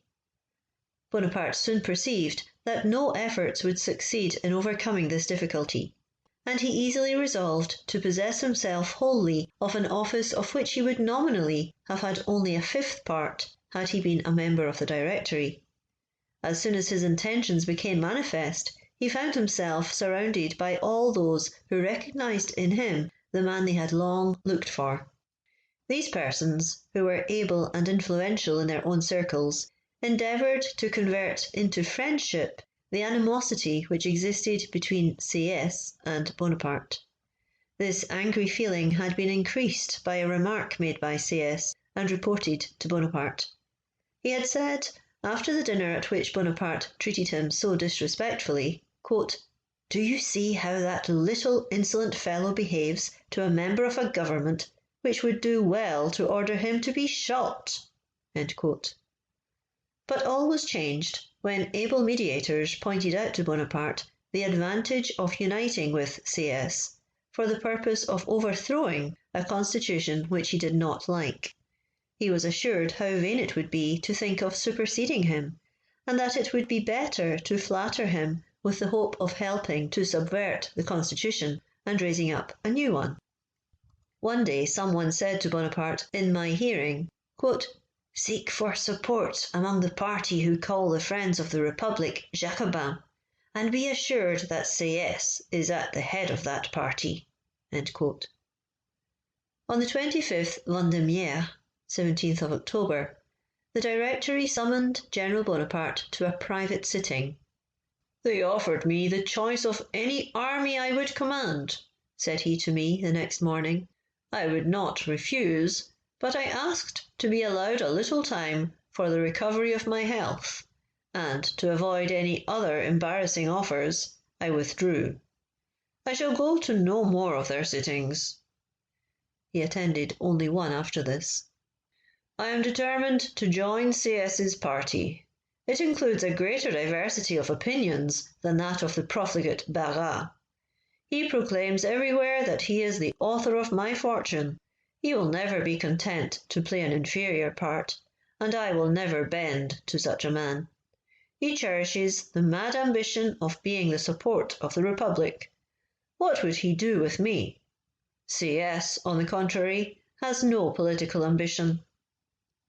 No sooner did Sieyès begin to grow friendly with Bonaparte than the latter learned from him that Barras had said, quote, "The little corporal has made his fortune in Italy and does not want to go back again." End quote. Bonaparte repaired to the Directory for the sole purpose of contradicting this allegation. He complained to the directors of its falsehood, boldly affirmed that the fortune he was supposed to possess had no existence, and that even if he had made his fortune, it was not, at all events, at the expense of the Republic. "You know," said he to me, "that the mines of Hydria have furnished the greater part of what I possess." "Is it possible," said I, "that Barras could have said so, when you know so well of all the peculations of which he has been guilty since your return?" Bonaparte had confided the secret of his plans to very few persons, to those only whose assistance he wanted. The rest mechanically followed their leaders and the impulse which was given to them. They passively awaited the realization of the promises they had received, and on the faith of which they had pledged themselves. End of chapter 23. Chapter 24 of Memoirs of Napoleon Bonaparte, 1799. Cambacérès and Lebrun. Gaulier deceived. My nocturnal visit to Barras. The command of the army given to Bonaparte. The morning of the 18th Brumaire. Meeting of the generals at Bonaparte's house. Bernadotte's firmness. Josephine's interest for Madame Gaulier. Disappointment of the directors. Review in the gardens of the Tuileries. Bonaparte's harangue. Proclamation of the Ancients. Moreau, jailer of the Luxembourg. My conversation with Lavalette. Bonaparte at Saint-Cloud. The parts of the great drama which was shortly to be enacted were well distributed. During the 3 days preceding the 18th Brumaire, everyone was at his post. Lucien, with equal activity and intelligence, forwarded the conspiracy in the 2 councils. CS had the management of the Directory. Réal, under the instructions of Fouché, negotiated with the departments and dexterously managed, without compromising Fouché, to ruin those from whom that minister had received his power. There was no time to lose, and Fouché said to me on the 14th Brumaire, quote, "Tell your general to be speedy. If he delays, he is lost." End quote. Footnote: Pierre-François Réal, 1757 to 1834, public accuser before the Revolutionary Criminal Tribunal, became under Napoleon conseiller d'État and comte, and was charged with the affairs of the haute police. End footnote. Footnote: Joseph Fouché, 1754 to 1820, conventionalist, member of extreme Jacobin party, Minister of Police under the Directory, August 1799, retained by Napoleon in that ministry till 1802, and again from 1804 to 1810, became Duc d'Otrante in 1809, disgraced in 1810, and sent in 1813 as governor of the Illyrian provinces, Minister of Police during the Cent-Jours, President of the Provisional Government 1815, and for a short time Minister of Police under Second Restoration. End footnote. On the 17th, Regnault de Saint-Jean d'Angély told Bonaparte that the overtures made to Cambacérès and Lebrun had not been received in a very decided way. "I will have no tergiversation," replied Bonaparte with warmth. "Let them not flatter themselves that I stand in need of them. They must decide today. Tomorrow will be too late. I feel myself strong enough now to stand alone." Cambacérès and Lebrun were almost utter strangers to the intrigues which preceded the 18th Brumaire. Footnote: Cambacérès, J.J. Régide, 1763 to 1824, conventionalist, Minister of Justice under Directory 1799, Second Consul 25th December 1799, Arch-Chancellor of the Empire 1804, Duc de Parma 1806, Minister of Justice during the Cent-Jours, took great part in all the legal and administrative projects of the consulate and empire. End footnote. Footnote: Charles-François Lebrun, 1757 to 1824, Deputy to the National Assembly and member of the Council of the 500, Third Consul, 25th December 1799, Arch-Treasurer of the Empire 1804, Duc de Plaisance 1806, Governor-General of Holland 1806, Lieutenant Governor of Holland 1810 to 1813, chiefly engaged in financial measures. End footnote. Bonaparte had cast his eyes on the Minister of Justice to be one of his colleagues when he should be at liberty to name them, because his previous conduct had pledged him as a partisan of the Revolution. To him Bonaparte added Lebrun to counterbalance the first choice. Lebrun was distinguished for honourable conduct and moderate principles. By selecting these 2 men, Bonaparte hoped to please everyone. Besides, neither of them were able to contend against his fixed determination and ambitious views. What petty intrigues marked the 17th Brumaire! On that day I dined with Bonaparte, and after dinner he said, quote, "I have promised to dine tomorrow with Gohier, but, as you may readily suppose, I do not intend going. However, I am very sorry for his obstinacy. By way of restoring his confidence, Josephine is going to invite him to breakfast with us tomorrow. It will be impossible for him to suspect anything. I saw Barras this morning, and left him much disturbed. He asked me to return and visit him tonight. I promised to do so, but I shall not go. Tomorrow all will be over. There is but little time. He expects me at 11 o'clock tonight. You shall therefore take my carriage, go there, send in my name, and then enter yourself. Tell him that a severe headache confines me to my bed, but that I will be with him without fail tomorrow. Bid him not be alarmed, for all will soon be right again. Elude his questions as much as possible. Do not stay long, and come to me on your return." At precisely 11 o'clock I reached the residence of Barras in General Bonaparte's carriage. Solitude and silence prevailed in all the apartments through which I passed to Barras's cabinet. Bonaparte was announced, and when Barras saw me enter instead of him, he manifested the greatest astonishment, and appeared much cast down. It was easy to perceive that he looked on himself as a lost man. I executed my commission, and stayed only a short time. I rose to take my leave, and he said, while showing me out, "I see that Bonaparte is deceiving me. He will not come again. He has settled everything, yet to me he owes all." I repeated that he would certainly come tomorrow, but he shook his head in a way which plainly denoted that he did not believe me. When I gave Bonaparte an account of my visit, he appeared much pleased. He told me that Joseph was going to call that evening on Bernadotte, and to ask him to come tomorrow. I replied that from all I knew, he would be of no use to him. "I believe so too," said he, "but he can no longer injure me, and that is enough. Well, good night. Be here at 7 in the morning." It was then 1 o'clock. I was with him a little before 7 o'clock on the morning of the 18th Brumaire, and on my arrival I found a great number of generals and officers assembled. I entered Bonaparte's chamber and found him already up, a thing rather unusual with him.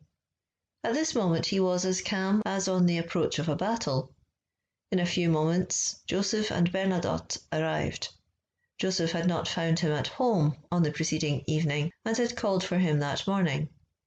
I was surprised to see Bernadotte in plain clothes, and I stepped up to him and said in a low voice, "General, everyone here except you and I is in uniform." "Why should I be in uniform?" said he. As he uttered these words, Bonaparte, struck with the same surprise as myself, stopped short while speaking to several persons around him, and turning quickly towards Bernadotte, said, "How is this? You are not in uniform." "I never am on a morning when I am not on duty," replied Bernadotte. "You will be on duty presently."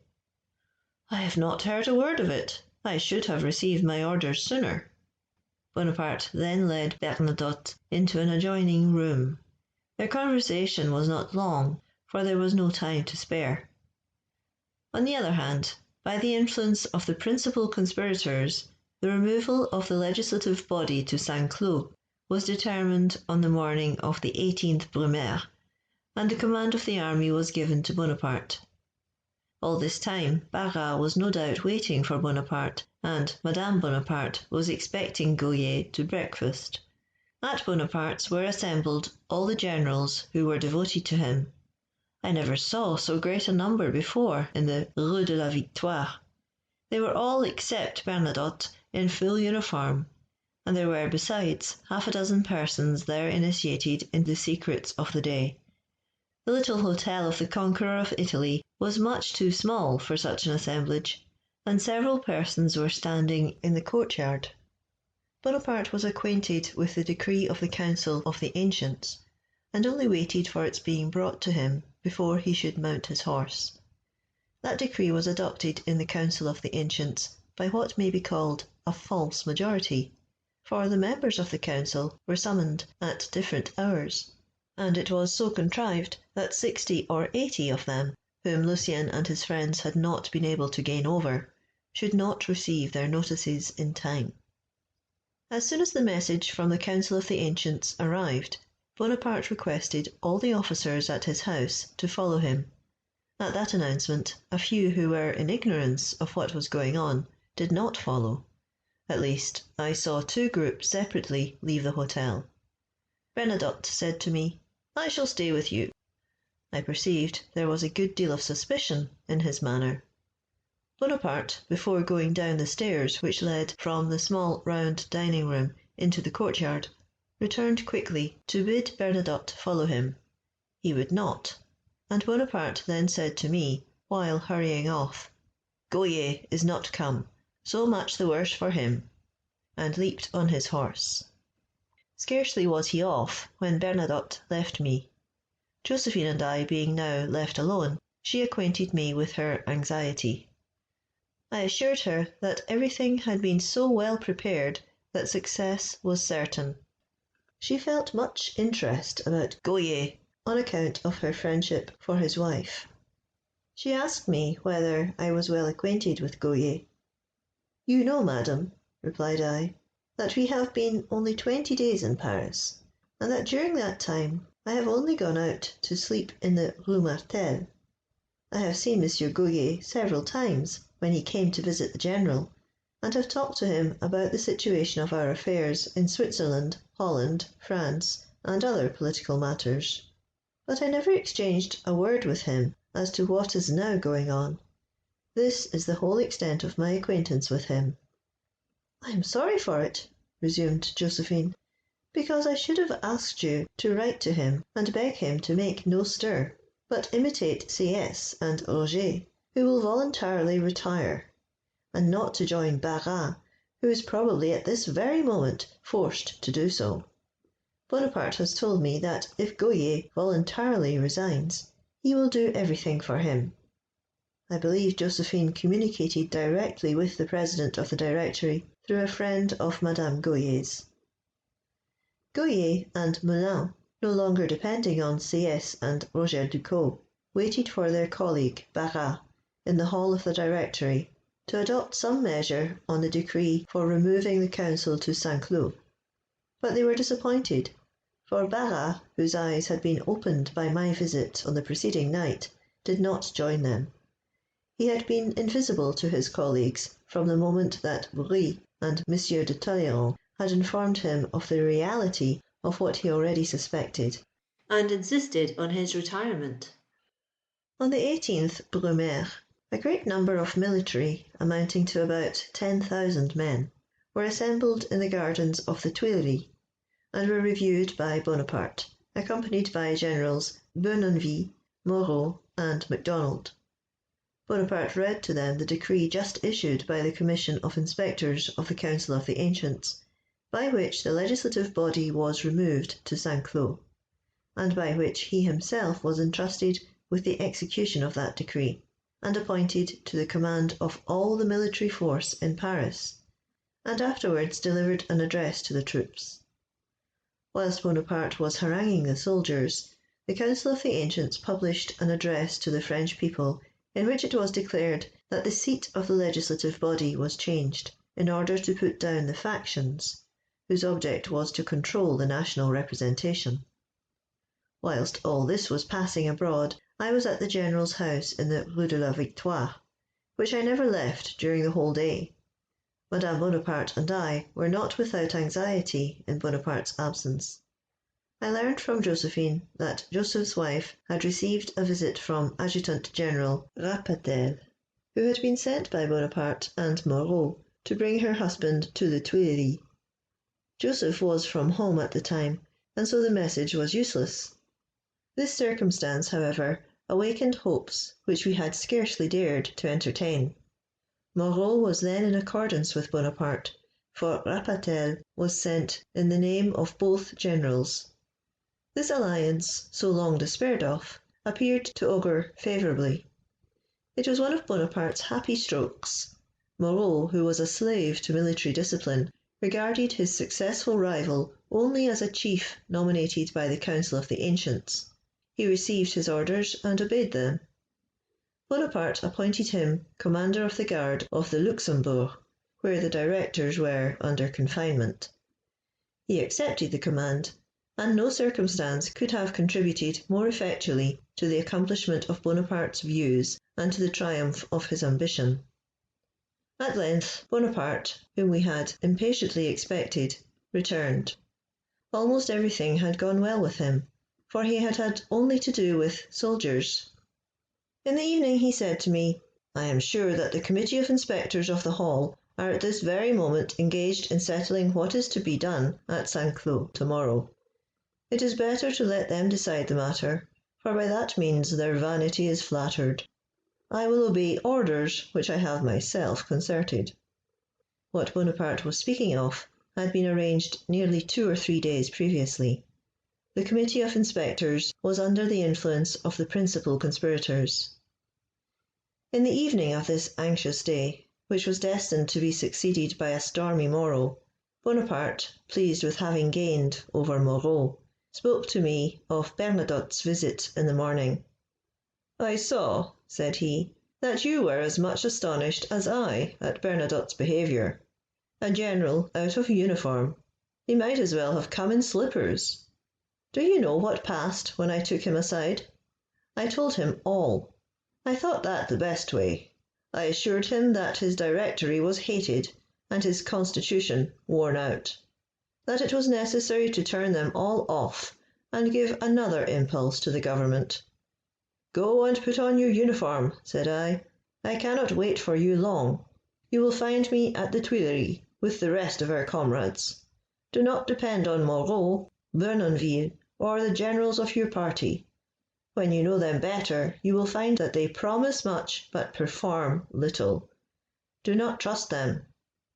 Bernadotte then said that he would not take part in what he called a rebellion. A rebellion! Bourrienne, only think of that! A set of imbeciles who from morning to night do nothing but debate in their kennels. But all was in vain. I could not move Bernadotte. He is a bar of iron. I asked him to give me his word that he would do nothing against me. What do you think was his answer? Something unpleasant, no doubt. Unpleasant? That is too mild a word. He said, 'I will remain quiet as a citizen, but if the Directory order me to act, I will march against all disturbers.' But I can laugh at all that now. My measures are taken, and he will have no command. However, I set him at ease as to what would take place. I flattered him with a picture of private life, the pleasures of the country, and the charms of Malmaison, and I left him with his head full of pastoral dreams. In a word, I am very well satisfied with my day's work. Good night, Bourrienne. We shall see what will turn up tomorrow." On the 19th I went to Saint-Cloud with my friend Lavalette. As we passed the Place Louis XV, now Louis XVI, he asked me what was doing, and what my opinion was as to the coming events. Without entering into any detail, I replied, "My friend, either we shall sleep tomorrow at the Luxembourg, or there will be an end of us." Who could tell which of the two things would happen? Success legalized a bold enterprise, which the slightest accident might have changed into a crime. The sitting of the ancients under the presidency of Le Mercier commenced at 1 o'clock. A warm discussion took place upon the situation of affairs, the resignation of the members of the Directory, and the immediate election of others. Great heat and agitation prevailed during the debate. Intelligence was every minute carried to Bonaparte of what was going forward, and he determined to enter the hall and take part in the discussion. He entered in a hasty and angry way, which did not give me a favourable foreboding of what he was about to say. We passed through a narrow passage to the centre of the hall.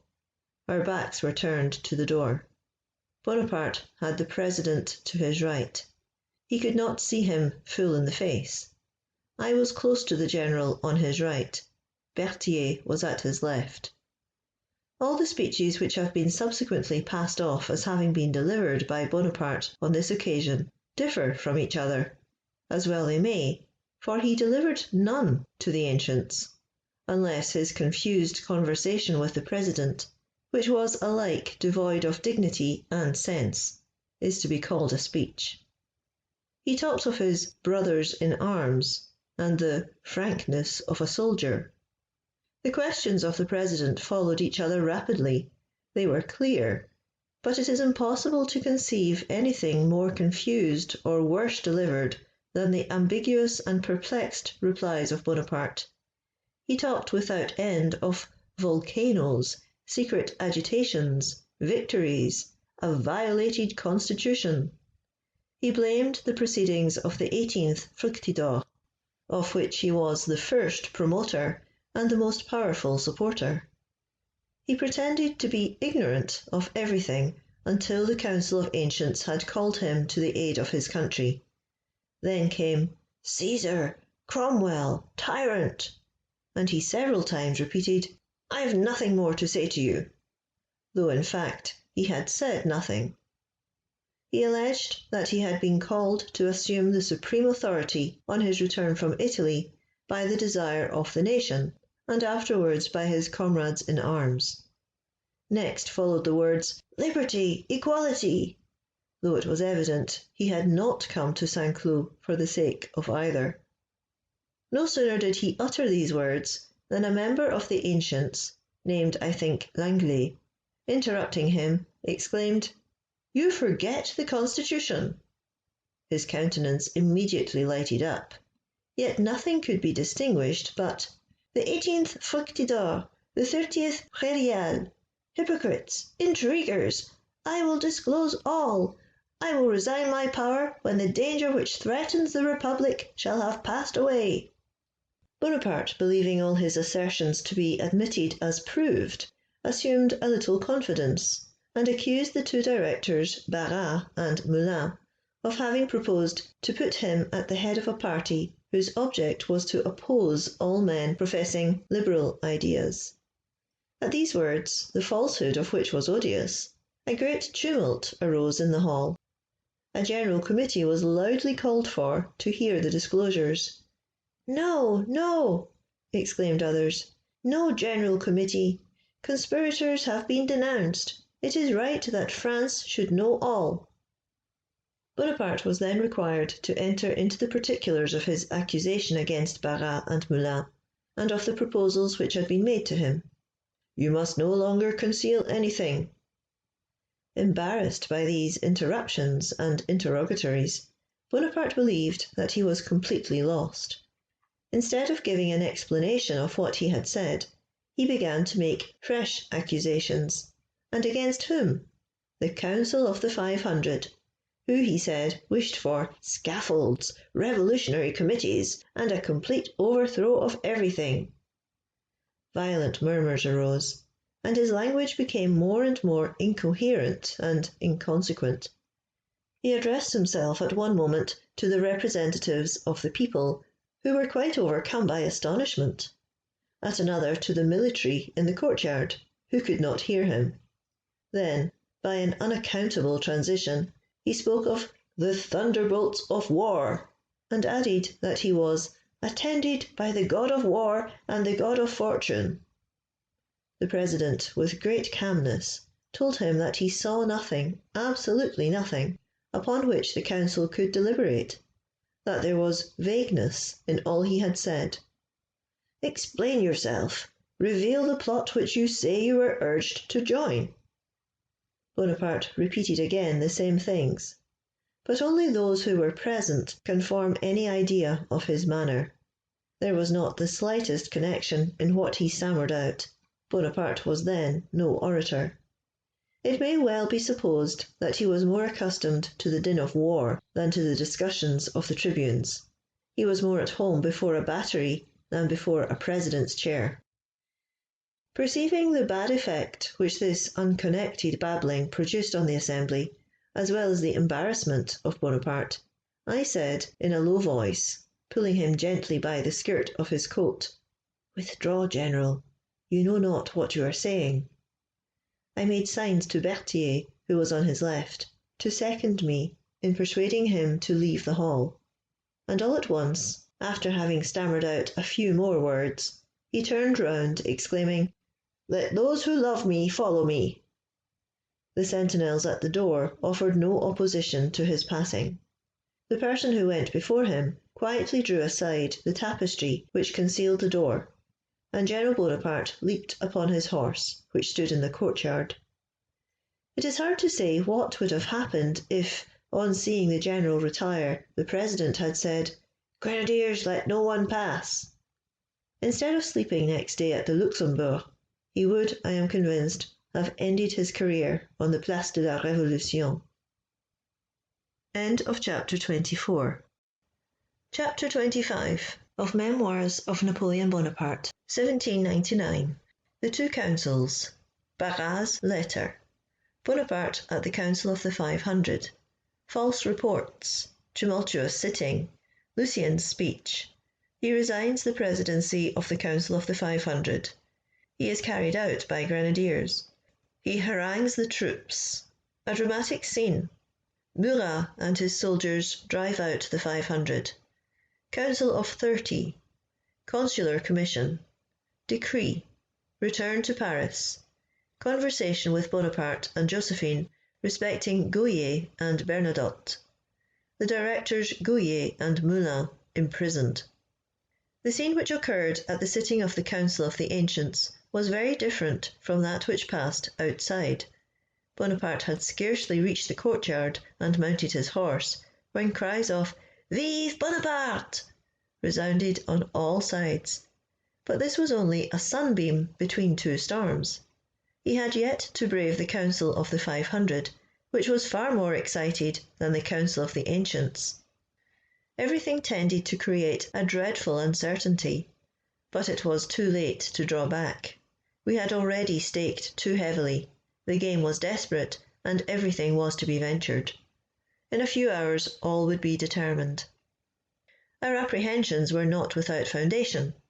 In the Council of the 500, agitation was at its height. The most serious alarm marked its deliberations. It had been determined to announce to the Directory the installation of the councils, and to inquire of the Council of the Ancients their reasons for resolving upon an extraordinary convocation. But the Directory no longer existed.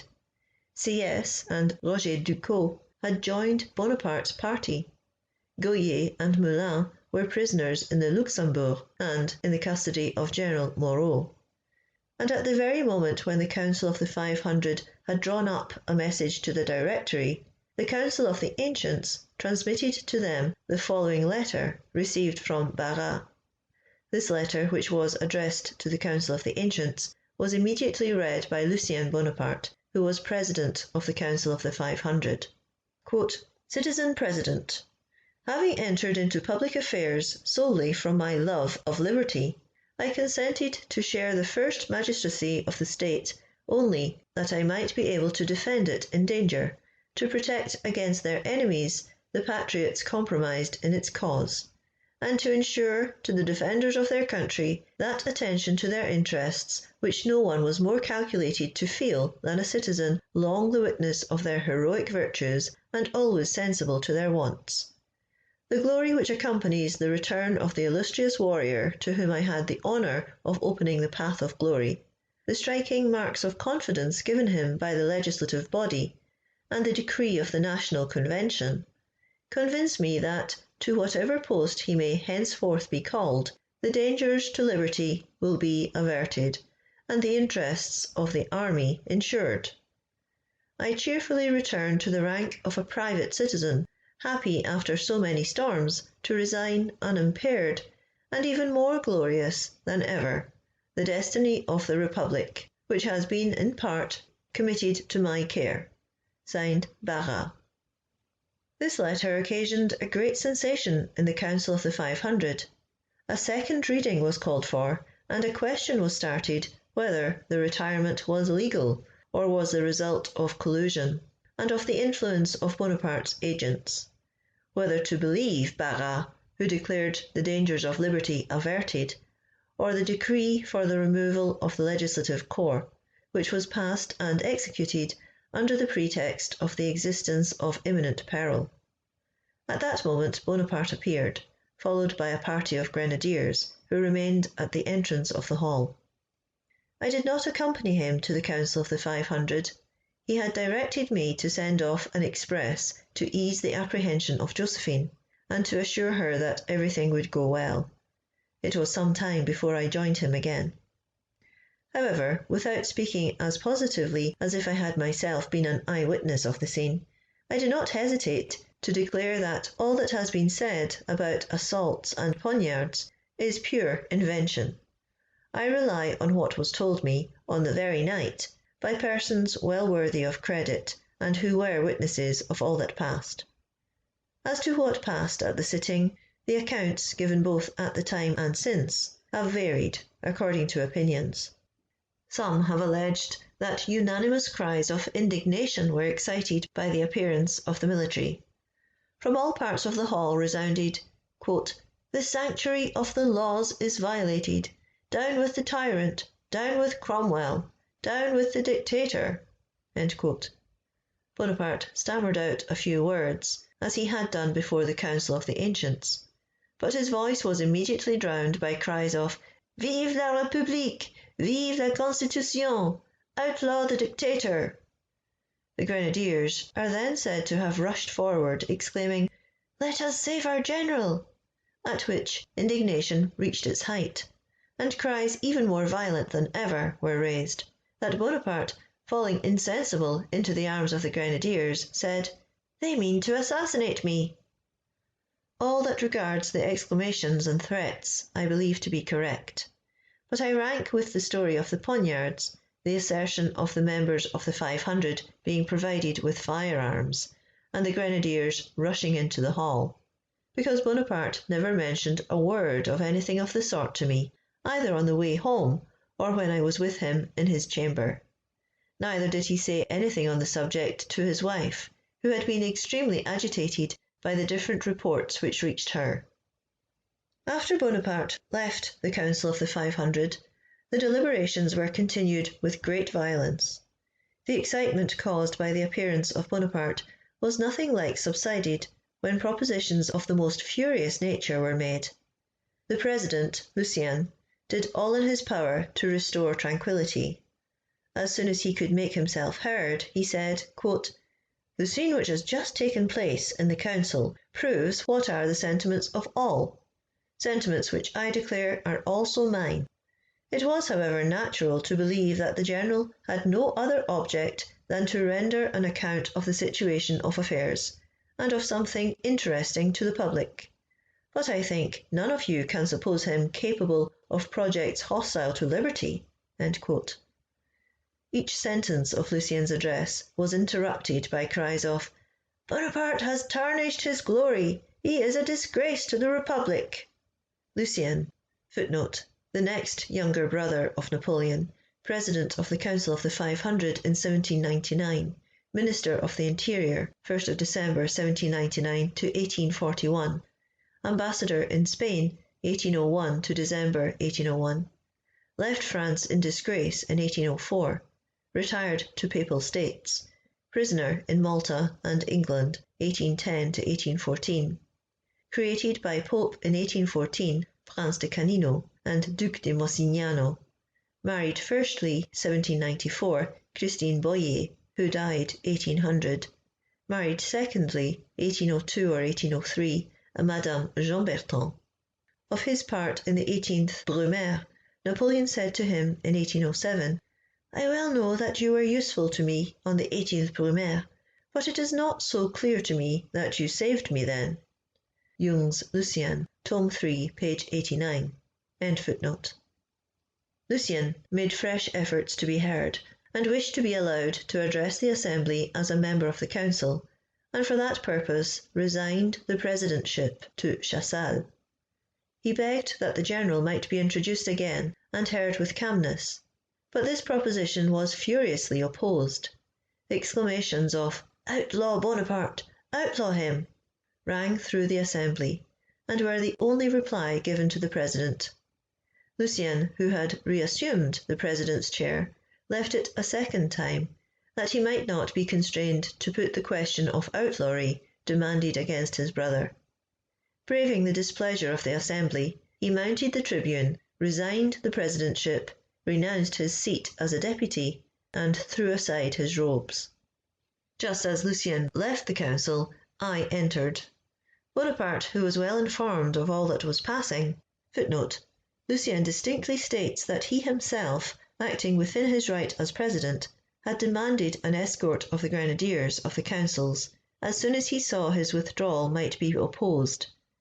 Then the first entry of the soldiers with Napoleon would be illegal. The second, to withdraw Lucien, was nominally legal.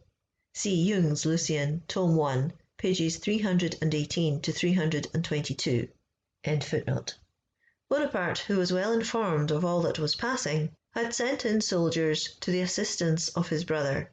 They carried him off from the midst of the council, and Bonaparte thought it a matter of no little importance to have with him the president of an assembly which he treated as rebellious.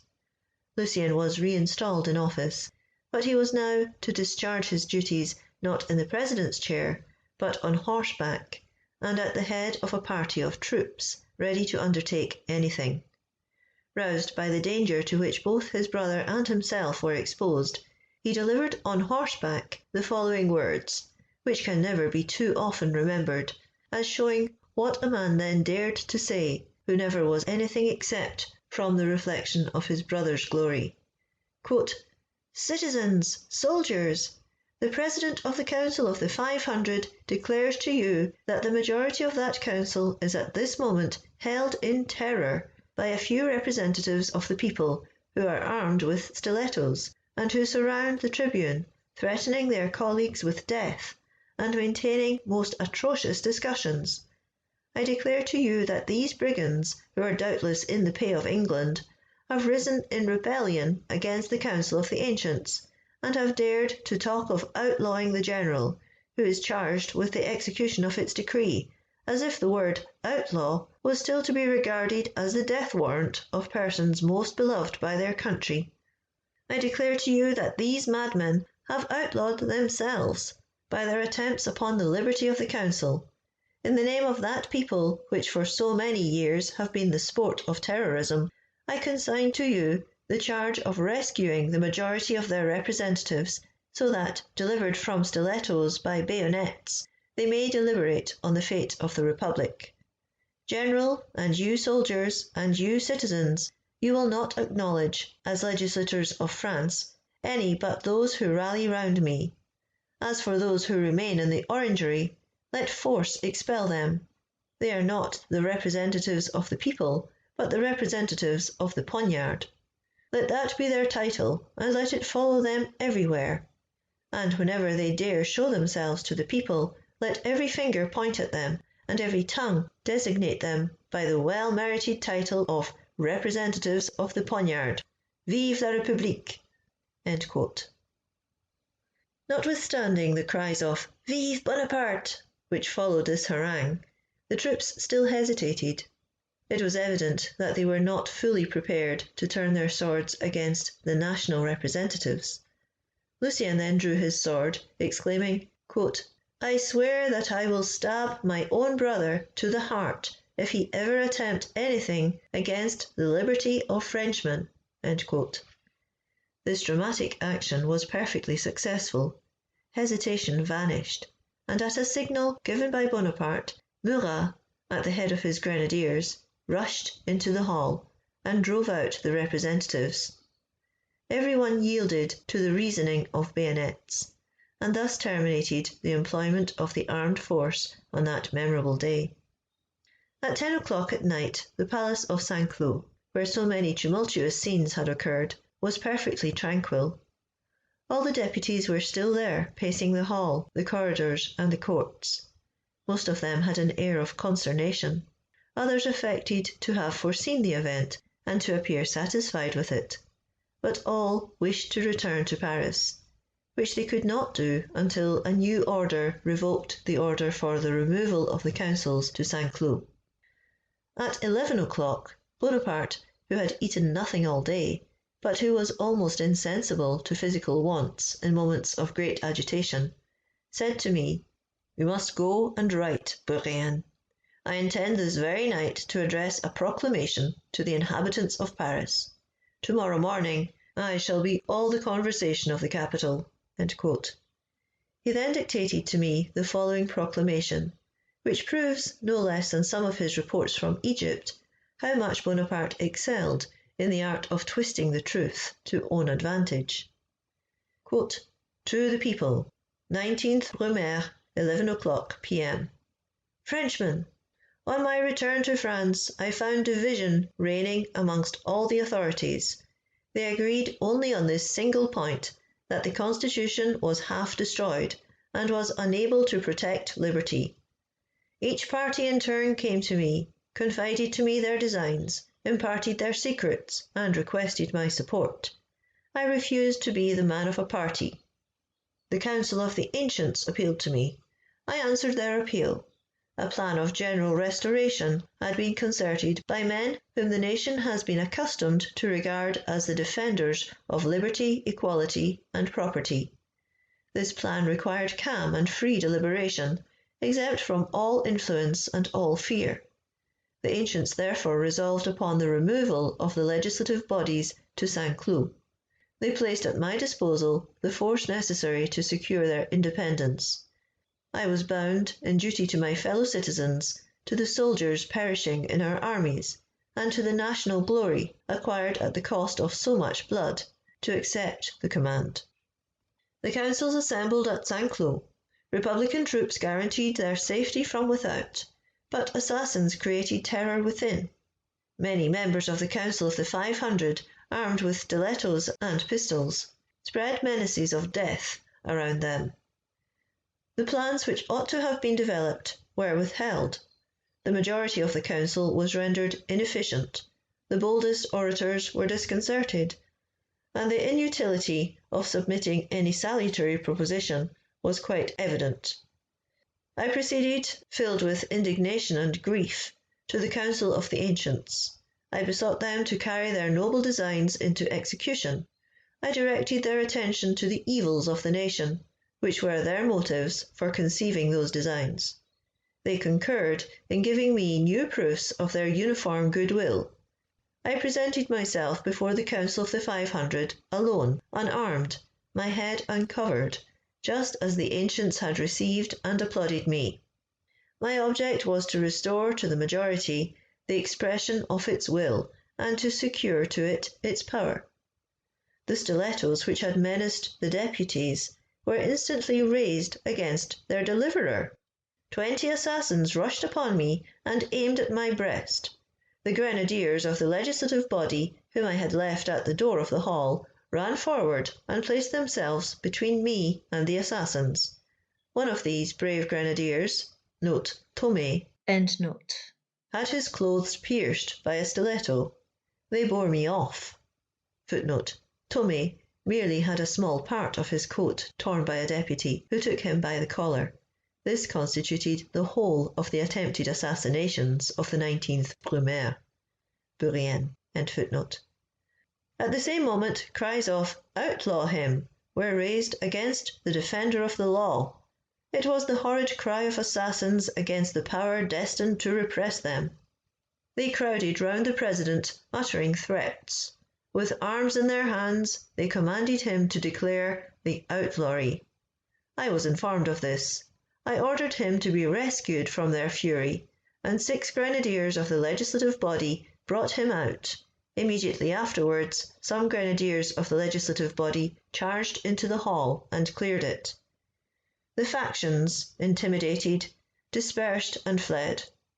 The majority, freed from their assaults, returned freely and peaceably into the hall, listened to the propositions made for the public safety, deliberated, and drew up the salutary resolution which will become the new and provisional law of the Republic. Frenchmen, you doubtless recognise in this conduct the zeal of a soldier of liberty, of a citizen devoted to the Republic. Conservative, tutelary, and liberal ideas resumed their authority upon the dispersion of the factions who domineered in the councils, and who, in rendering themselves the most odious of men, did not cease to be the most contemptible. Signed, Bonaparte, General, and so on. The day had been passed in destroying a government. it was necessary to devote the night to framing a new one. Talleyrand, Rederer, and Sieyès were at Saint-Cloud. The Council of the Ancients assembled, and Lucien set himself about finding some members of the 500 on whom he could reckon. He succeeded in getting together only 30, who, with their president, represented the numerous assembly of which they formed part. This ghost of representation was essential, for Bonaparte, notwithstanding his violation of all law on the preceding day, wished to make it appear that he was acting legally. The Council of the Ancients had, however, already decided that a provisional executive commission should be appointed, composed of 3 members, and was about to name the members of the commission, a measure which should have originated with the 500, when Lucien came to acquaint Bonaparte that his chamber introuvable was assembled. This chamber, which called itself the Council of the 500, though that council was now nothing but a council of 30, hastily passed a decree, the first article of which was as follows: quote, "The Directory exists no longer, and the individuals hereafter named are no longer members of the national representation, on account of the excesses and illegal acts which they have constantly committed, and more particularly the greatest part of them in the sitting of this morning." End quote. Then follow the names of 61 members expelled.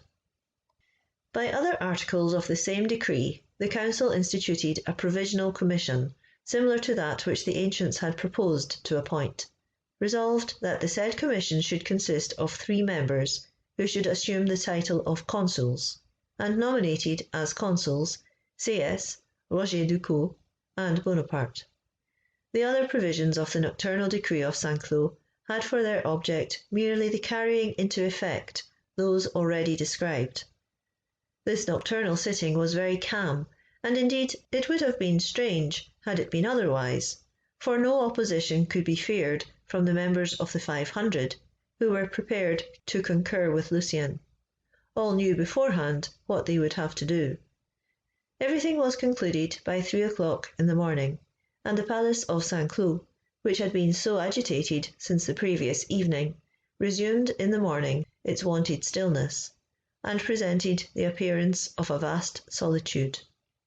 All the hurrying about, the brief notes which I had to write to many friends, and the conversations in which I was compelled to take part, prevented me from dining before 1 o'clock in the morning. It was not till then that Bonaparte, having gone to take the oath as consul before the 500, afforded me an opportunity of taking some refreshment with Admiral Brie and some other officers. At 3 o'clock in the morning I accompanied Bonaparte in his carriage to Paris. He was extremely fatigued after so many trials and fatigues. A new future was opened before him. He was completely absorbed in thought, and did not utter a single word during the journey. But when he arrived at his house in the Rue de la Victoire, he had no sooner entered his chamber and wished good morning to Josephine, who was in bed, and in a state of the greatest anxiety on account of his absence, than he said before her, "Bourrienne, I said many ridiculous things?" "Not so very bad, General. I like better to speak to soldiers than to lawyers. Those fellows disconcerted me. I have not been used to public assemblies, but that will come in time." We then began, all 3, to converse. Madame Bonaparte became calm, and Bonaparte resumed his wonted confidence. The events of the day naturally formed the subject of our conversation. Josephine, who was much attached to the Gohier family, mentioned the name of that director in a tone of kindness. "What would you have, my dear?" said Bonaparte to her. "It is not my fault. He is a respectable man, but a simpleton. He does not understand me. I ought perhaps to have him transported. He wrote against me to the Council of the Ancients, but I have his letter, and they know nothing about it. Poor man! He expected me to dinner yesterday, and this man thinks himself a statesman. Speak no more of him." During our discourse, the name of Bernadotte was also mentioned. "Have you seen him, Bourrienne?" said Bonaparte to me.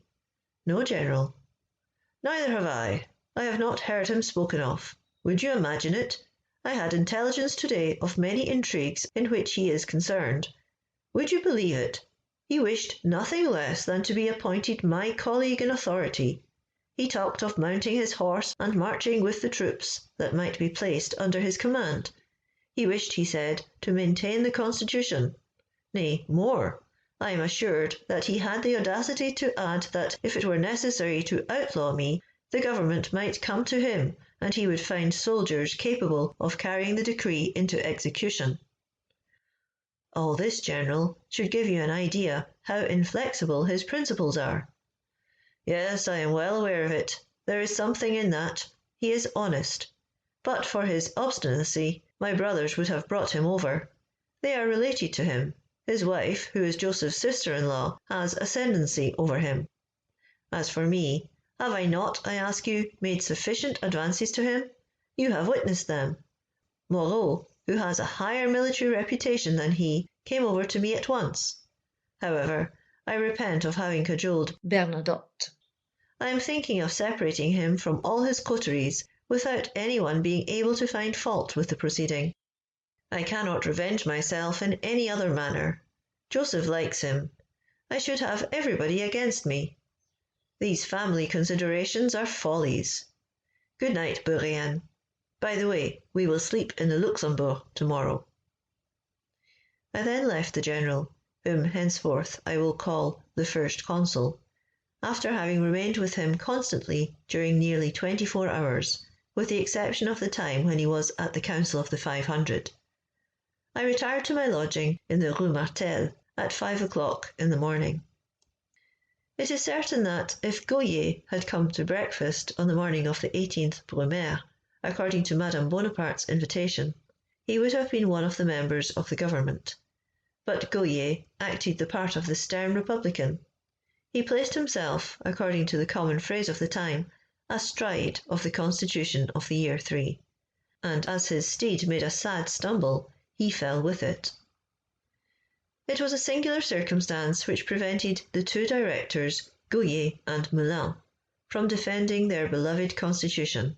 It was from their respect for the constitution that they allowed it to perish, because they would have been obliged to violate the article which did not allow less than 3 directors to deliberate together.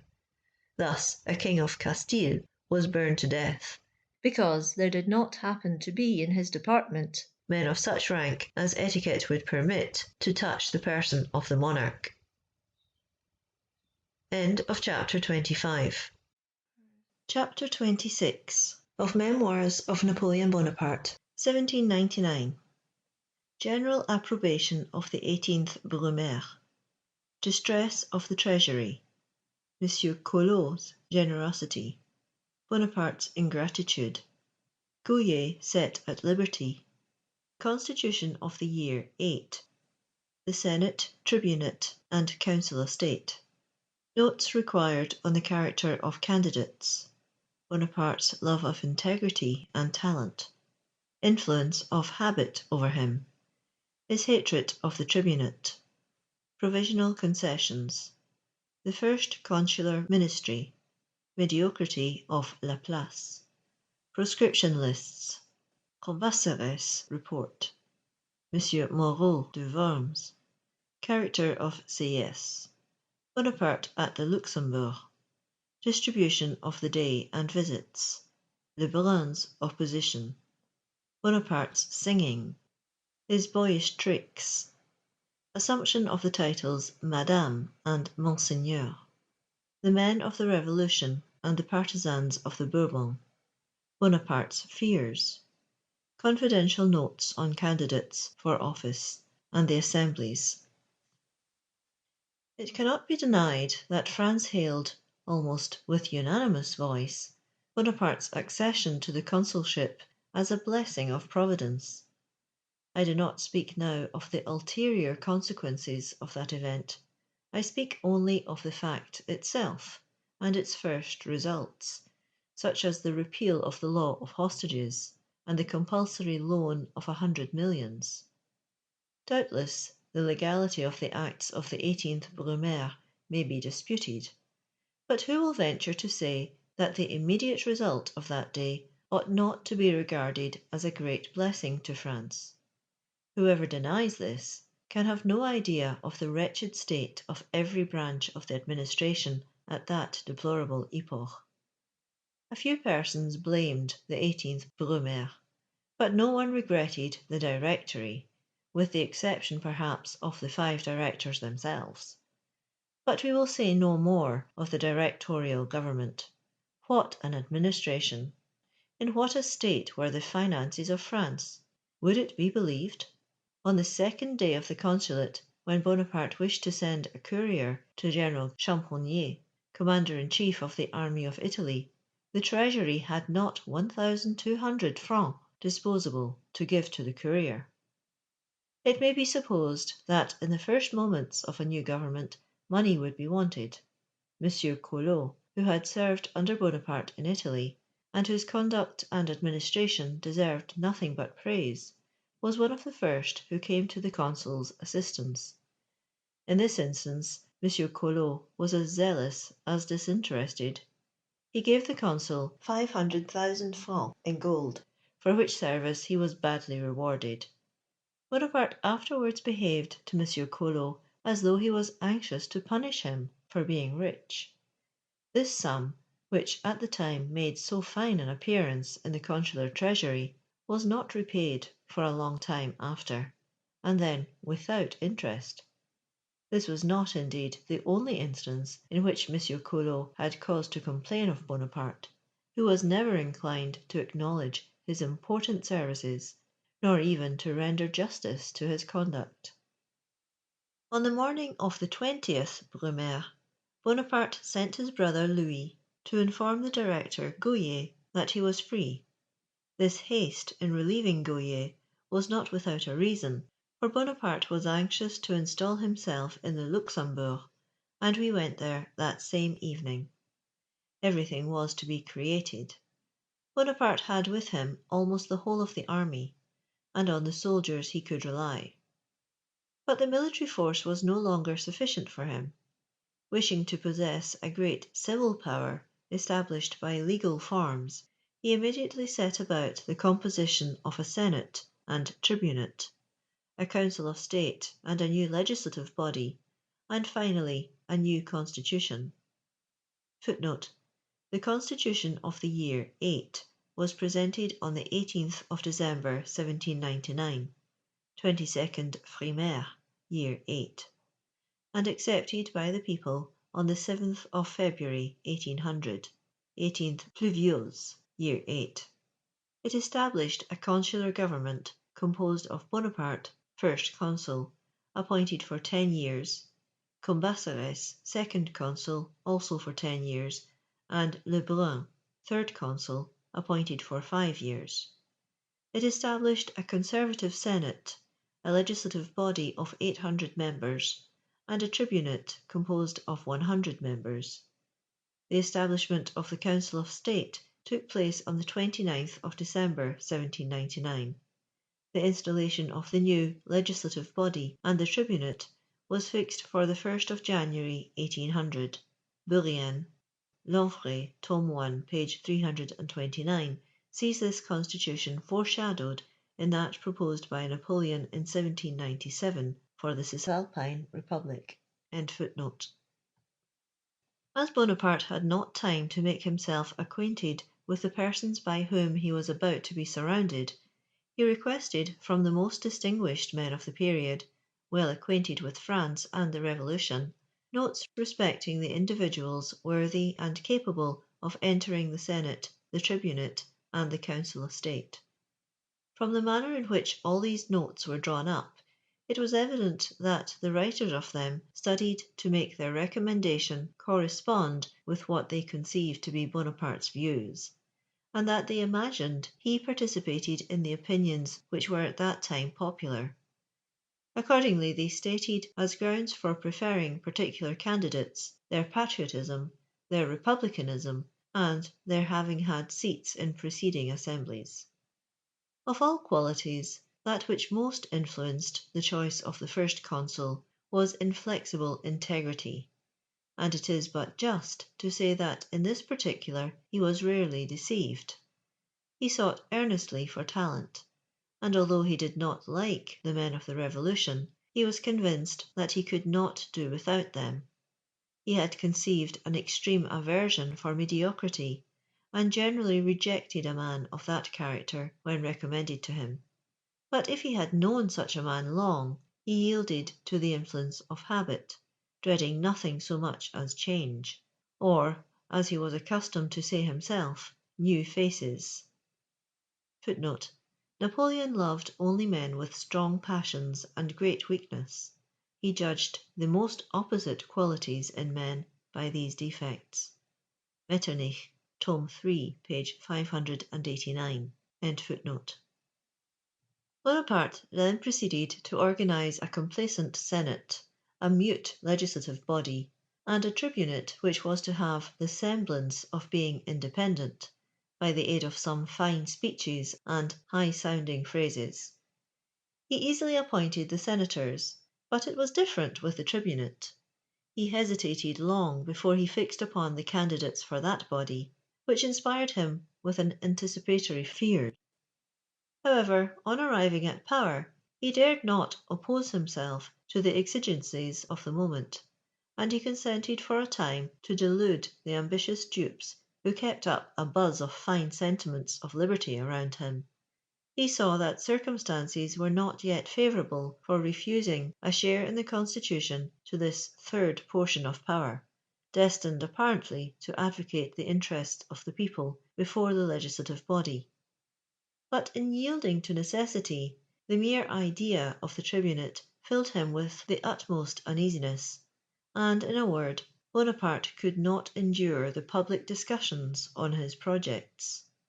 Footnote: the tribunate under this constitution of the year 8 was the only body allowed to debate in public on proposed laws, the legislative body simply hearing in silence the orators sent by the Council of State and by the tribunals to state reasons for or against propositions, and then voting in silence.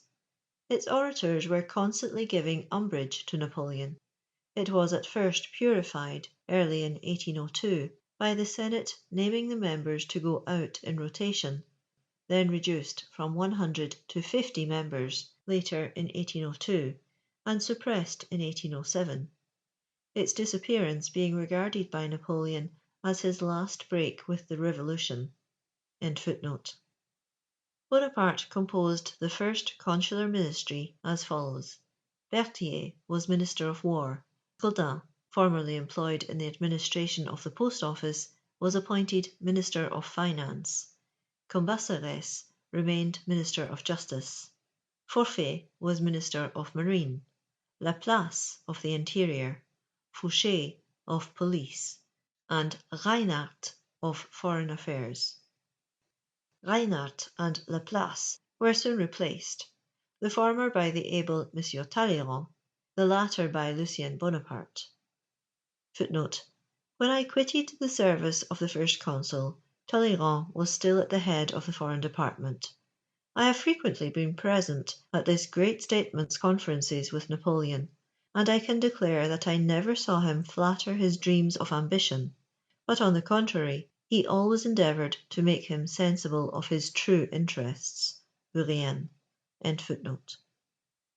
It may be said that Lucien merely passed through the ministry on his way to a lucrative embassy in Spain. As to Laplace, Bonaparte always entertained a high opinion of his talents. His appointment to the Ministry of the Interior was a compliment paid to science. But it was not long before the First Consul repented of his choice. Laplace, so happily calculated for science, displayed the most inconceivable mediocrity in administration. He was incompetent to the most trifling matters, as if his mind, formed to embrace the system of the world and to interpret the laws of Newton and Kepler, could not descend to the level of subjects of detail, or apply itself to the duties of the department with which he was entrusted for a short, but yet, with regard to him, too long a time. On the 26th Brumaire, 17th November 1799, the consuls issued a decree in which they stated that, conformably with Article 3 of the law of the 19th of the same month, which especially charged them with the re-establishment of public tranquillity, they decreed that 38 individuals, who were named, should quit the continental territory of the Republic, and for that purpose should proceed to Rochefort, to be afterwards conducted to and detained in the department of French Guiana. They likewise decreed that 23 other individuals, who were named, should proceed to the commune of Rochelle, in the department of the Lower Charente, in order to be afterwards filed and detained in such part of that department as should be pointed out by the Minister of General Police. I was fortunate enough to keep my friend M. Marot de Worms, deputy from the Yonne, out of the fiat of exiles. This produced a mischievous effect.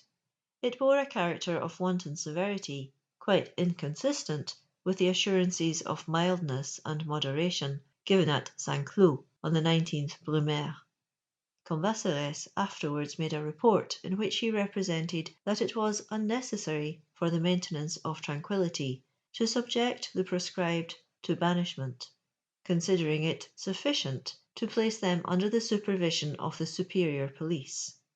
Upon receiving the report, the consuls issued a decree in which they directed all the individuals included in the proscription to retire respectively into the different communes which should be fixed upon by the Minister of Justice, and to remain there until further orders. At the period of the issuing of these decrees, Sieyès was still one of the consuls, conjointly with Bonaparte and Roger Ducos, and although Bonaparte had, from the first moment, possessed the whole power of the government, a sort of apparent equality was nevertheless observed amongst them. It was not until the 25th of December that Bonaparte assumed the title of First Consul, Cambacérès and Lebrun being then joined in the office with him. He had fixed his eyes on them previously to the 18th Brumaire, and he had no cause to reproach them with giving him much embarrassment in his rapid progress towards the imperial throne. I have stated that I was so fortunate as to rescue M. Marot de Worms from the list of proscription. Some days after, Sieyès entered Bonaparte's cabinet, and said to him, "Well, this M. Marot de Worms, whom M. Bourrienne induced you to save from banishment, is acting very finely. I told you how it would be.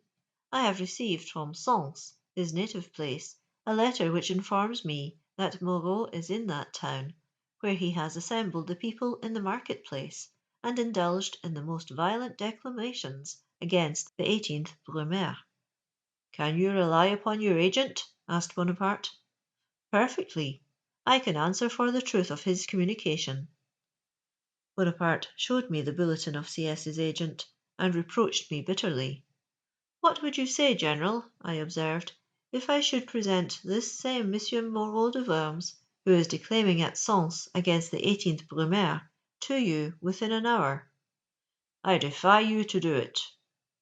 "I have made myself responsible for him, and I know what I am about. He is violent in his politics, but he is a man of honour, incapable of failing in his word." "Well, we shall see. Go and find him." I was very sure of doing what I had promised, for within an hour before I had seen M. Marot de Worms. He had been concealed since the 19th Brumaire, and had not quitted Paris. Nothing was easier than to find him, and in 3/4 of an hour he was at the Luxembourg. I presented him to Bonaparte, who conversed with him a long time concerning the 18th Brumaire. When M. Marot departed, Bonaparte said to me, "You are right, that fool Sieyès is as inventive as a Cassandra. This proves that one should not be too ready to believe the reports of the wretches whom we are obliged to employ in the police." Afterwards he added, "Bourrienne, Marot is a nice fellow. I am satisfied with him. I will do something for him." It was not long before M. Moreau experienced the effect of the consul's good opinion. Some days after, whilst framing the Council of Prizes, he, at my mere suggestion, appointed M. Moreau one of the members, with a salary of 10,000 francs. On what extraordinary circumstances the fortunes of men frequently depend! As to Sieyès, in the intercourse, not very frequent certainly, which I had with him, he appeared to be far beneath the reputation which he then enjoyed. Footnote: Monsieur de Talleyrand, who is so capable of estimating men, and whose admirable sayings well deserve to occupy a place in history, had long entertained a similar opinion of Sieyès.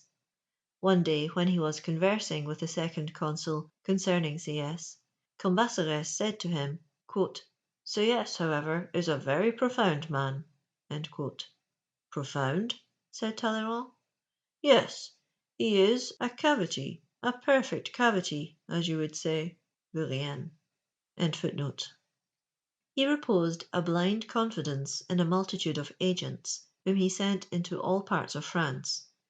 When it happened on other occasions that I proved to him, by evidence as sufficient as that in the case of M. Moreau, the falseness of the reports he had received, he replied, with a confidence truly ridiculous, "I can rely on my men."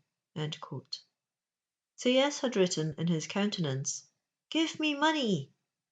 I recollect that I one day alluded to this expression in the anxious face of Sieyès to the first consul. "You are right," observed he to me, smiling. "When money is in question, Sieyès is quite a matter of fact man. He sends his ideology to the right about, and thus becomes easily manageable.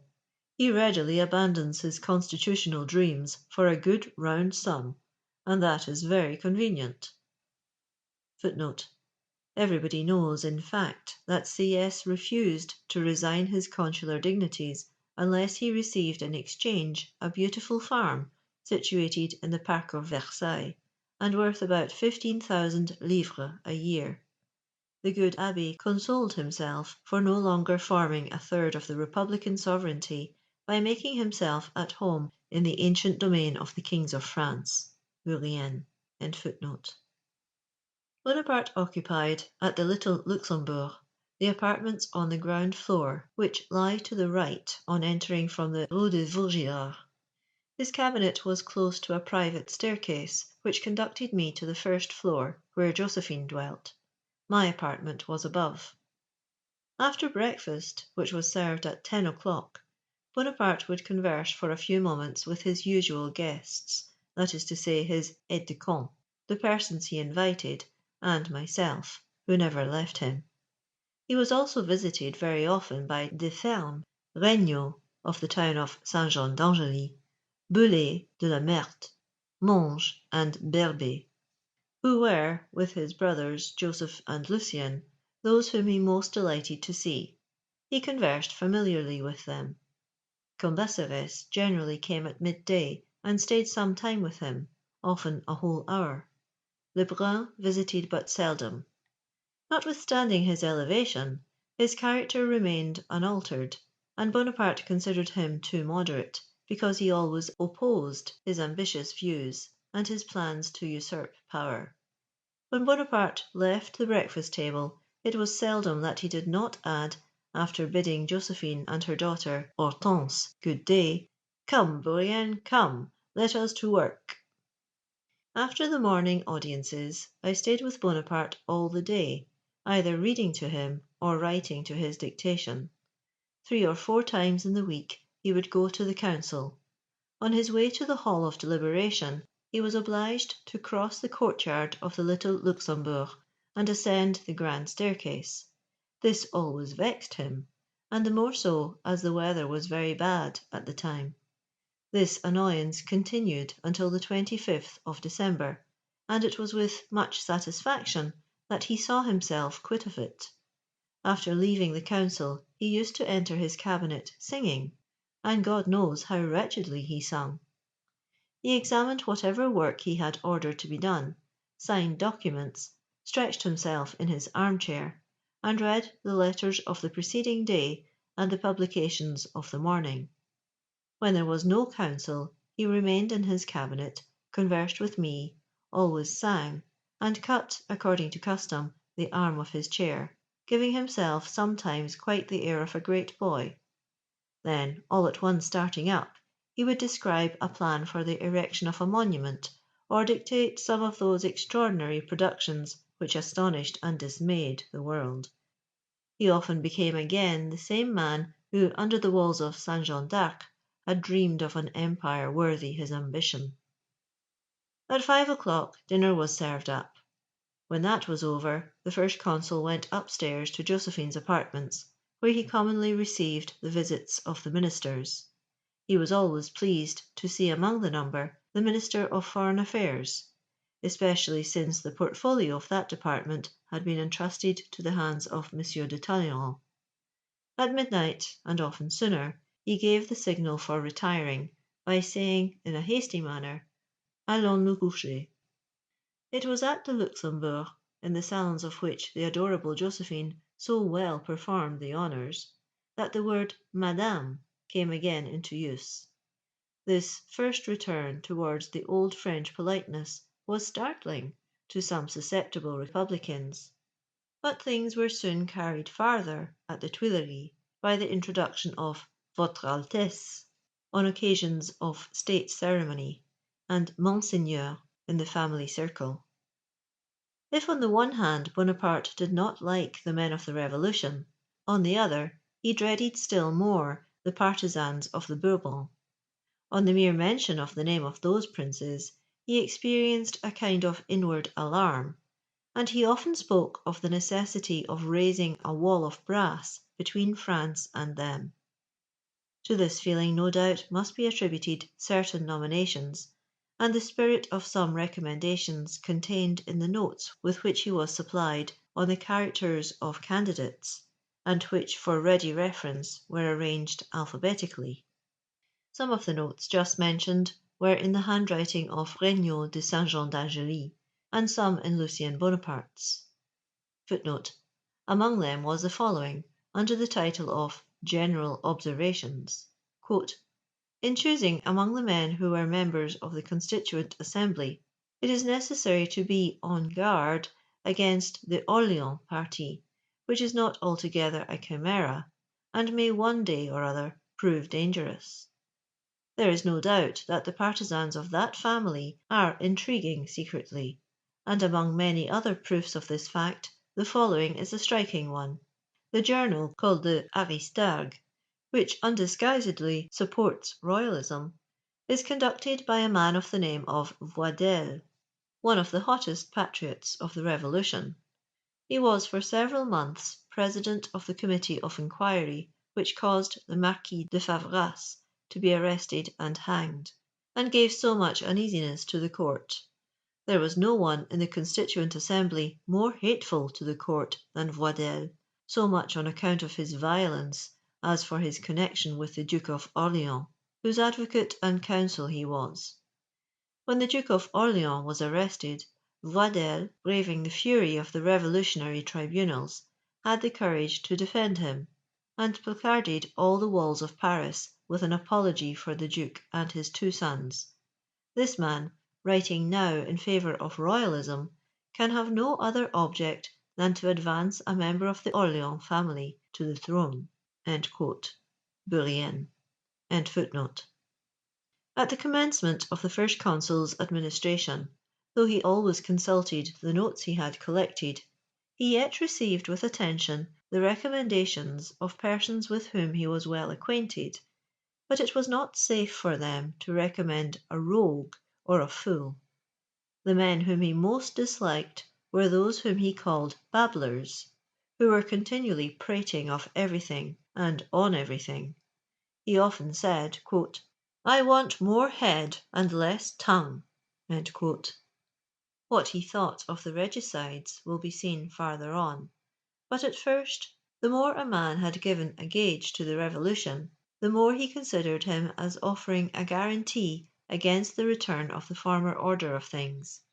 Besides, Bonaparte was not the man to attend to any consideration when once his policy was concerned. As I have said a few pages back, on taking the government into his own hands, Bonaparte knew so little of the Revolution and of the men engaged in civil employments, that it was indispensably necessary for him to collect information from every quarter respecting men and things. But when the conflicting passions of the moment became more calm and the spirit of party more prudent, and when order had been, by his severe investigations, introduced where hitherto unbridled confusion had reigned, he became gradually more scrupulous in granting places, whether arising from newly created offices or from those changes which the different departments often experienced. He then said to me, "Bourrienne, I give up your department to you. Name whom you please for the appointments, but remember you must be responsible to me." What a list would have been which should contain the names of all the prefects, sub-prefects, receivers general, and other civil officers to whom I gave places! I have kept no memoranda of their names, and indeed what advantage would there have been in doing so? It was impossible for me to have a personal knowledge of all the fortunate candidates, but I relied on recommendations in which I had confidence. I have little to complain of in those I obliged, though it is true that, since my separation from Bonaparte, I have seen many of them take the opposite side of the street in which I was walking, and by that delicate attention save me the trouble of raising my hat. End of chapter 25. End of Memoirs of Napoleon Bonaparte, Volume 3, by Louis Antoine Fauvelet de Bourrienne.